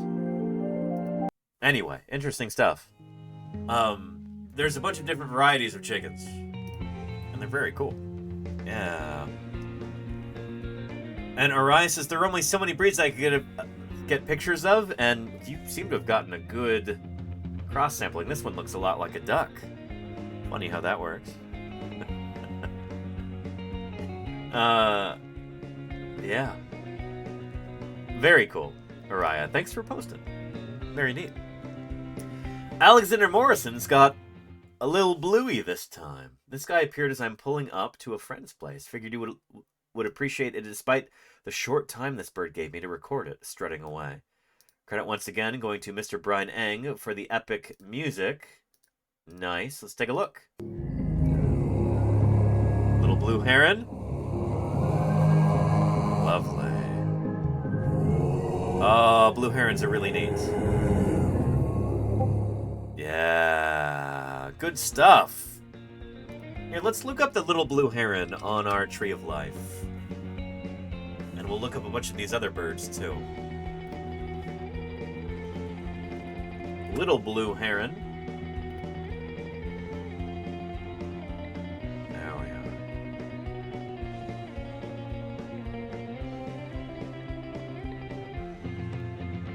And there we are, the little blue heron. Egretta cerulean. A great name. And it's kind of close to the tricolor heron and the reddish egret. And the Pacific Reef egret. Nice. Very cool. Thank you for posting there, Alexander Morrison. Good stuff.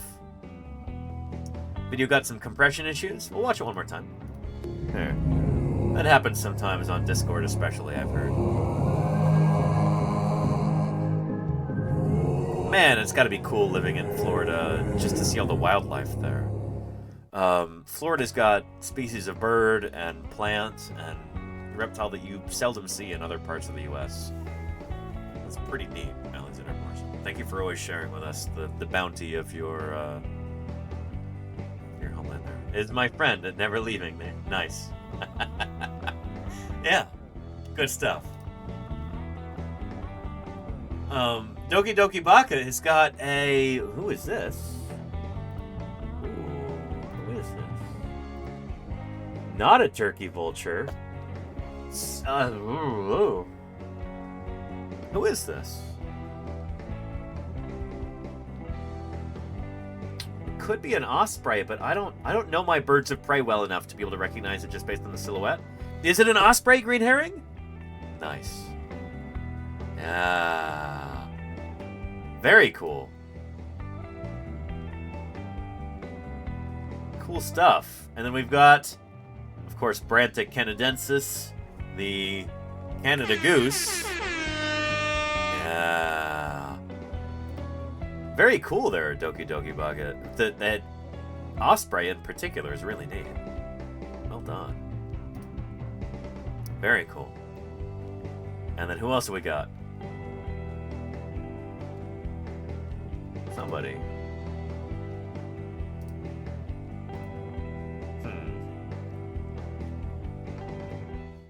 Somebody mysterious here. We've got an unidentified floating bird there. There you go, Sloppy Salamander, yeah. I promise I did not see your message until after I had said that. Yeah. It could be a bufflehead, Marielle. It could be a bufflehead.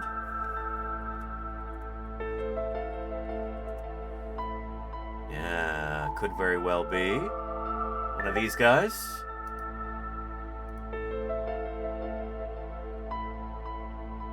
Was maybe a grocery bag.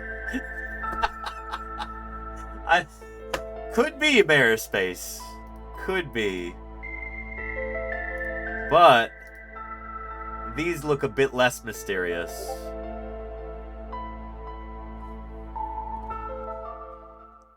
Yeah. Common merganser. Could be Mariel. I don't know. Yeah. Unidentified flying ornithoid. There you go, Regadactylus. Yeah. Fair. Yeah. Good stuff. Daisy McGar, what have you got for us? Thank you, by the way. Doki Doki Baka. Appreciate your posts. Daisy McGar says, my mother had this beauty in her backyard on Easter Sunday. Hunting in the rain. That is a great blue heron. Ardea Herodias, I believe. Great blue heron.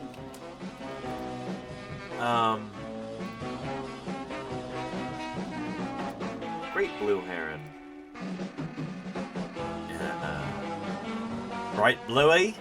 There you go, Alexander Morrison, yeah. Bright bluey. See lots of them? They're really cool. Yep. Ardea Herodias. I did get it right. Yes, indeed. Very cool, Daisy. Very, very cool. This is one of the birds that I'm going to be writing about tomorrow, actually, as I work on my my manuscript for publication. Yeah, they're really cool. They terrify the cats. Well, that's the thing, is that a bird like this, you know, it could potentially freeze my camera. No. It could make a meal out of a cat like Sweetie Pie if it really wanted to. Aw, Sweetie Pie. Oh, Sweetie Pie. That bird could eat you. Yeah. It could make a meal out of you, Sweetie Pie. Turn the tables, huh? Yeah. Oh, I'm sorry. Didn't mean to offend you. Didn't mean to offend you, Sweetie Pie.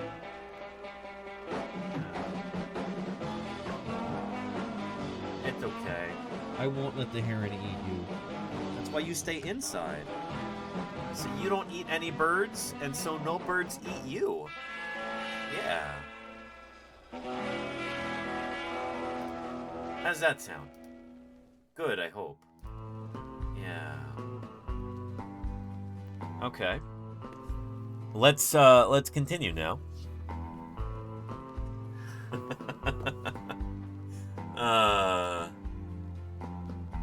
Yeah. And Charcone says nothing but the finest quality material for the chicks. What's this, Charcone? Oh, we've got a branch there, or a stick?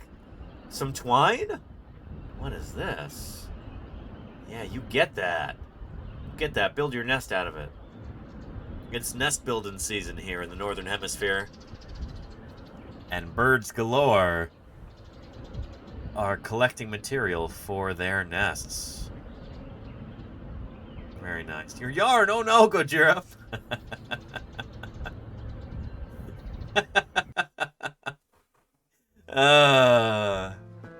Very nice. Charcone says it's a bamboo stick with strings attached to hold up plants. Oh, like a garden stake. Gotcha. Yeah. What do you think, Sweetie Pie? It's got a Sweetie Pie reaction shot here. You unimpressed? She's like, I'm not happy that you said a bird would eat me, Danny. Well, Sweetie Pie, some birds are large and carnivorous. You know? It's true.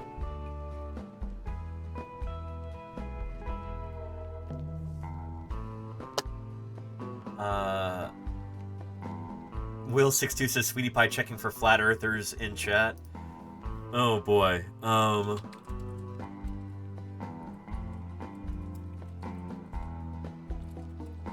There's a Is it still around? It is. Shoot. Charge carrying particles that throw a There is a Twitch channel called Flat Earth Channel. I kid you not. And they have the... Oh, boy. And they put themselves in the science and technology category. Luckily, they've only got 2 viewers right now, but... Crazy. It's wild that exists here on Twitch, but luckily it doesn't seem to have really taken off in any meaningful way. Yeah. And yeah. And they're just I don't think it's anybody actually talking. It's literally just like YouTube videos and stuff that they play 24/7.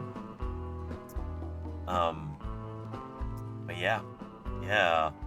It's even here on Twitch.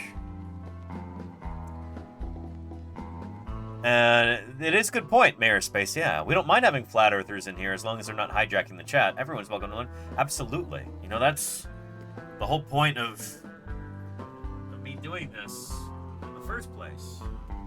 Is to be able to make science accessible to everybody.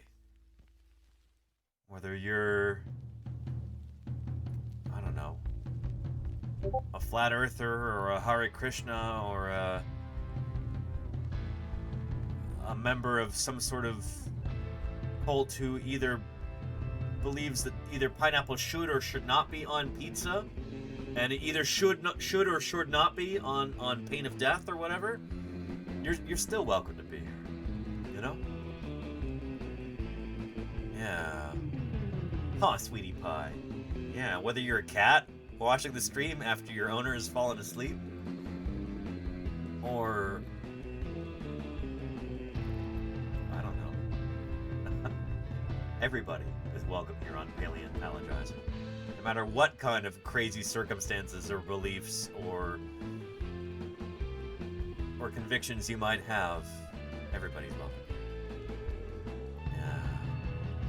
Good point, Mayor of Space. Thank you. Racodactylus says can be on pizza, but doesn't have to be. Racodactylus, that kind of wishy-washiness will not be tolerated by extremists. Sorry, sweetie pie. It either must not be or it must be. Or you could put pizza on pineapple, as someone in the chat suggested.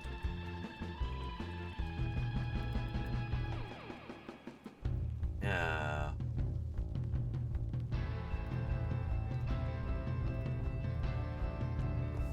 There you go. In the future, religious wars will be fought over such issues as this. Yeah.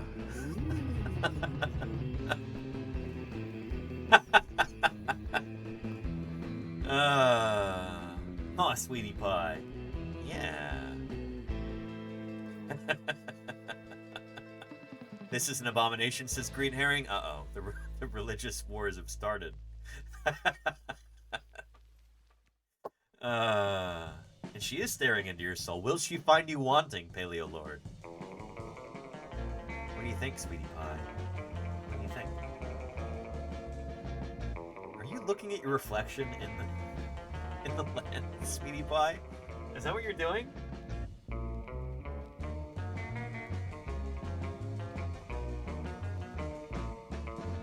Are you looking at your own? Were you looking at your own reflection? Yeah. Hey. Look.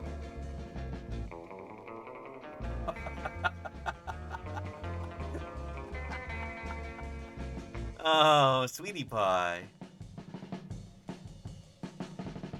Vanity. Yeah, she's like, Narcissus himself. Oh, you get sleepy. Oh, sleepy, sweetie pie.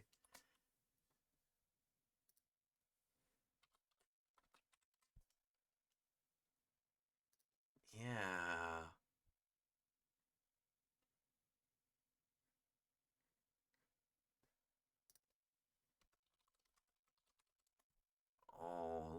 sweetie pie. Aw. Preview. This is not what I was trying to find. Preview. Preview. Never mind. Shoot, this didn't work. It didn't work.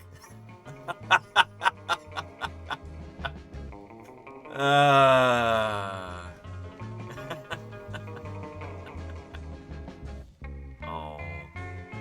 Anyway, let's get back to the birds, sweetie pie. What used to be right in front of... Here.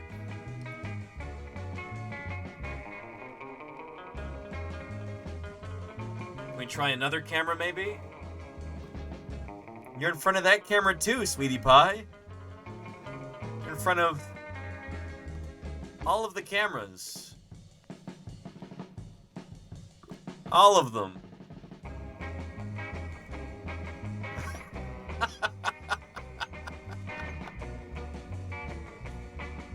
Oh.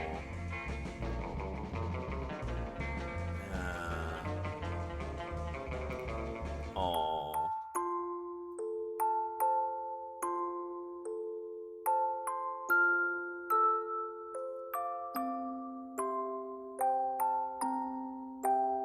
Sweetie pie.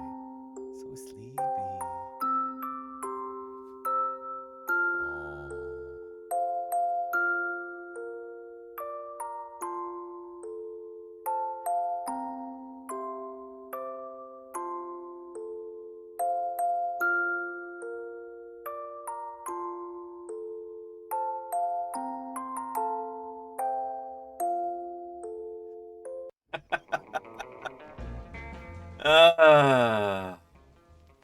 Oh, sweetie pie, my goodness.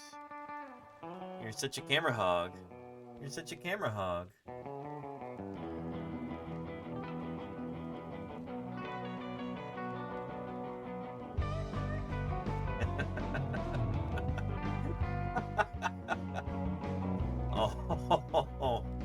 Oh, okay. Let's get back to our Thursday BIRDSday birds. While Sweetie Pie obscures the camera. Yeah.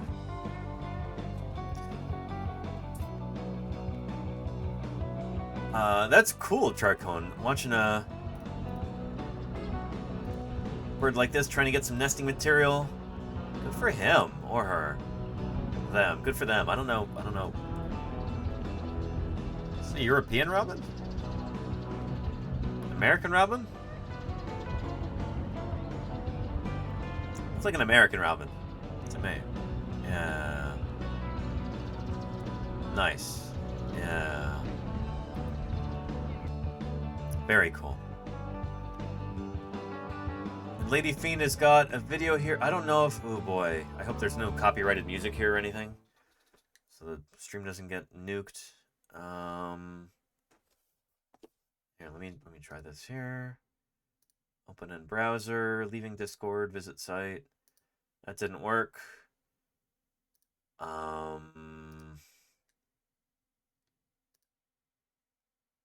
Visit site.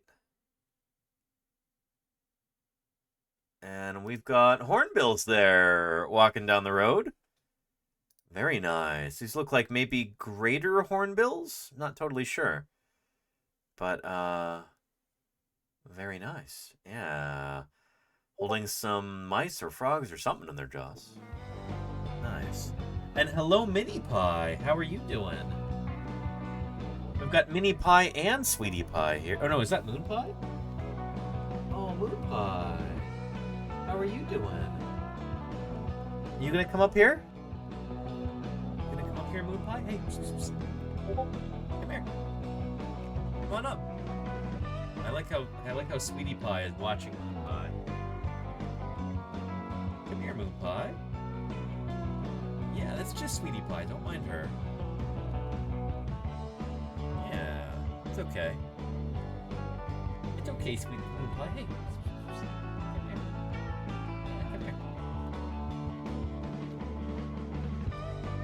Wow, cats galore. Run up, Moon Pie.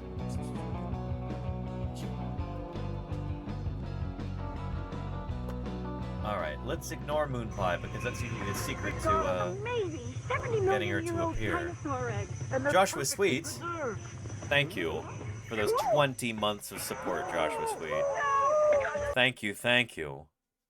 Good stuff. Yeah. Moon Pie, hey. Psst, psst, psst. Come here. Hey. Psst, psst. Moon Pie found a rubber band on the ground and she's batting it around.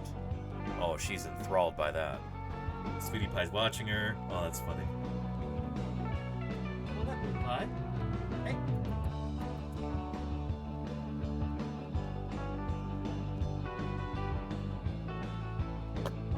All right, let's get back to our birds. Maybe Moon Pie will make an appearance. And Dr. Terrace is a little expired, but still a bird. Yes, indeed, Gastornis, aka Diatrima.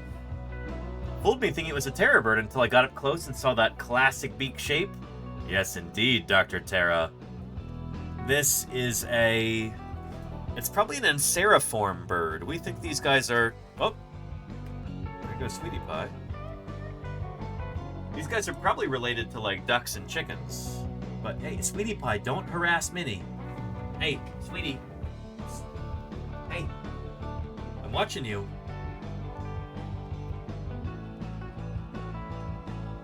It's like the rubber band at her. Anyway.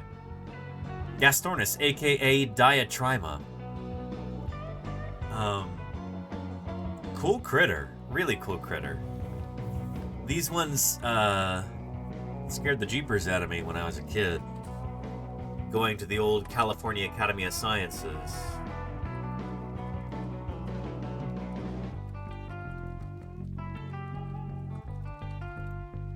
Yeah.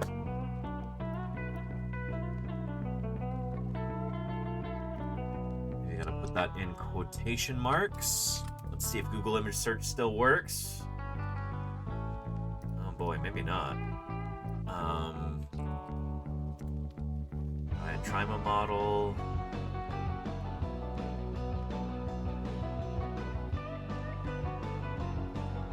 There we go. Yeah. Stock images. But yeah, these guys. It's like a 6-foot-tall flightless bird right there. Shaggy as all get out in this model. And these kind of frightened me as a child.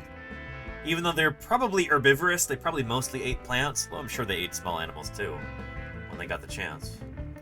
But that is Diatrima, aka Gastornis. Gastornis is really like the proper genus name for this animal nowadays. The ones from North America we used to call Diatrima. The ones from Europe, Gastornis. It turns out they're probably the same critter. So we should probably just call them Gastornis. But yeah. Neat animal. Neat animal. Thank you, Dr. Terra, for posting. Good stuff. Yeah, that deserves a, paleo beak there. Yeah. Charlie's Dragon has got... Oh, my cat came with a European robin. Proof they can be hard against the wildlife. I'm pretty sure we don't have any endangered species here, though. And look at those little theropod feet. Yeah, Charlie's Dragon. That's really sad, though. Oh. Another reminder to keep your cats indoors. It is better for the cats. It's better for the birds. The birds won't get eaten by the cats or killed by the cats. The cats won't get killed by the birds.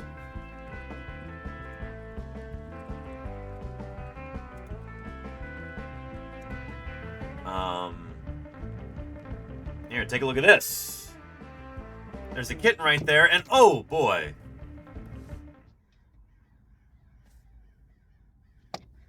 Holy cow. Yeah. If that thin sheet of glass were not there, that cat would be a gunner.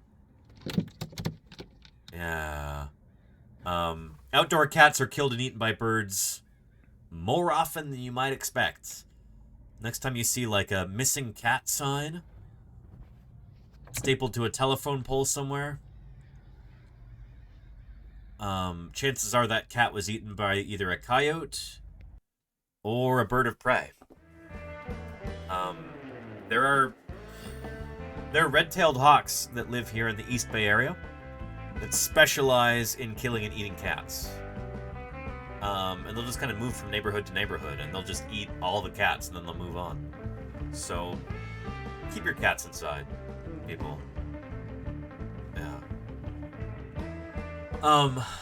Anyway. Yeah. And owls, yeah, shoot, owls are known to eat cats all the time. I remember going through in San Francisco, in part of the Presidio of San Francisco, there's this big field, and then there's these trees where owls hang out, and you can find all kinds of owl pellets all around. And I found a humerus from a cat, like very clearly a cat upper arm bone in one of these owl pellets. So like that owl ate the cat. So yeah. And Mary L, are you certain about that?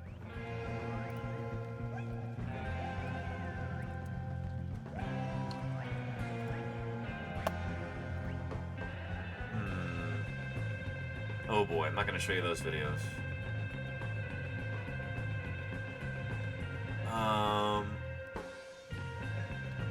Okay, apparently it's very, very rare for hawks to take cats.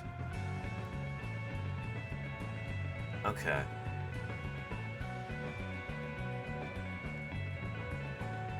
Oh boy, I'm not going to show you that either, though. Well, I guess great horned owls is what you should be worried about. Yeah. Kittens, yes. Okay. Yeah. Thank you, Mary L, for correcting me about that. I appreciate it.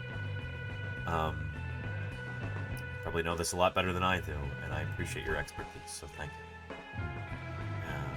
It's a misconception? Okay. Yeah. Oh boy, Joshua Sweet. Yowza. Your dog has killed a dozen squirrels? Yeah. There is a... My neighbor growing up, Big Dave had a dog who was like half whippet, half... Or maybe half... I think it was half greyhound, half pit bull. Her name was Harley. And she would chase down and kill squirrels all the time, and apparently she thought it was some neighborhood cats as well that got into the yard. You don't want your cats walking around outside. There's so many different animals that will kill your cat, including people. I won't tell you some of those stories. Yeah.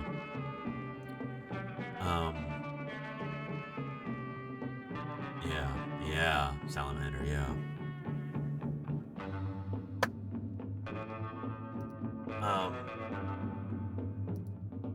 Yeah, wild stuff. And don't send your cat back in time to the Eocene of North America, where they'll have to contend with, you know, these big birds as well. Yeah. Anyway. Sparky Pugwash says, look at all this chickens, JK Seagulls, lol. Sparky Pugwash. I know what that's a reference to.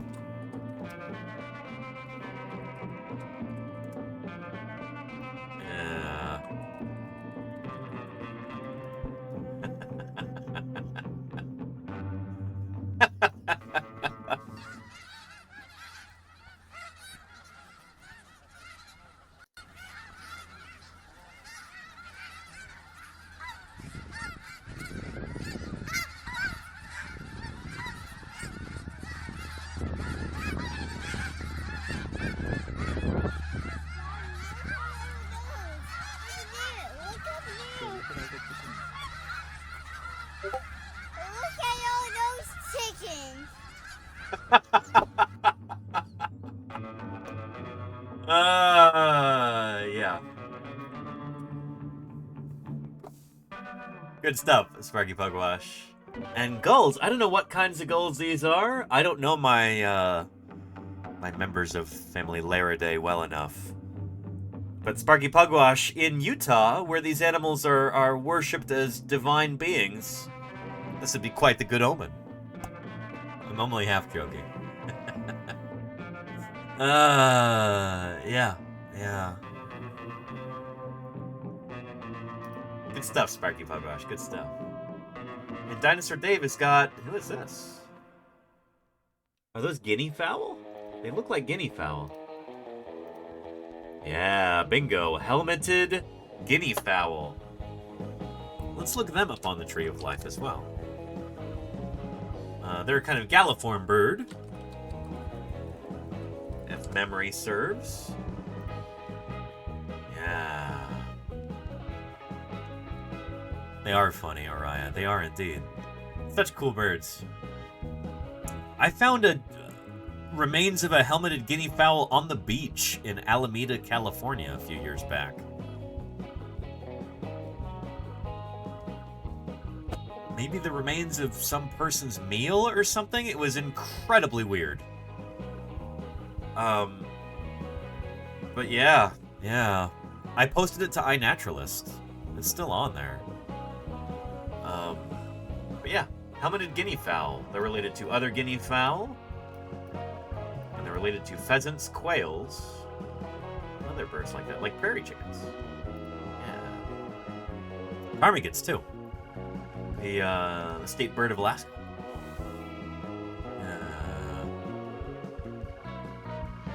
Anyway, very cool, Dinosaur Dave. Thank you for posting that there. From Majestic Biscuit, we've got what looks like a mourning dove to me. Yeah, looks like a mourning dove. Woo! Woo! Woo! Woo! A modo. And Salamander says, yeah. And Miss Yvette, yes indeed, mourning dove. And Neverwinterful, thank you for confirming my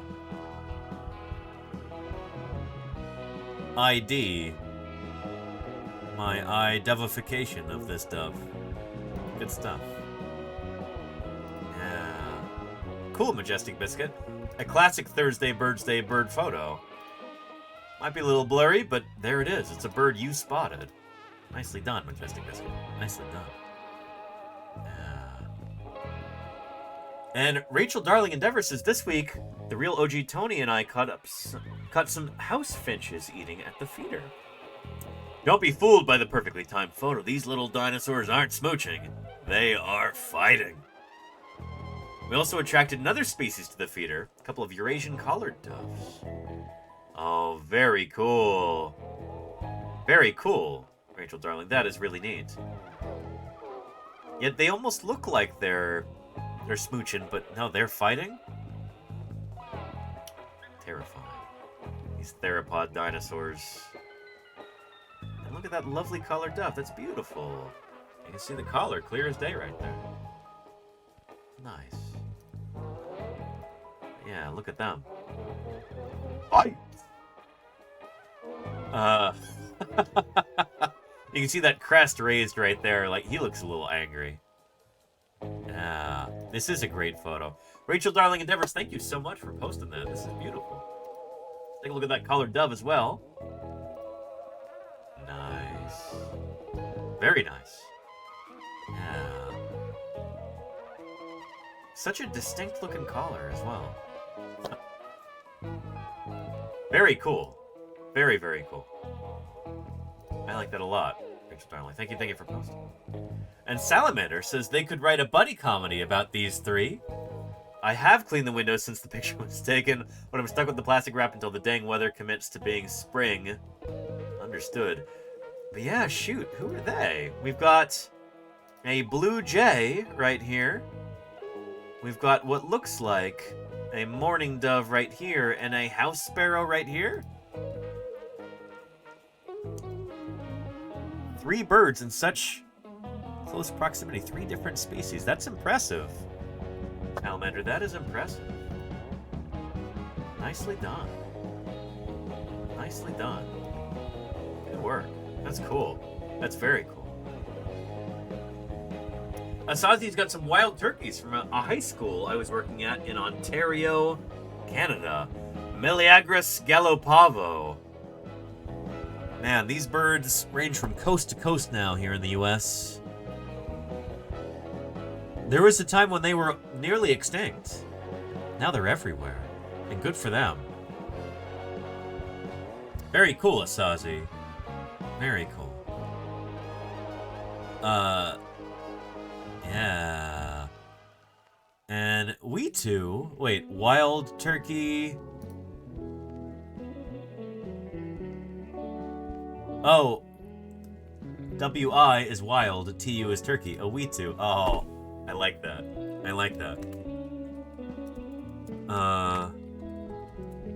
Here's the turkey command. And if you or anyone you know eats turkey or any other kinds of birds, budgies, ostriches, penguins, roadrunners, don't try and use dynamite against the roadrunners. It will not work. Or any other, like, Acme products or offerings. Not recommended. Anyway, turkeys and roadrunners and penguins and ostriches and budgies are all dinosaurs. But this infographic focuses on the turkey. Meleagris galapavo right there. Here's the skeleton of a turkey and the skeleton of a velociraptor. Or is it the other way around? No, it's not. But yeah, I put this infographic together a couple years ago. And you can download it and print it and share it with your friends or family or your parole officer. I'm sure they'll appreciate it. It's, yeah, it's fun stuff. Canceling your Acme subscription. There you go, Charcone. Save yourself some money, everyone.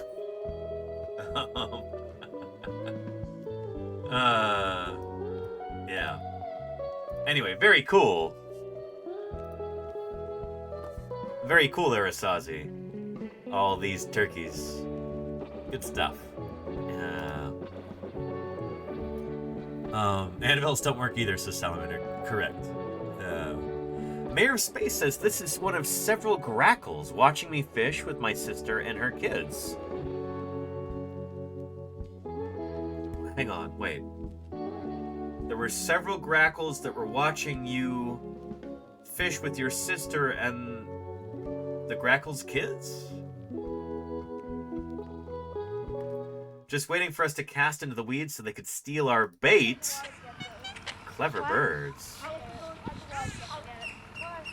I'll get it. Yeah. Oh, I see.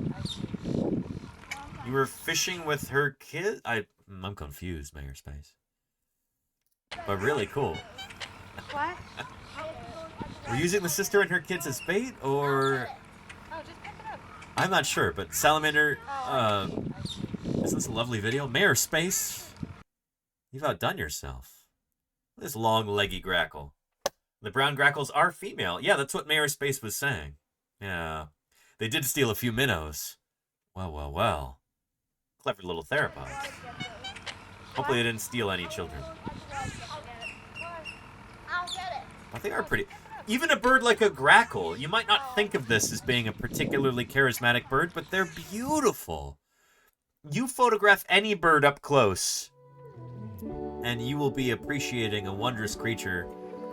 This drawer contains almost all of the North American identified specimens of Troodon. PD Clicks, thank you for the follow, and welcome to Paleontologizing. It's good to have you here. Yeah. And are grackles corvids? That's a great question, Araya. I think they are related to corvids, but they're not quite corvids themselves. Let's look them up. Let's jump from these to grackles. Tradoon. Yeah, he's a Troodon there. Tradoon. I love how every time Troodon is mentioned on stream, everybody chimes in with Tradoon. It brings me joy. Alright, there's grackles. Genus Quiscalus. 6 species. They're related to things like red-winged blackbirds and various cowbirds. How far are they from Corvidae? And the corvids. They are... Okay, shoot, they are a long distance away. I didn't realize that. It's funny because you would think they look kind of similar. But they are not close at all to the corvids. Corvids are, of course, crows, ravens, magpies, and jays. Tradoon. And rooks, and nutcrackers, and not Troodon. They do look so similar, but you know, that's gotta be convergent evolution, baby. It's cool how that can work. Shrikes are apparently a lot closer to corvids. Yeah, neat. Shrikes and kingbirds, I'm guessing. We've got shrikes there when we've got shrikes here?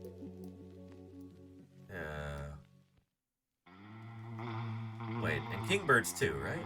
Do I have that right? Kingbird. Genus Tyrannus. Oh shoot, nope, they're nowhere close. Never mind. Tyrant flycatchers and the kingbirds are way over here. Genus Tyrannus.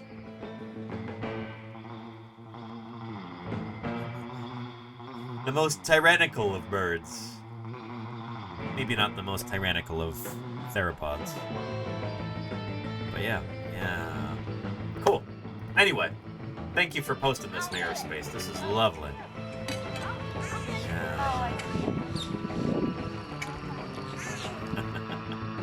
Good stuff. And now, those are Cassin's finches, not house finches. Oh! They look quite similar to the purple finches. 2 purple finches as well, with a bead shape looking. Interesting green herring. That is really neat.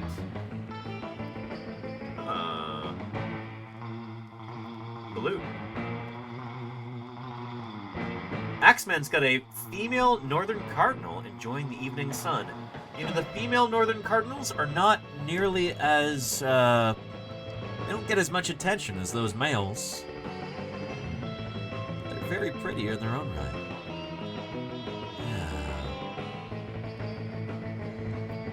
It's a lovely photo, Axeman. It's a lovely photo. Look at her. She goes, "Don't hate me just because I'm beautiful." And you know what? She is. Excellent. Exactly, Lydia. Superb photos today. Axeman. That's gorgeous. Very nice. And green herring. What have you got for us today? Green herring says, "I found a shiny. This is a Vesper sparrow. Quite the rarity in my area. This is only the 3rd one I have seen and the 1st in 2 years. Vesper sparrows can be distinguished from other brown stripy birds by their white eye ring and the small reddish patch on their shoulder, just barely visible here, and some white feathers on their tails that flash when they fly. This is why it's so important to check your sparrows during spring migration." Very cool, green herring. Superb Thursday BIRDSday bird. A Vesper sparrow. There's that little red patch like you mentioned. That is subtle. My goodness. Very, very cool. Green herring. Beautiful. Yeah. Lovely. Thank you for sharing. Holy moly. Celeste has got a green heron patiently waiting for prey. We didn't get a chance to see it fully extend its neck, but it was still super neat to see. My photos were somehow not nearly as clear as the video, so I shared this instead, and you can hear the lovely laughing gulls in the background. Well, let's have ourselves a listen here. And look at this lovely heron.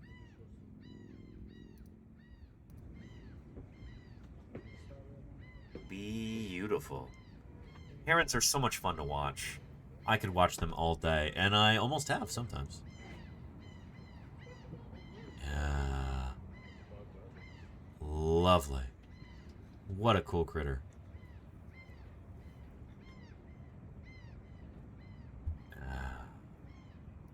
Very cool stuff. A green heron. Green heron. We do have these here in the Bay Area, I've read, I think. but I very, very rarely see them. Yeah, green heron. Related to the striated heron, and the capped heron, and the agami heron. Very cool, Celeste. Thank you for sharing. And Jody Fish says the local news has this one. You'll want to watch it on mute because of the high wind caught by the microphone. Okay, let's do it.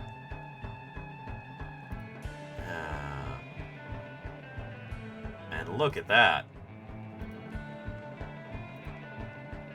A bald eagle. Haliaetus leucocephalus.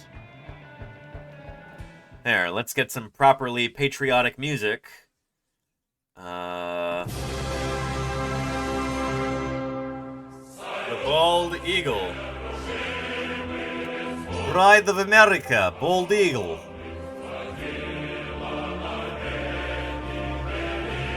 Very patriotic, bald eagle.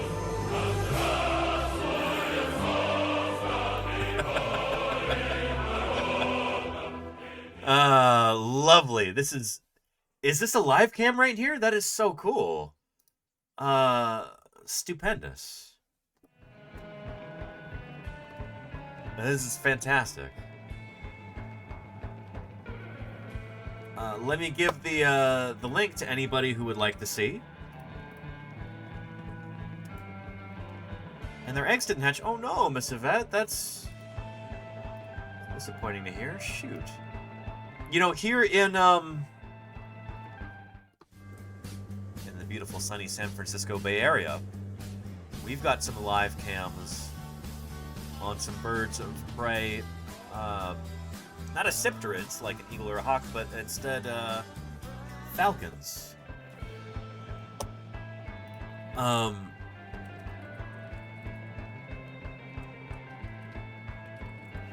Yeah. At calfalcons.berkeley.edu.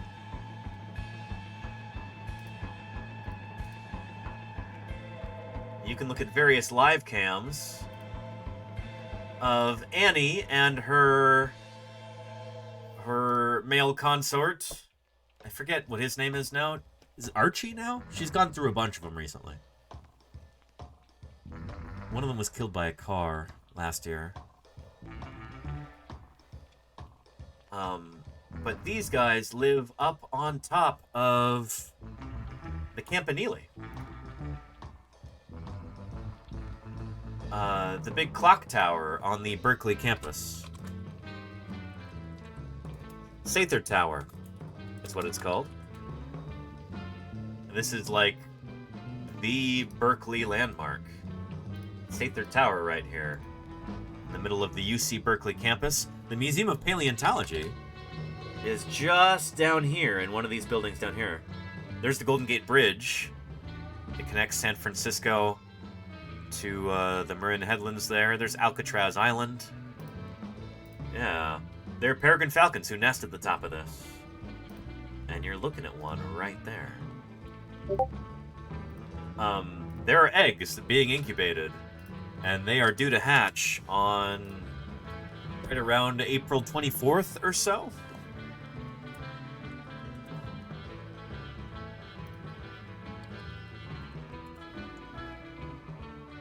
Yeah. You can see him here on Twitter. And raise your hand if you want to watch all three of our cams at the same time. Very cool. Yeah.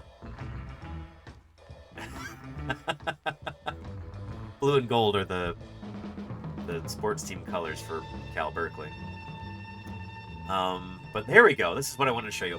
Hatch Day is coming to the big screen on Wednesday, April 24th.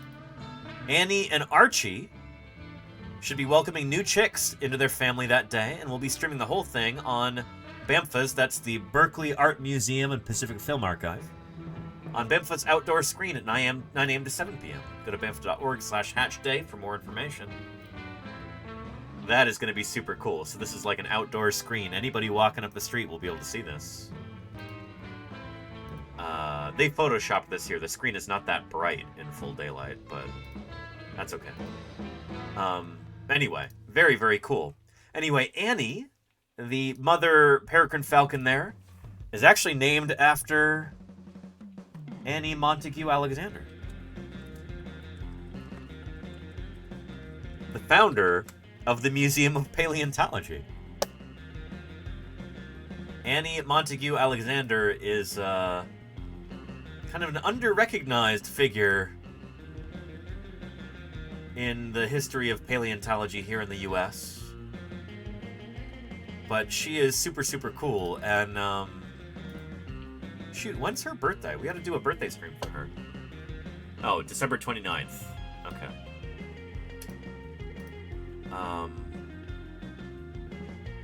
Yeah, there she is on the Saurian expedition in 1905. She helped excavate ichthyosaur fossils, lots of Cenozoic mammal fossils, all kinds of stuff. Yeah. She founded the University of California Museum of Paleontology. This is where I got my start.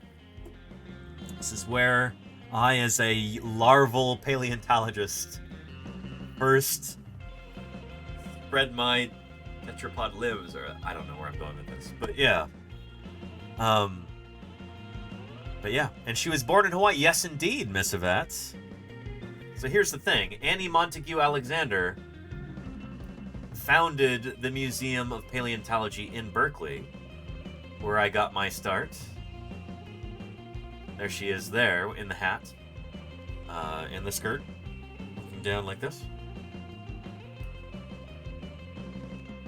So she founded the museum where I got my start as a aspiring paleontologist. But my family history also goes through Hawaii. On my dad's side of the family, my paternal grandfather's ancestors came from the island of Puerto Rico, and they came to Hawaii to work on the sugarcane plantations there. Apparently, and I still need to confirm this, they were brought there from Puerto Rico, or there was like financial incentive, or it seems like someone paid their way to do that, and I think that was Annie Montague Alexander's family.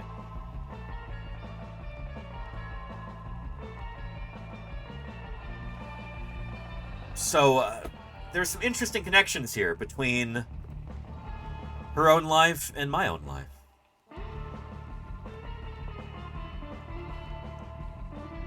So yeah. So I need to do some more looking into this Charlie's Dragon. Figure that out, but yeah. Annie Montague Alexander. Really, really interesting person. And yeah.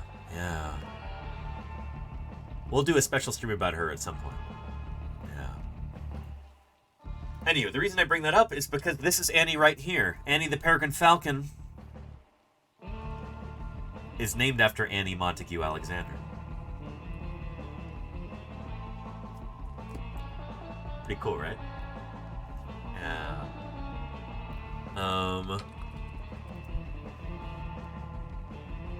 There's the live cams there.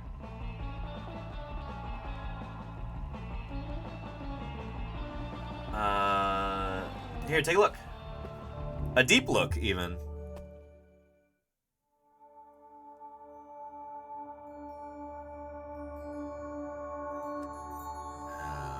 Peregrine falcons are the fastest animals in the world. Yep. They're pretty fast at mating, too. In more ways than one. Yeah. Making and raising chicks takes a lot of food. Only meat, mostly birds. Yeah. This male has to prove he's really good at hunting. Hungry, dear? A fresh meal is his way of winning her heart. Look how much bigger she Showing is her than he can is. provide for You know? future babies. Okay, thanks. Bye. Anyway, good stuff. The Cal Falcons webpage is here. I'm sure we'll be talking about more of them in the future. There's a link. if you want to follow along, and I should look into getting one of those shirts. Make way for falcons. That's really cool. Very cool. Let me move that tab over here. But good stuff. Anyway, Jody Fish, thank you for posting this and bringing us onto that tangent. That's neat stuff. And their eggs hatched yesterday. Very cool. Very cool. Britishosaurus is at the London Zoo. I'm not sure what this is. Britishosaurus, what is this? I don't know who this is. I wonder if anybody in the chat has an idea.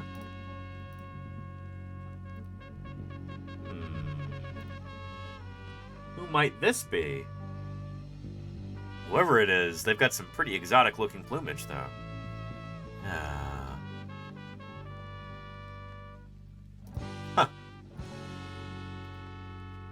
Thank you for posting, Britishosaurus.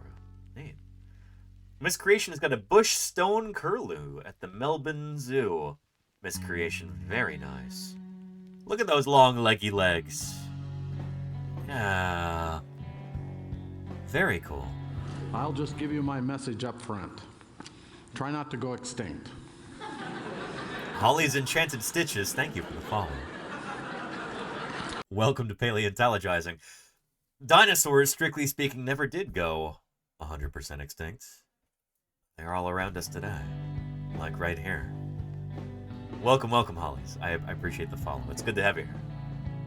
This is lovely. A bush stone curlew at the Melbourne Zoo. I wonder if they're related to other curlews, or if that's just a name. Also called the bush thick knee. And they are over here. Related to the Eurasian thick knee, the water thick knee, Peruvian thick knee. Thick knees, okay. I'm sensing a pattern here. And they're part of Waders and More. Waders and More. Supplying all your aquatic bird needs, at least for the ones that have got long legs and they walk and they wade through the water. Yeah. Good stuff. So they're related to oyster catchers, plovers, lapwings. Oyster, yeah, cool. Cool. Stone curlews. Not related to actual curlews. Who are going to be over here. Not too far away, actually. Okay. I'm familiar with the long-billed curlew. We have these here in California, in the San Francisco Bay. We had them in Montana as well when I lived there. They, I think they summer in Montana. Yeah. Anyway, cool. Thank you, Miss Creation, for posting. A bush stone curlew at the Melbourne Zoo. Nice. Werewolf Cat says, I can't really tell if it's a crow or raven, but this guy was communicating with another at my bus depot in Canberra, Australia. That's a raven. That's very much a raven right there. Yeah. Yeah, that rat. It's a raven. Very nice. That's so raveny indeed, Kennedy. Yeah.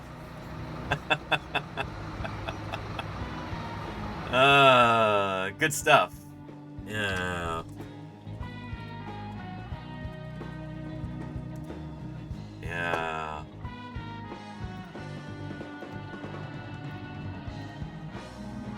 Yes, indeed. Something somebody did on Etsy. Yeah, very much a Raven Werewolf cast. Good stuff.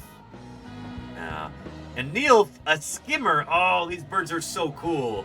It's so wild how much bigger the lower part of their beak is than their upper beak. Their denary is so much. Yeah. These are wild birds. They're literally wild birds. They're not domesticated. But the way that they fish is really cool.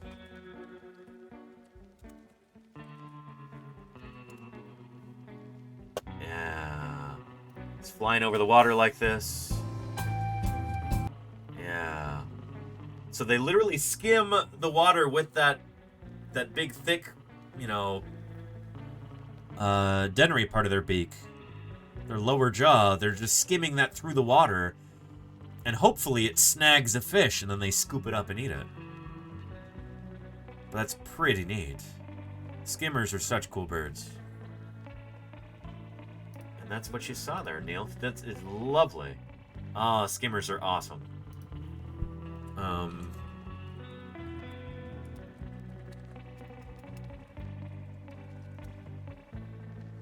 Yeah. Their lower jaw, far more long and robust than their upper jaw. Pretty neat. Yeah. Yeah, lower mandible significantly longer than and flat, knife-like for cutting through the water like that. Yeah. Never prepared for the size of the fish they catch? Yeah, it's impressive what they can catch. And uh-oh, my earbud is starting to die on me. I've been streaming for too long. Let's continue. Celet's Day has got, oh, a mallard here. Well, hello. A mallard. That's a very proud-looking bird there. Look at me. I'm a mallard. Drink in my glory here. A beautiful animal. A male mallard already in its eclipse plumage. Eclipse plumage? Celestine? Not sure I understand. Joke. Appreciate you. That made it. I don't know, Celestine. Interesting. And Dub KK says, weird bird. Have a better pick next week. I look forward to it, Dub KK, but this is lovely. His name is Chubby, a pineapple green cheek conure. These are such clever birds. It's amazing. What a great name, Chubby. Lovely. Gorgeous bird. Thank you for posting, WKK. Thank you for posting. You can just see the intelligence in those eyes. Yeah. Oh, and that was a superb starling. Thank you, Jody Fish. Our mystery bird from earlier, from British Asura, was a superb starling. We've looked at these before, haven't we? Yeah. We'll jump from a long-billed curlew to a superb starling. There we go. Even more beautiful than the fabled superb owl. I know the superb owl gets a lot of viewership, but the superb starling is arguably far more beautiful. Really cool. Thank you, Jody Fish, for posting that. And thank you, everybody, for posting some wonderful birds today. I had a lot of fun with this, and I hope you did too. And of course, that marks the end of Thursday BIRDSday. And the end of our streams this week. But don't go away just yet. We are going to wrap things up here. We're going to go see some more birds. We're going to see some birds live over at Hoot House Livestream. We've got baby hawks now? Oh my goodness, they're adorable. Shoot, you're in for a treat, chat. Let's go right into Hoot House Livestream. Yeah. Happy Thursday BIRDSday to everyone. And thank you so much for your ongoing support.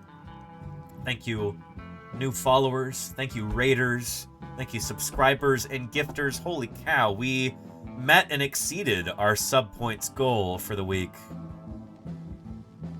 I'm deeply grateful. I'm excited to work on my Spinosaur paper tomorrow. Again, I'm not streaming tomorrow. Taking the day off to work on that manuscript so I can get it submitted for publication before I leave for the field. And, oh man, we've got either mom or dad feeding the baby hawks right now. This is so cool. Oh, you're in for a treat, chat. But thank you, everybody. I look forward to seeing you all again on Monday, I hope.